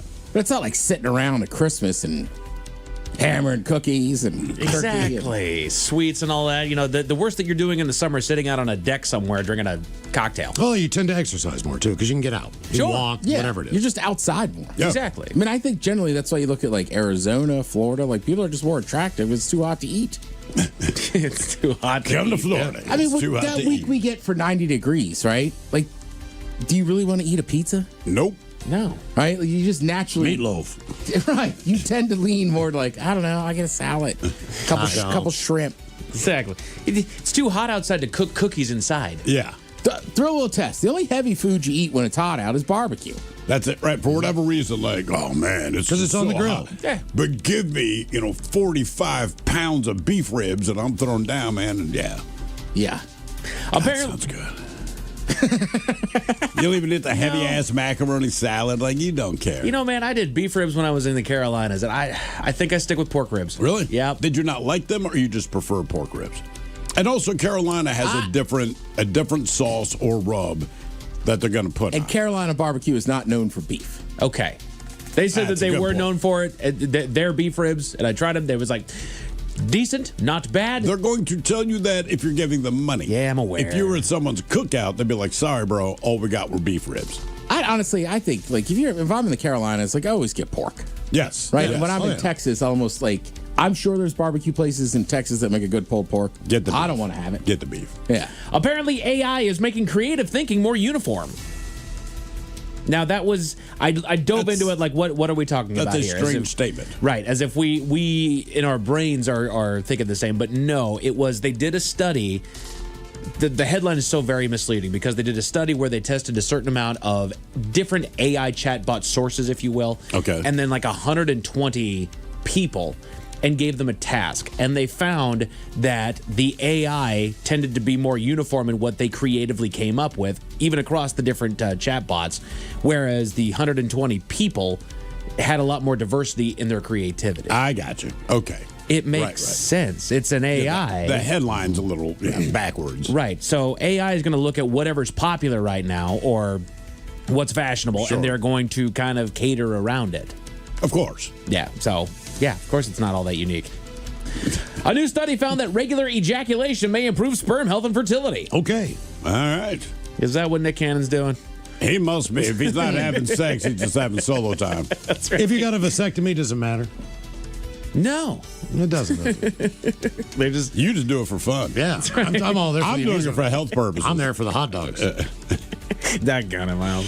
Put your thinking caps on, gents. It's time for the Merriam-Webster word of the day. I do give you guys a 70% success chance on this. It is a verb brought to you by the letter U. Okay. U. It's a formal word that means to move or be shaped like waves. Undulate. Undulate. Well done, sir. Well done. Got it. There it is. Because I only hear undulating waves. Oh, that's fair. Or years ago, my buddy Leon, he had a one-night stand with a woman that was a bigger carriage, and he described her belly as undulating. And just if you knew him, the fact that he used that word just made it stick in my brain. Yeah, man, I brought that girl home last night. I was tearing that ass up. Her stomach was undulating. I'm like, Come you on, broke out man. undulating here? Undulating. That means it disturbed him. Classy man. Yeah. Quote unquote, healthy kids with obesity shockingly still face alarming disease risks by the age of 30. Wait, healthy obese kids? Healthy obese kids. Okay, well, still face alarming disease risks by the age of 30. What is healthy obesity? And what I looked at there is that they are technically obese on the measurements. Okay. However, other metrics have them within healthier confines. I got you. All right. So the BMI. chart, essentially. You're still obese. Yeah. If they're going to use the word obese, right? Right. Oh, you're a healthy obese. Right. Well, I think it's not more like some of the bodybuilders and stuff, some athletes. What do you mean? They're just bigger, so they're obese, but like they don't Right, have right. body fat. Gotcha. Correct. Like Brock Lesnar. He's in shape, Right. but he's unhealthy according to BMI. Exactly. He is morbidly And obese. just by looking at him. Yeah, no kidding. He just makes no sense as a human being. One, human beings have necks. Yeah. And I'm convinced that he has never had one. That's Did you read fair. about his tattoo on his chest? I today? just saw this. What? So one of the things, I mean, he's a very imposing figure, and he has like that big sword on his Yes, chest. he does. Yeah, he's like, I got hammered, and not only did I get hammered and get the tattoo, I do not know where I got it. He does. He does know. Yes, he was in Arizona. Okay. He had hurt something. He's trying out for the. He was getting ready to try out for the Vikings. So he like injures himself. He's in a bad mood. He's drinking at a biker bar, and across the street's a tattoo parlor. So he said he got the sword with the grip on it, the brass the knuckles. yeah. And he said he felt like somebody had a knife to his neck, because that's how low he felt. But he also did say, I was hammered. I didn't really remember getting it. Yeah. He goes, now that's what he goes, having a tattoo shop across from a biker bar is a bad spot. It's a brilliant idea. I think it's a great idea. That's the Girl Scouts standing outside of the weed shops. Yeah. Like, dude, go where the action is. Could you even join a motorcycle club without a tat? You know what? I wasn't able to, Ted. I was rejected. Is that why that's why you didn't get... That's why. Yeah, man, my body is a temple, and I will not mark it up. What goes on at your temple? A lot of fun. Yeah, things. Now it's just boggling my mind. Like, I don't know that I've ever seen anybody in a I feel motorcycle like it club does that kind doesn't... of go with the territory, but I don't know if that's a requirement. I don't know if they have you find yours. You might have. You might have to get one after you join. Right, If they it's might that kind of thing. have but their own tattoo that you got to get. I don't know if they'd be like, oh, Ted, hey, man, look, we like you. Like, all the fellas think you're awesome. You got no ink. The hell I out don't of know. Our buddy Bandito Pete called in a couple weeks ago. Pete, let us know. Yeah. Shoot us an email, man. Your brain may actually be sabotaging your balance as you age. Cool, brain. Thanks. Right. Falls are what, the number like 5? Something like that, and they did Cause of death. I didn't dive into it because I didn't care, but it did say that as you focus more on not tripping, you start to trip. I gotcha. So it's like basically overthinking. It has something to do with that, yeah. And with the brain, like, don't trick me, man. Brain, honest to God, right? Seriously, like, let's sit down for a don't minute, need man. this, man. You didn't necessarily pick me, but guess what? Like, you have one job, and it's me. And it's true of all brain. Like, wherever that brain is, like, that guy might be a jackass and an idiot, and we don't like him, but his brain, for better or worse, the one job is to save the guy. Please don't make me trip and fall. And if it's about overthinking things, you're the brain. Just shut it off. It's kind of one of those, like, don't look down. Yeah. And the first thing you do, boy, I figured that out quick. People don't look down. Then I look down. I'm like, how bad can Jesus God? Well, and especially when you're crossing something decently narrow and it's way high up, don't look down because it is going to screw up your balance as you go. Actually, you should be looking forward. I do that now as an adult. Because like when something's kind of rickety and super high up, I'm like, I am not. Can't do it. I am not looking down. My problem is I trip over the bigness of my feet all the doggone time, dude. My wife, it is the ongoing comedy show for her. Tripping all the time? Oh, yeah. Not to mention, now, I will say, love you, Tacoma. Your sidewalks suck. They're lethal out there. They're awful. And I always find the lip of one, and I damn near go down. I never hit the ground, but I damn near go down all the time. Okay. Especially if it's dark out and stuff. Mm-hmm. You got leaves. Doesn't need to be. Oh, you can just trip during the day. Oh, yeah. Attaboy. Day tripping. According I feel to you, homie. Day tripping. According to a sociologist, watching reality TV can change your behavior. In what way? It says for good or for bad, but it can affect the way that you see things, the way that you'll see behaviors in people that you don't like, and so that you don't want to emulate them. You see Or behaviors you in can people. get away with it. Exactly. How to get away with things. Right. So I can throw aluminum bar stools at the father of my child. Sure. And be famous for it. Yeah. Exactly. Right. Mm-hmm. Yeah, or fighting. Right. Yeah. Oh, it shows people just fight all the time. Like, Right. you can't do that in normal life. Just their conduct and how they talk to each other. That's what I mean. And look, I don't watch any of them, but you'll see the little snippets. Real Housewives of fill in the blank. Oh, yeah. And it's like, right, I know you're fighting, you're arguing, blah, blah, blah. Why is it at a restaurant? Right. it's never in the living room. It's like you were clearly out someplace and the drink get thrown in the face. And I'm like, dude. Why are we screaming? Just have a conversation. Right. And you know you don't like each other. Why do you keep hanging? Here's my question. Why do so many of them keep hanging out together if they don't like each other? No kidding. Because they're doing it for Instagrams. Right, exactly. They always start out docile. Can I pull you for a chat? It's always very stern. They're in the middle of a group of like 6 people. Steve, can I pull you for a chat? Like, okay, well, now everybody's ears are perked up. Well, wait, they know. is this about when I slept with your wife last month? Right. No. Like, okay, don't act like that. But you know what? TV actually does have an influence. The Men's Room Top 10. The Men's Room Top 10.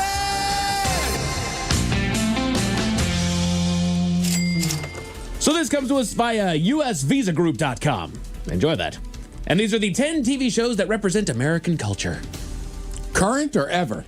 Ever. Ever. As far as a TV show, now, granted, a lot of these are sitcoms. A lot of these are, they're sitcoms. They're all comedies, for that matter. So, I guess All in the Family. Not a bad guess. Any other guesses? TV shows that represent American culture? Oh, the Cosbys. Cosbys? Cosby Show, even though it's Bill Cosby. Sure, not a bad call. Ted Smith? Man. Not a big sitcom guy. Cheers. I like sitcoms, but I'm like, I don't know that Seinfeld represents American culture. Friends doesn't because it's unrealistic. So here's your 10 TV shows that represent American culture. Number 10 being The Andy Griffith Show. A classic American TV show that aired from 1960 to 68. It's named after the actor who plays the main character. The sheriff moves to The show doesn't necessarily represent American culture through its storyline. It's more about the time in American history that the show was aired. Like Mayberry. Moved to Mayberry. There you go. Let's see here. Americans were dealing with racial discrimination, the women's liberation movement, war, other historic events. In such a turbulent time, the show offered... Andy, I saw a black man. The show offered a break He didn't from say reality. black man. You know what I mean? Well, they had a lot of crime. They had Ernest T. Bass who would steal people's chickens. He was a chicken thiefton. Yeah. His granddaddy was a chicken thiefton. His daddy was a chicken thiefton. Now I'm a chicken thiefton. All in the Family. There you go. At number 9. It's been called one of the most influential shows in American television history. It captures an important point in American history as the 1960s transition into the 70s, as the older generation's views of life clash with the younger, more liberal generation's ideas. Yeah, they said that was one of the first shows to be somewhat accurate. Gotcha. And that's why it's quote unquote controversial, because at that time you had crap like the Waltons and all the garbage where they're trying to say, hey, everything's perfect, everyone gets along. And they said part of the problem that All in the Family faced from the different networks when they're pitching the show, they're like, we can't put this on because not everyone's happy. They're talking about the war. They brought up breast cancer. They brought up rape. They brought up racism. And so the guys that were doing the show, what's his face? Norman Lear, he's like, do you live in this country? Because this is what happens. But that's also why the show was so successful. Sure. Because people said, oh, the Waltons don't make sense. This show makes sense. Right. This is a conversation that people are having. Right. We talk about it. We find our way to settle this particular He's issue a racist. His son-in-law's a pacifist, right? Yep. There's all the stuff that goes with it. That's exactly right. He often argues with the son-in-law, Mike, who's a liberal-minded and aware of the concerns of minorities. Absolutely. Let's see here. Mad Men at number 8. Okay. This drama series aired from 07 to 15, and it follows the lives of executives, management, and lower-level employees at an advertising agency. It'll show you a tumultuous section of American history, and it'll hopefully give you an idea of how far the American people have come and what we have yet to achieve. Throughout the series, you see characters' reactions to huge historical events like the Kennedy assassination, the first man moon landing, the Cuban Missile Crisis, the Vietnam War, Nixon's inauguration, other major events in American history. They cover it. And it was just a fun show. I never watched it, but I heard good things about it. It gave me unrealistic expectations for what the office space was going to be like. Yeah, we should film our office. That's right. Here it is. Yeah, here they are. Where's the redheads? Yeah. Nowhere. Not a damn place out here. 10 TV shows that represent American culture. Number 7, The Simpsons. Sure. It's a cartoon series that parodies the American way of life. It makes fun of American culture and what it means to be an American. The people of the fictional town of Springfield share different beliefs, religions, and nationalities. It's meant to represent the United States as a whole, which provides lots of opportunities for placing the characters in situations that reflect American culture. The other reason they freaked out when the show came out, and I mean, like up to the political level. No kidding. Oh yeah, I mean, they're like this. You're basically Bart Simpson. You're teaching kids bad manners and all the rest of this crap. And again, they're still hanging on to this kind of Walton's garbage. Mm-hmm. And they were like, bro, like, seriously, one, it's animated, and it's subversive, but we're just poking fun at things That's why there's the three-eyed fish from the nuclear. Right. They're like, this is how we live. That's why it's all consumerism of pop culture. They're like, that's where we're at, man. And children misbehave. That's just what they do. It doesn't matter what they see on TV. Well, then they got mad. Well, he's choking his kid. And they said, yes, but he never strangled the kid to death. And in the end, one thing about The Simpsons, it always ends in coming together. It's all love. Right. There's some moral lesson that they teach. Tell me the parent that hasn't wanted to choke out their kid. You won't do it. You won't do it, but man, there's They want to. They're talking to you. Test and your patience. You're picturing your hands around their Right. neck. And often there's not enough room on the one couch. Yeah. That's a good That point. was a small-ass couch for that whole-ass family. Yeah. Yeah. Roseanne. This Yep. show was a big deal for being the first of its kind to realistically portray a working-class American family and the issues that they faced. Let's see here. It aired from 88 to 97 and deals with common themes of parenting, trying to juggle work and family, being broke, struggling to make money to support the three children. One of the factors that makes Roseanne so popular with Americans is that none of the show's characters fit into a typical stereotype so often seen in other TV families. That is true. You know, it was a heavier set family that was in there. They were living in not the shiniest, nicest place. Yeah, It was no one was good looking. No. I mean, even the side characters were not particularly good looking. Yeah. You're like, I don't know where you've been in this country, but that's about right. Yeah, that's right. Look at them. There they be. Yeah. I mean, it was realistic. That's exactly it. And that's what America is. Ted, you didn't think it was, but apparently they did. 5 as Seinfeld. This comedy was voted the greatest show of all time by American Magazine. Ran for 9 years and is a good representation of the type of humor Americans find funny in everyday city life. It makes light of topics such as traffic, crime, American holidays, and the kind of people that you encounter in New York City. Famous for being a show about nothing, it's named after the main character. Yep, we all know that. The other characters are based on Seinfeld's friends and the people that he met in real life. It's part of what makes Seinfeld so popular. Each of the show's characters has so much personality that Americans can't help but see a little of themselves in each of them. Except for Kramer. I mean, we ignore that part of our story. I can say what he said.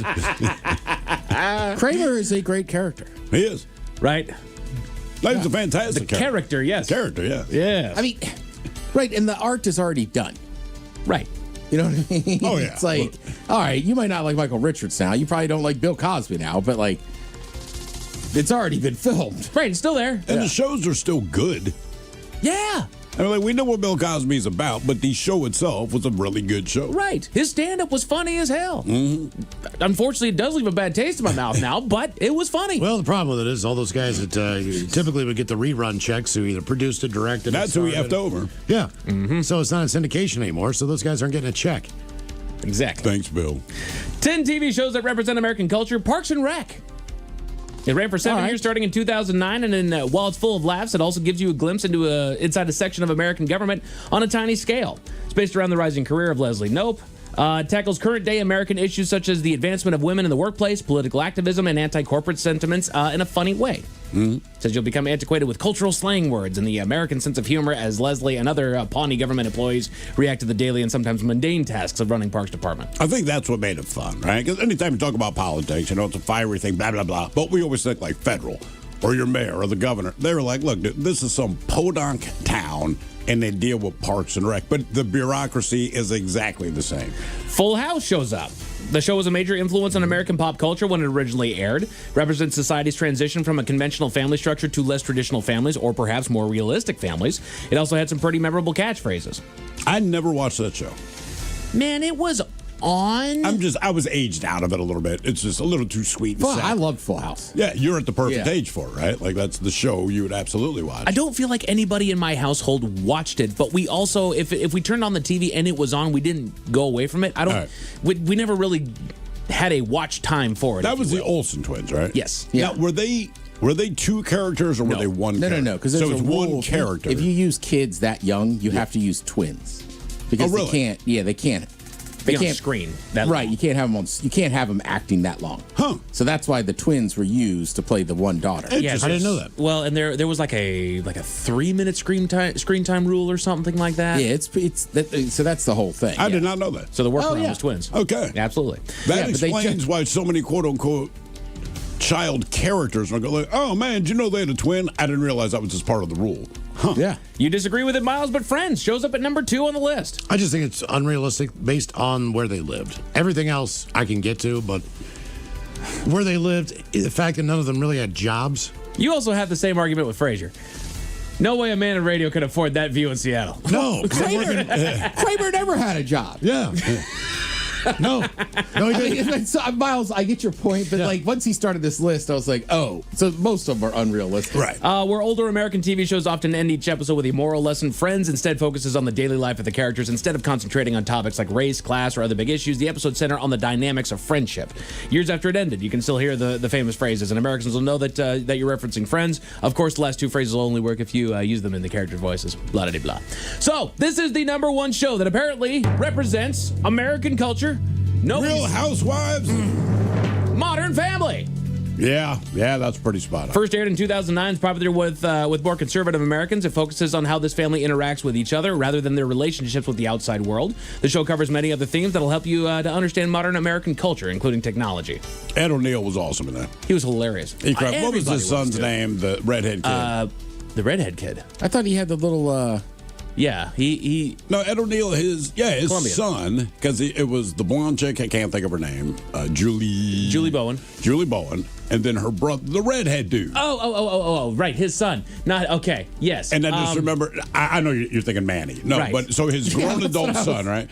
So his son's gay, right? And he's come to terms with that. Ed O'Neill's kind of old school, but his son always wants to impress dad. So even in adulthood, dad's salt of the earth. He can build anything with tools. So his son, Mitchell. So Mitchell is going to help Ed O'Neill build whatever. I don't know, a doghouse, garden shed, something like that. And he's effing the whole thing up. He can't figure out the tools. And the one thing about Modern Family, they'd always do those cutaways where the character talks to the camera, right? Yeah. And they go to Ed O'Neill, and he's just shaking his head. He's like, Mitchell's trying to help me with this project. He goes, helping this man use tools is my personal Vietnam.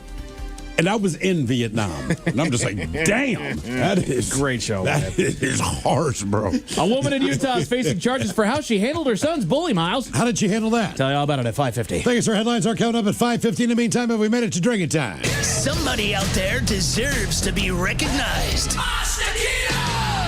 And the men's room knows just who it is. So to you, we say, bottoms up, sailor.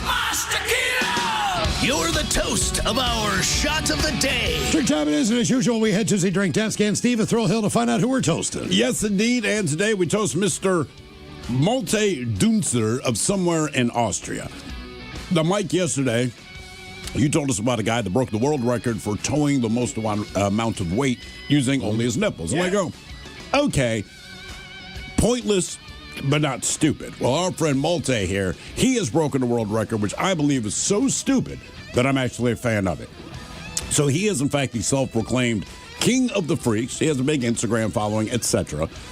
Well, he went on some German show to set the Guinness World Record. And I guess that's all they do on this show. I cannot possibly pronounce it. But anyway, what he did, breaking the record, he threaded 10 uninflated balloons through one of his nostrils and pulled them out of his mouth in 1 minute and broke the record. I'm sorry. When you do stuff like that, I become a fan. That is so stupid and so pointless. It is not cool. It's not that you have strong nipples. It's not even impressive. But for people like me, you snorted 10 balloons and pulled them out of your mouth in 1 minute, and you took the time to break a record. Hats off to you, man. Great for parties. We got balloon guy, nipple guy, and what was it, 2 weeks ago? We had the guy tugging, using his junk to... Was it his penis or his testicles? Testicles. It was his testicles. Correct. And what did he pull? It was... Like a truck. Yeah, I think it was a truck.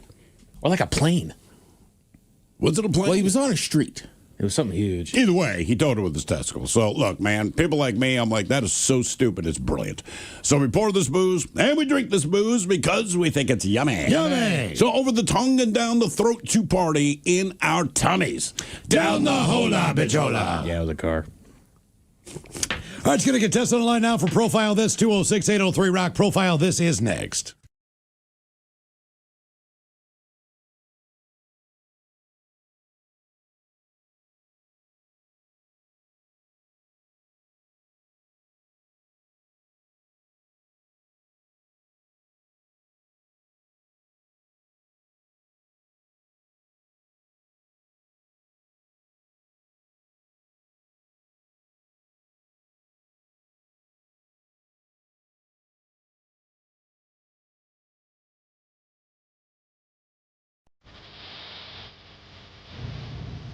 From coast to coast and around the world. If it's not important, you'll hear it here. Exclusively on In Action News. Here now are Stone Ledbetter and Felix Foxworthy. Good evening, everyone. I hope you'll tune in tonight for my ongoing investigative series called Where Are We Living?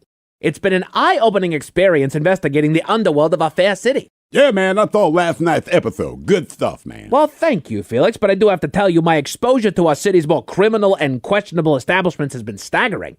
I've seen things I can't erase. Yeah, last night's episode, you were at the Sweating Yeti Club. Yes, and I never thought I'd be in a place like that. Oh, come on, man. The Sweating Yeti Club ain't that bad. What? I don't think you understand. This place has an arena where they hold combat competitions called Who Will Win? Yeah, who was fighting?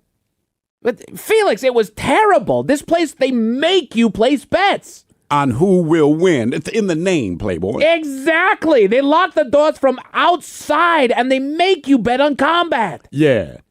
Who was fighting? Who was fighting? And who will win? Felix, you're missing the point. It was a horrible thing. No one should bet on what I saw last night. No one. At the Sweating Yeti Club every Tuesday night. Tell them Felix sent you and you get something funky on a punch card. Wait, are you that spokesman? Nah, man. I just go to the Sweating Yeti on Tuesday nights for Who Will Win. You were there last night? Well, yeah. Every Tuesday night at the Sweating Yeti, man. So you already know who fought? Yeah, man. I just wanted to see if you would say it. You didn't include it in your special.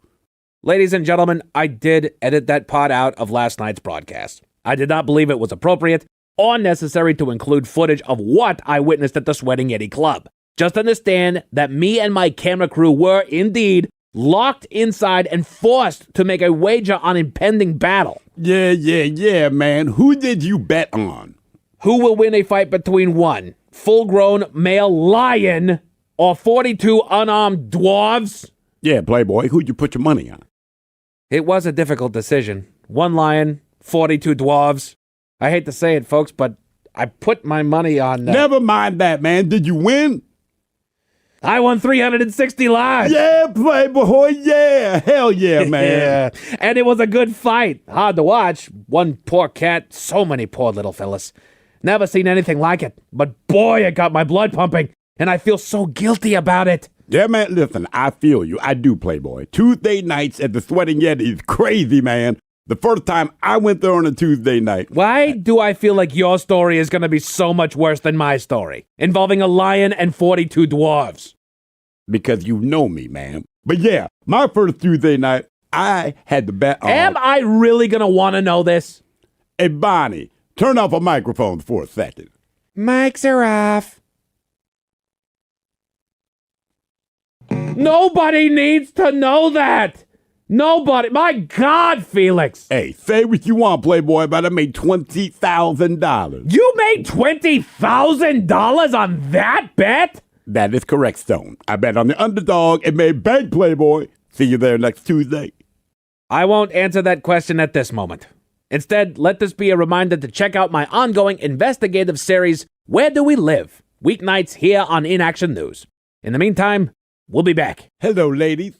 Like what you see? You know you do. But you can see even more by subscribing to your YouTube channel and social media pages. Just search In Action News. I'm working on an OnlyFans account, but I don't have feet just yet. But stay tuned.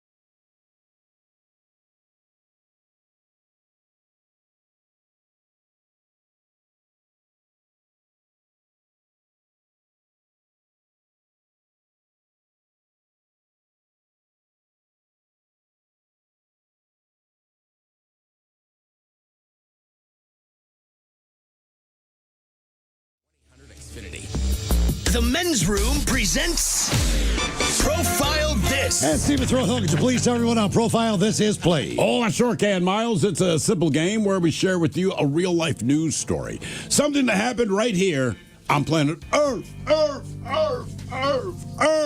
And as you listen to the story, based on the stereotypes you believe to be true of people and the decisions that people make, we'll ask you what it is you think makes the story a story.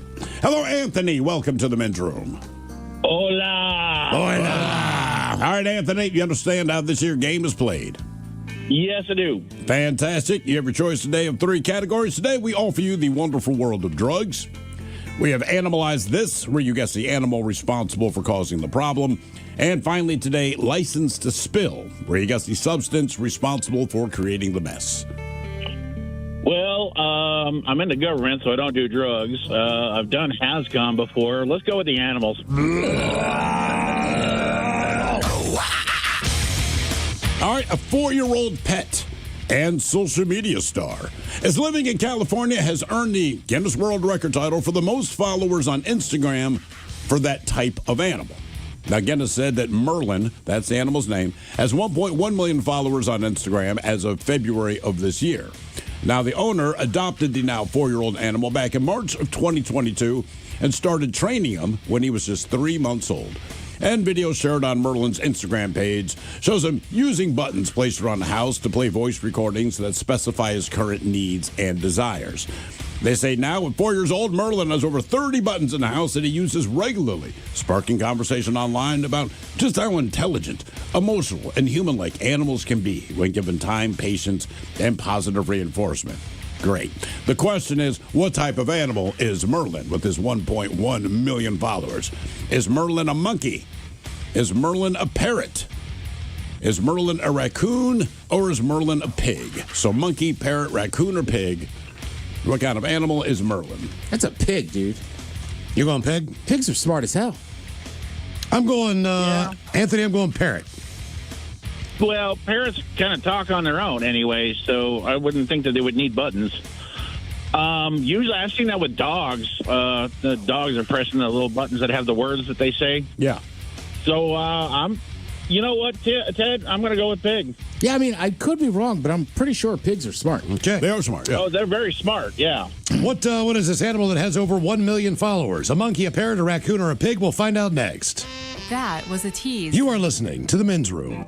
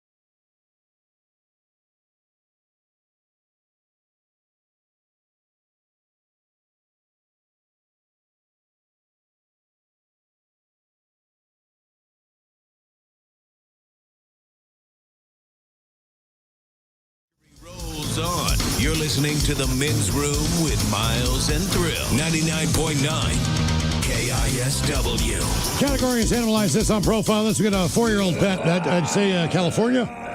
Internet sensation. Yes, Instagram. California. Over 1 million followers. The question is, how this animal has more followers than any other animal, I guess, on Instagram. Yeah, I don't know Same how much animal. competition there is, but there you are. There's a lot of animals on the gram. I can believe that. Question is it a monkey, a parrot, a raccoon, or a pig? And Anthony, that's the question that we posed to you. Now, look, I would just say this, all right? One person on YouTube said raccoon. No one picked monkey. Not a single person said Well, monkey. because I'm assuming a monkey can do more. What do you mean? What, Yeah, I don't know. I just think monkeys will be smarter. Okay. Well, I'm just pointing it out. Monkeys ain't getting the love. But Miles, let's start with you. You said parrot. It was not a parrot. And then Anthony, you agree with D. Ted Smith, who instantly just said pig because pigs are smart.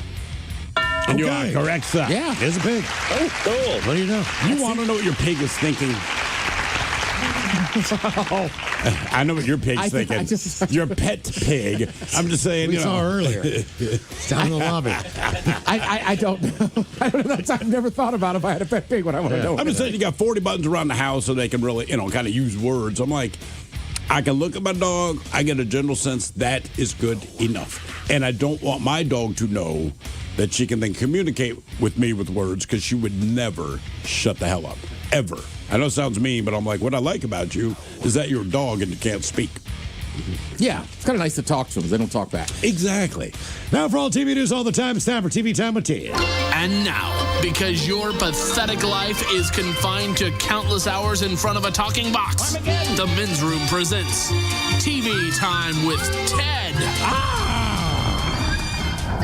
Your choices today: Colbert, Steven, Seth Meyers, The Jimmies, Fallon and Kimmel, or Ted Smith.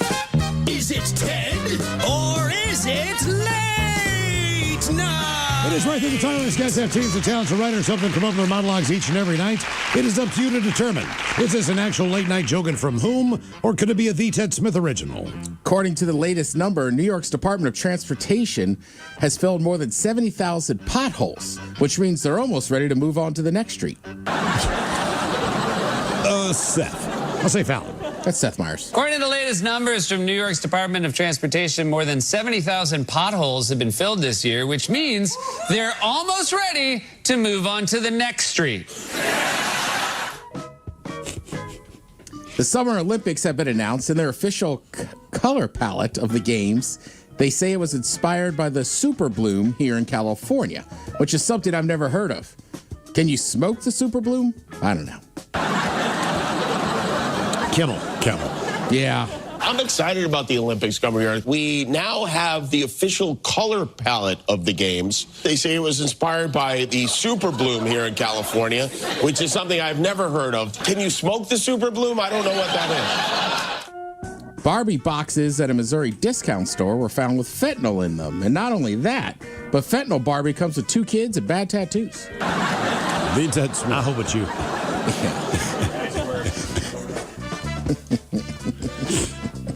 Samsung customers are upset after the company started running commercials on some of their smart refrigerators. It's not a great feeling when you walk up to the fridge and it starts playing ads for Ozempic.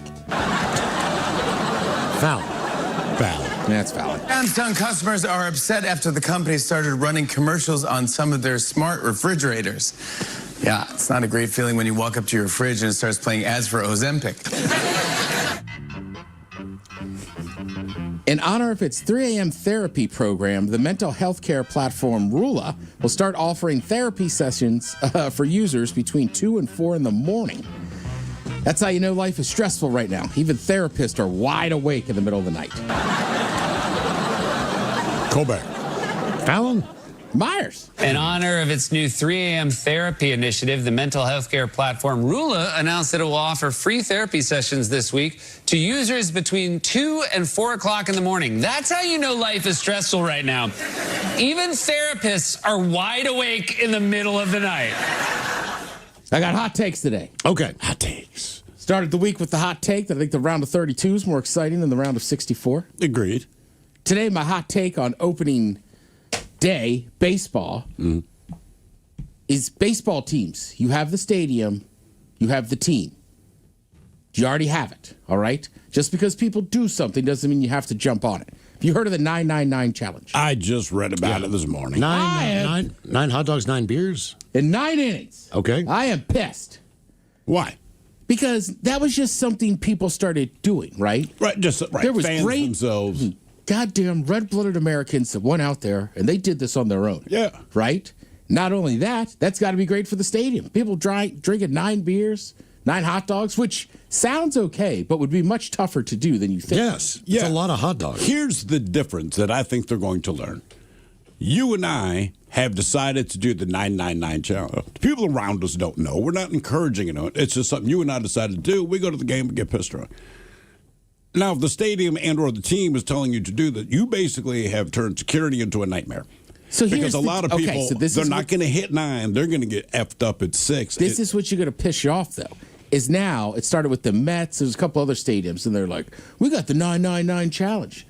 They're mini hot dogs. And it's like, come on. I saw one place, it's only one full beer. They give you like these tiny little cups. Oh, boo. No. Right. That's like coming in here, and Mike comes in here and goes, I started playing baseball. Like adult, I hit a home run, like adult league. He's like, no, I'm playing against children. Right? It's coach's pitch. Be like, Mike, that doesn't count. I smell corporate CYA with this. Yeah. You can't be eating mini hot dogs, drinking mini beers, then being like, I did the 999 challenge. No, you didn't. Mm-hmm. That's not a challenge.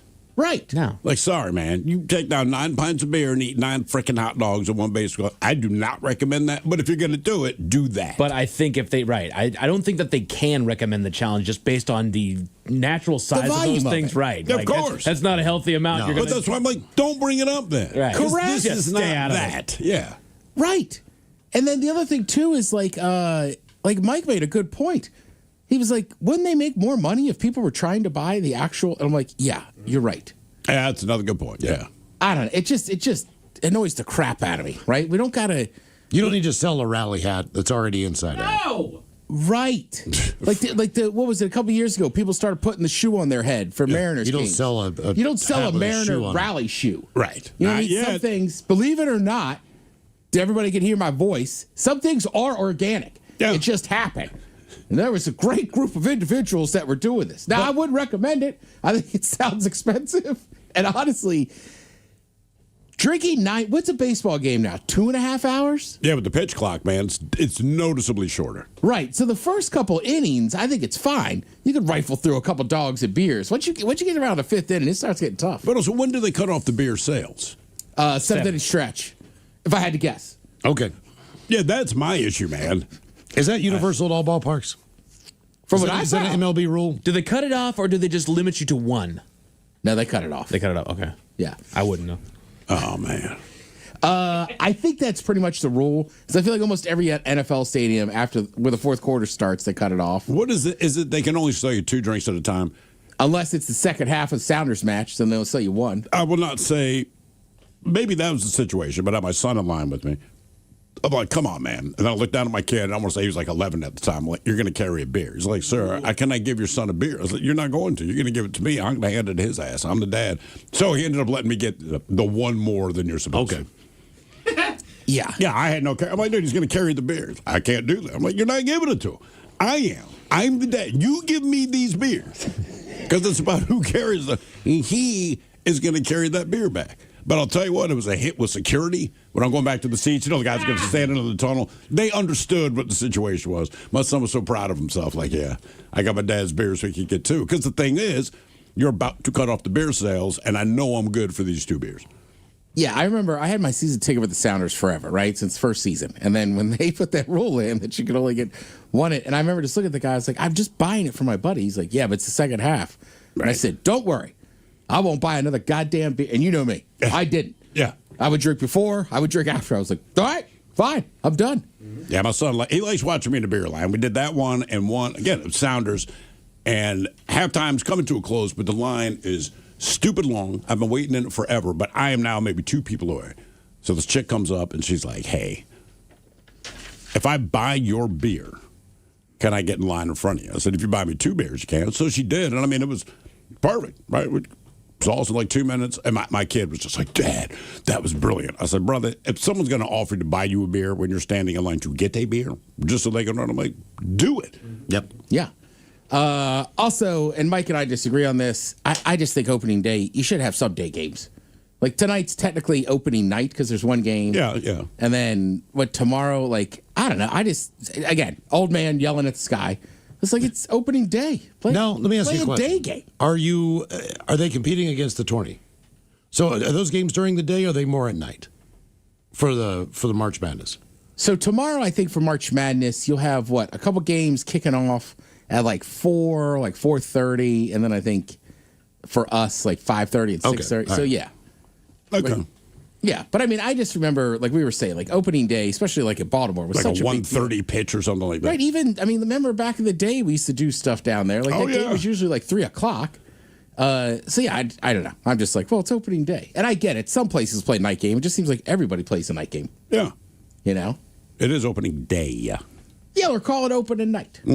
Yesterday, we were talking a little bit about actors that people don't want to see the movie. Yeah. And we had brought up Dwayne "The Rock" Johnson. Correct. And that movie, The Smashing Machine. So I ended up watching it last night. I thought it was awesome. And I was telling Throw earlier today. And then I read some of the reviews. Like, The Rock did a really good job of acting in that movie.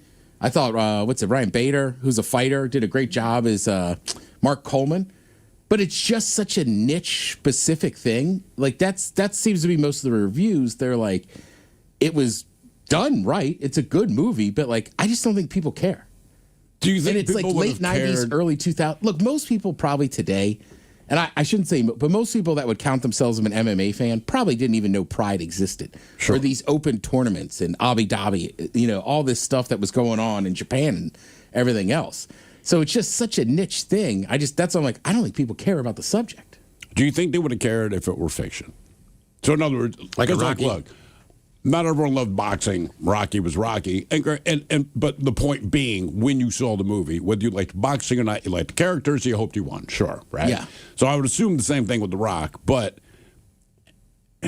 because it's based on a true story, sometimes I think that turns people away. As opposed to if you had just said, yeah, it's early MMA fighting, The Rock's playing the main guy. I get the feeling more people would have seen it. Yeah. And granted, they had a lot of the legends in there. You expect, like Bas Rutten, anything about MMA. He's one of the godfathers of it. He competed in all those tournaments. So, like, I just love Bas Rutten. So it's kind of cool seeing him in that, too. Sure. But, yeah, I don't know. If it was fiction, maybe. I just feel like I'm telling you what you say, based on a true story. Unless you're selling a horror movie, a lot of times it just turns people off. You just assume it's dull for whatever reason. It was just, honestly, I was blown away. I was like, man, The Rock's actually acted in this movie. It's Dwayne Johnson, even though nobody calls him that. And there's some very uncomfortable scenes in that. And, like, the fight action's good. And the way they film it sometimes is almost like, it's like there's a camera inside there. You know what I mean? Okay. Like, they're moving around the ring and everything else. And then just the behind-the-scenes stuff. Like, I mean, look, physically fighting professionally is a tough job. Yeah. But this is more, like, you see the mental toll it takes on him, his relationships. I mean, just everything. And you're just like, wow. But yeah, super good movie. If you like MMA at all, I highly recommend you watch it. Okay. What was I going to say? Watch the Peaky Blinders movie. If you like Peaky Blinders, it's worth a watch. I don't know that they had to make this movie. They didn't. I'll leave it at that. Okay. That's a glowing review. Thank you, Tim. We appreciate it. You're listening to The Men's Room.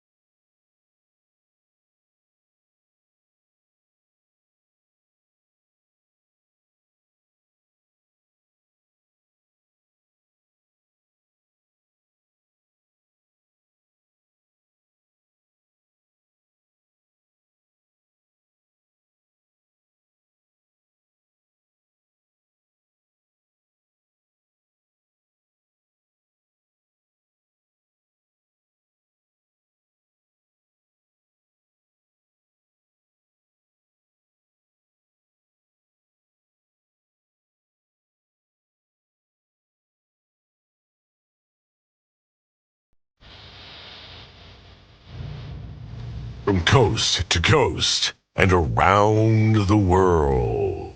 If it's not important, you'll hear it here.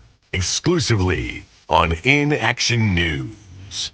Here now are Stone Ledbetter and Felix Foxworthy. Good evening, everyone. I hope you'll tune in tonight for my ongoing investigative series called Where Are We Living? It's been an eye-opening experience investigating the underworld of our fair city. Yeah, man, I thought last night's episode. Good stuff, man. Well, thank you, Felix, but I do have to tell you my exposure to our city's more criminal and questionable establishments has been staggering. I've seen things I can't erase. Yeah, last night's episode, you were at the Sweating Yeti Club. Yes, and I never thought I'd be in a place like that. Oh, come on, man. The Sweating Yeti Club ain't that bad. What? I don't think you understand. This place has an arena where they hold combat competitions called Who Will Win? Yeah, who was fighting? But Felix, it was terrible. This place, they make you place bets. On who will win. It's in the name, Playboy. Exactly. They lock the doors from outside and they make you bet on combat. Yeah. Who was fighting? Who was fighting? And who will win? Felix, you're missing the point. It was a horrible thing. No one should bet on what I saw last night. No one. At the Sweating Yeti Club every Tuesday night. Tell them Felix sent you and you get something funky on a punch card. Wait, are you that spokesman? Nah, man. I just go to the Sweating Yeti on Tuesday nights for Who Will Win. You were there last night? Well, yeah, every Tuesday night at the Sweating Yeti, man. So you already know who fought? Yeah, man. I just wanted to see if you would say it. You didn't include it in your special. Ladies and gentlemen, I did edit that part out of last night's broadcast. I did not believe it was appropriate or necessary to include footage of what I witnessed at the Sweating Yeti Club. Just understand that me and my camera crew were, indeed, locked inside and forced to make a wager on impending battle. Yeah, man. Who did you bet on? Who will win a fight between one full-grown male lion or 42 unarmed dwarves? Yeah, Playboy, who'd you put your money on? It was a difficult decision. One lion, 42 dwarves. I hate to say it, folks, but I put my money on... Never mind that, man. Did you win? I won 360 lives. Yeah, Playboy, yeah. Hell yeah, man. Yeah. And it was a good fight. Hard to watch. One poor cat, so many poor little fellas. Never seen anything like it. But boy, it got my blood pumping. And I feel so guilty about it. Yeah, man, listen, I feel you. I do, Playboy. Tuesday nights at the Sweating Yeti is crazy, man. The first time I went there on a Tuesday night. Why do I feel like your story is going to be so much worse than my story, involving a lion and 42 dwarves? Because you know me, man. But yeah, my first Tuesday night, I had to bet on... Am I really going to want to know this? Hey, Bonnie, turn off a microphone for a second. Mics are off. Nobody needs to know that. Nobody. My God, Felix. Hey, say what you want, Playboy, but I made $20,000. You made $20,000 on that bet? That is correct, Stone. I bet on the underdog and made bank, Playboy. See you there next Tuesday. I won't answer that question at this moment. Instead, let this be a reminder to check out my ongoing investigative series, Where Do We Live? Weeknights here on In Action News. In the meantime, we'll be back. From coast to coast and around the world. If it's not important, you'll hear it here. Exclusively on In Action News. Here now are Stone Ledbetter and Felix Foxworthy. Tonight, a woman with new breast implants was crestfallen when men maintained eye contact. But first, if you lost power last night, you're not alone. Over 10,000 Metro Power Company customers found themselves temporarily in the dark. The culprit of the unexpected power outage? A pesky squirrel. According to Metro officials, an unfortunate squirrel made the mistake of interacting with a transformer. He may have lost power, but the squirrel lost his life. Man, that ain't the first time that's happened. Squirrels have a thing for messing with transformers. You're not wrong, Felix. They're actually responsible for about 15,000 blackouts a year. 15,000? Yes, sir, or about 8.5% of all power outages here in the U.S. You wouldn't think that a falling animal would cause such a widespread headache. Oh, gosh. Falling animals can cause a lot of problems. I shot a duck once and things got really bad. Really, really quickly. Because you shot a duck? Oh, yes. I was duck hunting and shot a duck in the middle of the air. I think that's kind of the point, Bonnie. Oh, sure. But after I shot the duck, it dropped out of the sky and landed in the motor of a motorboat on the lake. My goodness, I mean, but what are the odds? Pretty low, I think. But that wasn't the worst part. When the duck landed on the motor ripped the duck apart and it sent feathers and blood and bones all into the face of the water skier behind the boat. There was a guy water skiing behind the boat? Yeah. I don't think he was expecting a shredded duck to spray into his face, though. I've never met the man myself, but I'm confident that he didn't expect that, no. I don't think so either, because he started screaming and let go of the rope to start wiping at his face. But when he let go of the rope, he ended up crashing onto the beach. My goodness, was he okay? Yeah, a family's charcoal grill stopped him. I guess it's a good thing the grill was there. Well, no. He knocked over the grill and the hot coals ended up setting fire to the lifeguard stand. My goodness, Bonnie, was the lifeguard okay? He wasn't on the tower at the time. Well, that's certainly good for him. No, it wasn't. He was on the ground being attacked by the family's pit bull. He was being attacked by a pit bull? Really bad, yeah. I hadn't noticed because I was watching the duck, and then the water skier, then the barbecue, then the fire. Then I noticed the lifeguard being mauled by the dog. If I'd noticed earlier, I would have shot the dog sooner to save the lifeguard. You ended up shooting the pit bull? Well, I meant to, but I missed the dog and shot the lifeguard. You shot the lifeguard? Was he okay? Well, no, because I shot him. Did he make it? Did he make what? It out alive, Bonnie. Did he survive? Oh, sure. He wasn't very happy, but he survived. Well, that is one heck of a story, Bonnie. And that's not even the end of it. Of course it's not. When the ambulance came to help the lifeguard, it had to swerve out of the way of the pit bull, and it hit a power pole, which caused a blackout like that squirrel did here last night. Our regards if you're left without power. We'll be back in an hour.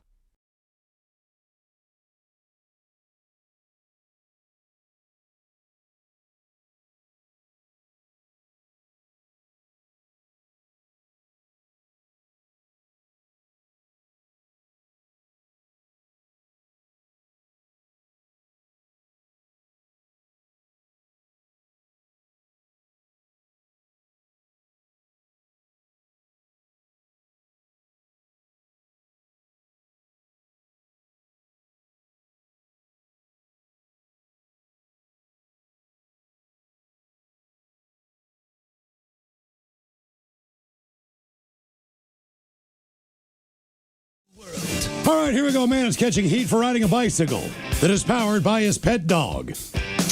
Also, never good when there is a huge rattlesnake under your bed when you wake up in a fog. Paulo used a dating app to rob men blind. A payphone is installed that shows that people can be kind. And a mom is accused of kidnapping his son's bully. It's time for your headlines. Now, it's time to hit the headlines. Here's my car. All right, our top story, we go to Utah, where a woman resorted to aggravated measures when it came to dealing with a bully. She alleges that her preteen son had been dealing with a bully at school and says that she launched complaints on multiple occasions with the school, but felt that they weren't adequately handling the situation. So she did what any level-headed parent would do. She drove around the area looking for the 11-year-old until she found him on his bike, cut off his path, commanded him into her car, and took him to her home where she forced him to apologize to her son. Damn. Adding that her husband could beat the youngster up, as well as calling him lucky that she didn't run over his bike. She then returned him home to go about his life. But that's not quite how our society works, and now she's facing some pretty serious charges as the encounter left the bully with significant emotional distress, high anxiety, and forced changes to his daily habits. She's currently going through her court trial. I hope one of his changes don't bully people because their moms might be crazy. That's kind of where I'm at, too. It's like, you know what? Hopefully Scared Straight works here.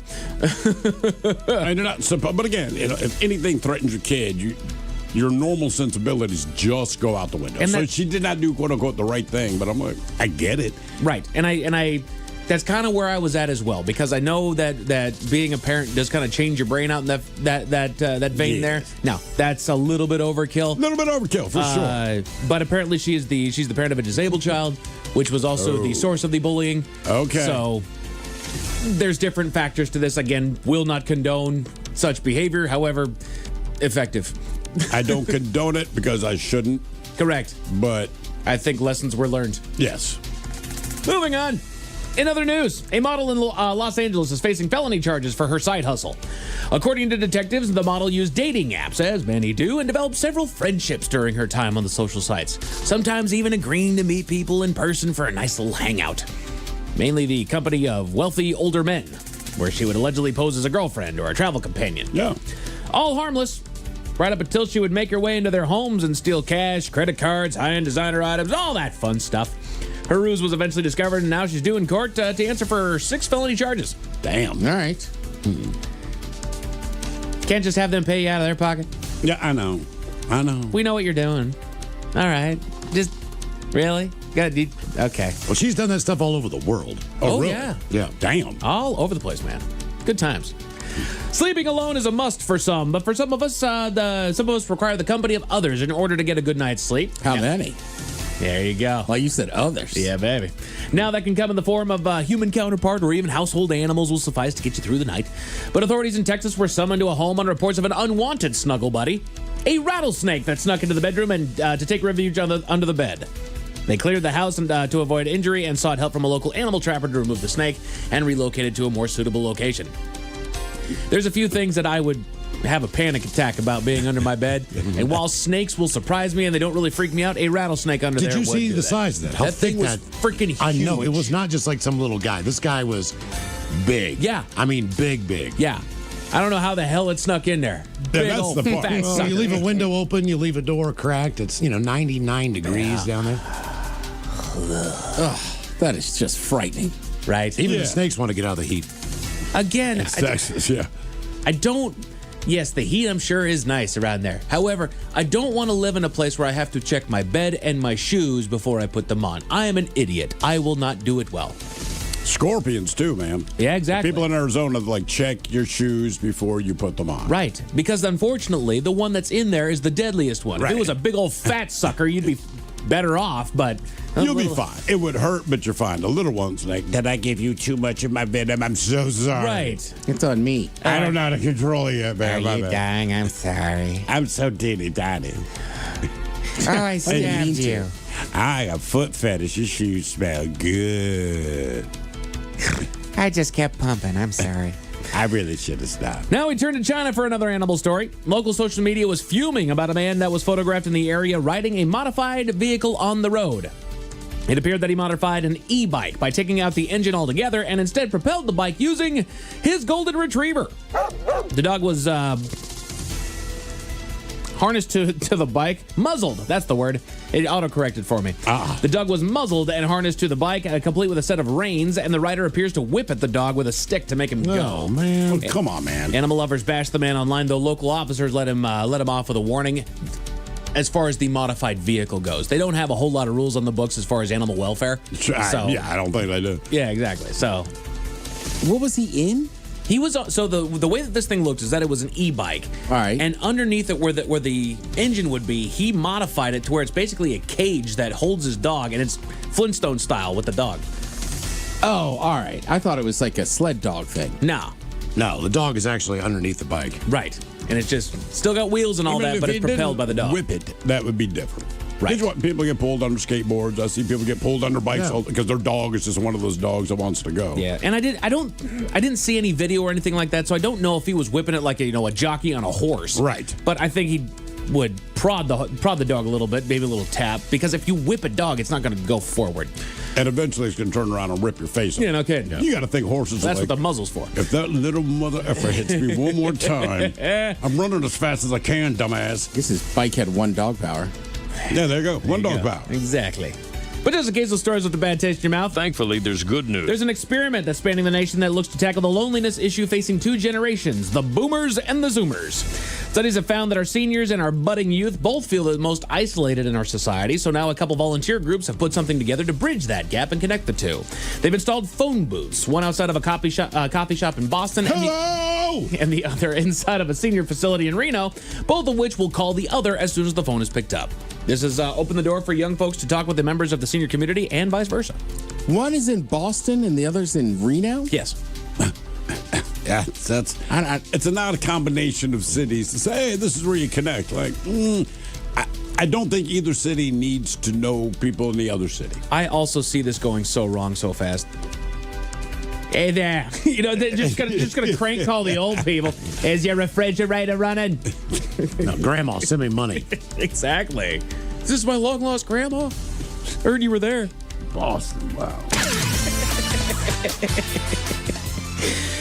Men's Room Sports is NBA basketball on ESPN, hockey on TNT and True TV. The Torrent are currently underway against New York over on Kong, and baseball is back, ladies and gentlemen, with opening game currently underway over on Netflix. Opening night, some would say. Mm-hmm. That's what call it. Tonight is officially opening night. Far as your weather, should just be partly cloudy with a low of 36 tonight. Tomorrow, they're expecting partly cloudy day with a high of 55. Perfect for opening day baseball here in Seattle. That's it for your headlines. With that, Mike Hawk is out. Thanks, sir. We'll see you next time for the return of Big Dummy. And Aaron Jones is stopping by at 4:30. He's bringing us a bottle of Jack Daniels and a pizza, which is very nice of him. Lovely Jolene's coming up in just seconds. Yes, indeed. It's almost all true. But in the meantime, well, we be all about this bitch. So until tomorrow, please, do what you do best. And for Aletha's sake, stay beautiful. The Men's Room has been taped before a live studio audience. Wardrobe and makeup provided by Mantastic Limited. This has been a presentation of the Men's Room Radio Network. Oh, man! A Double Flush production.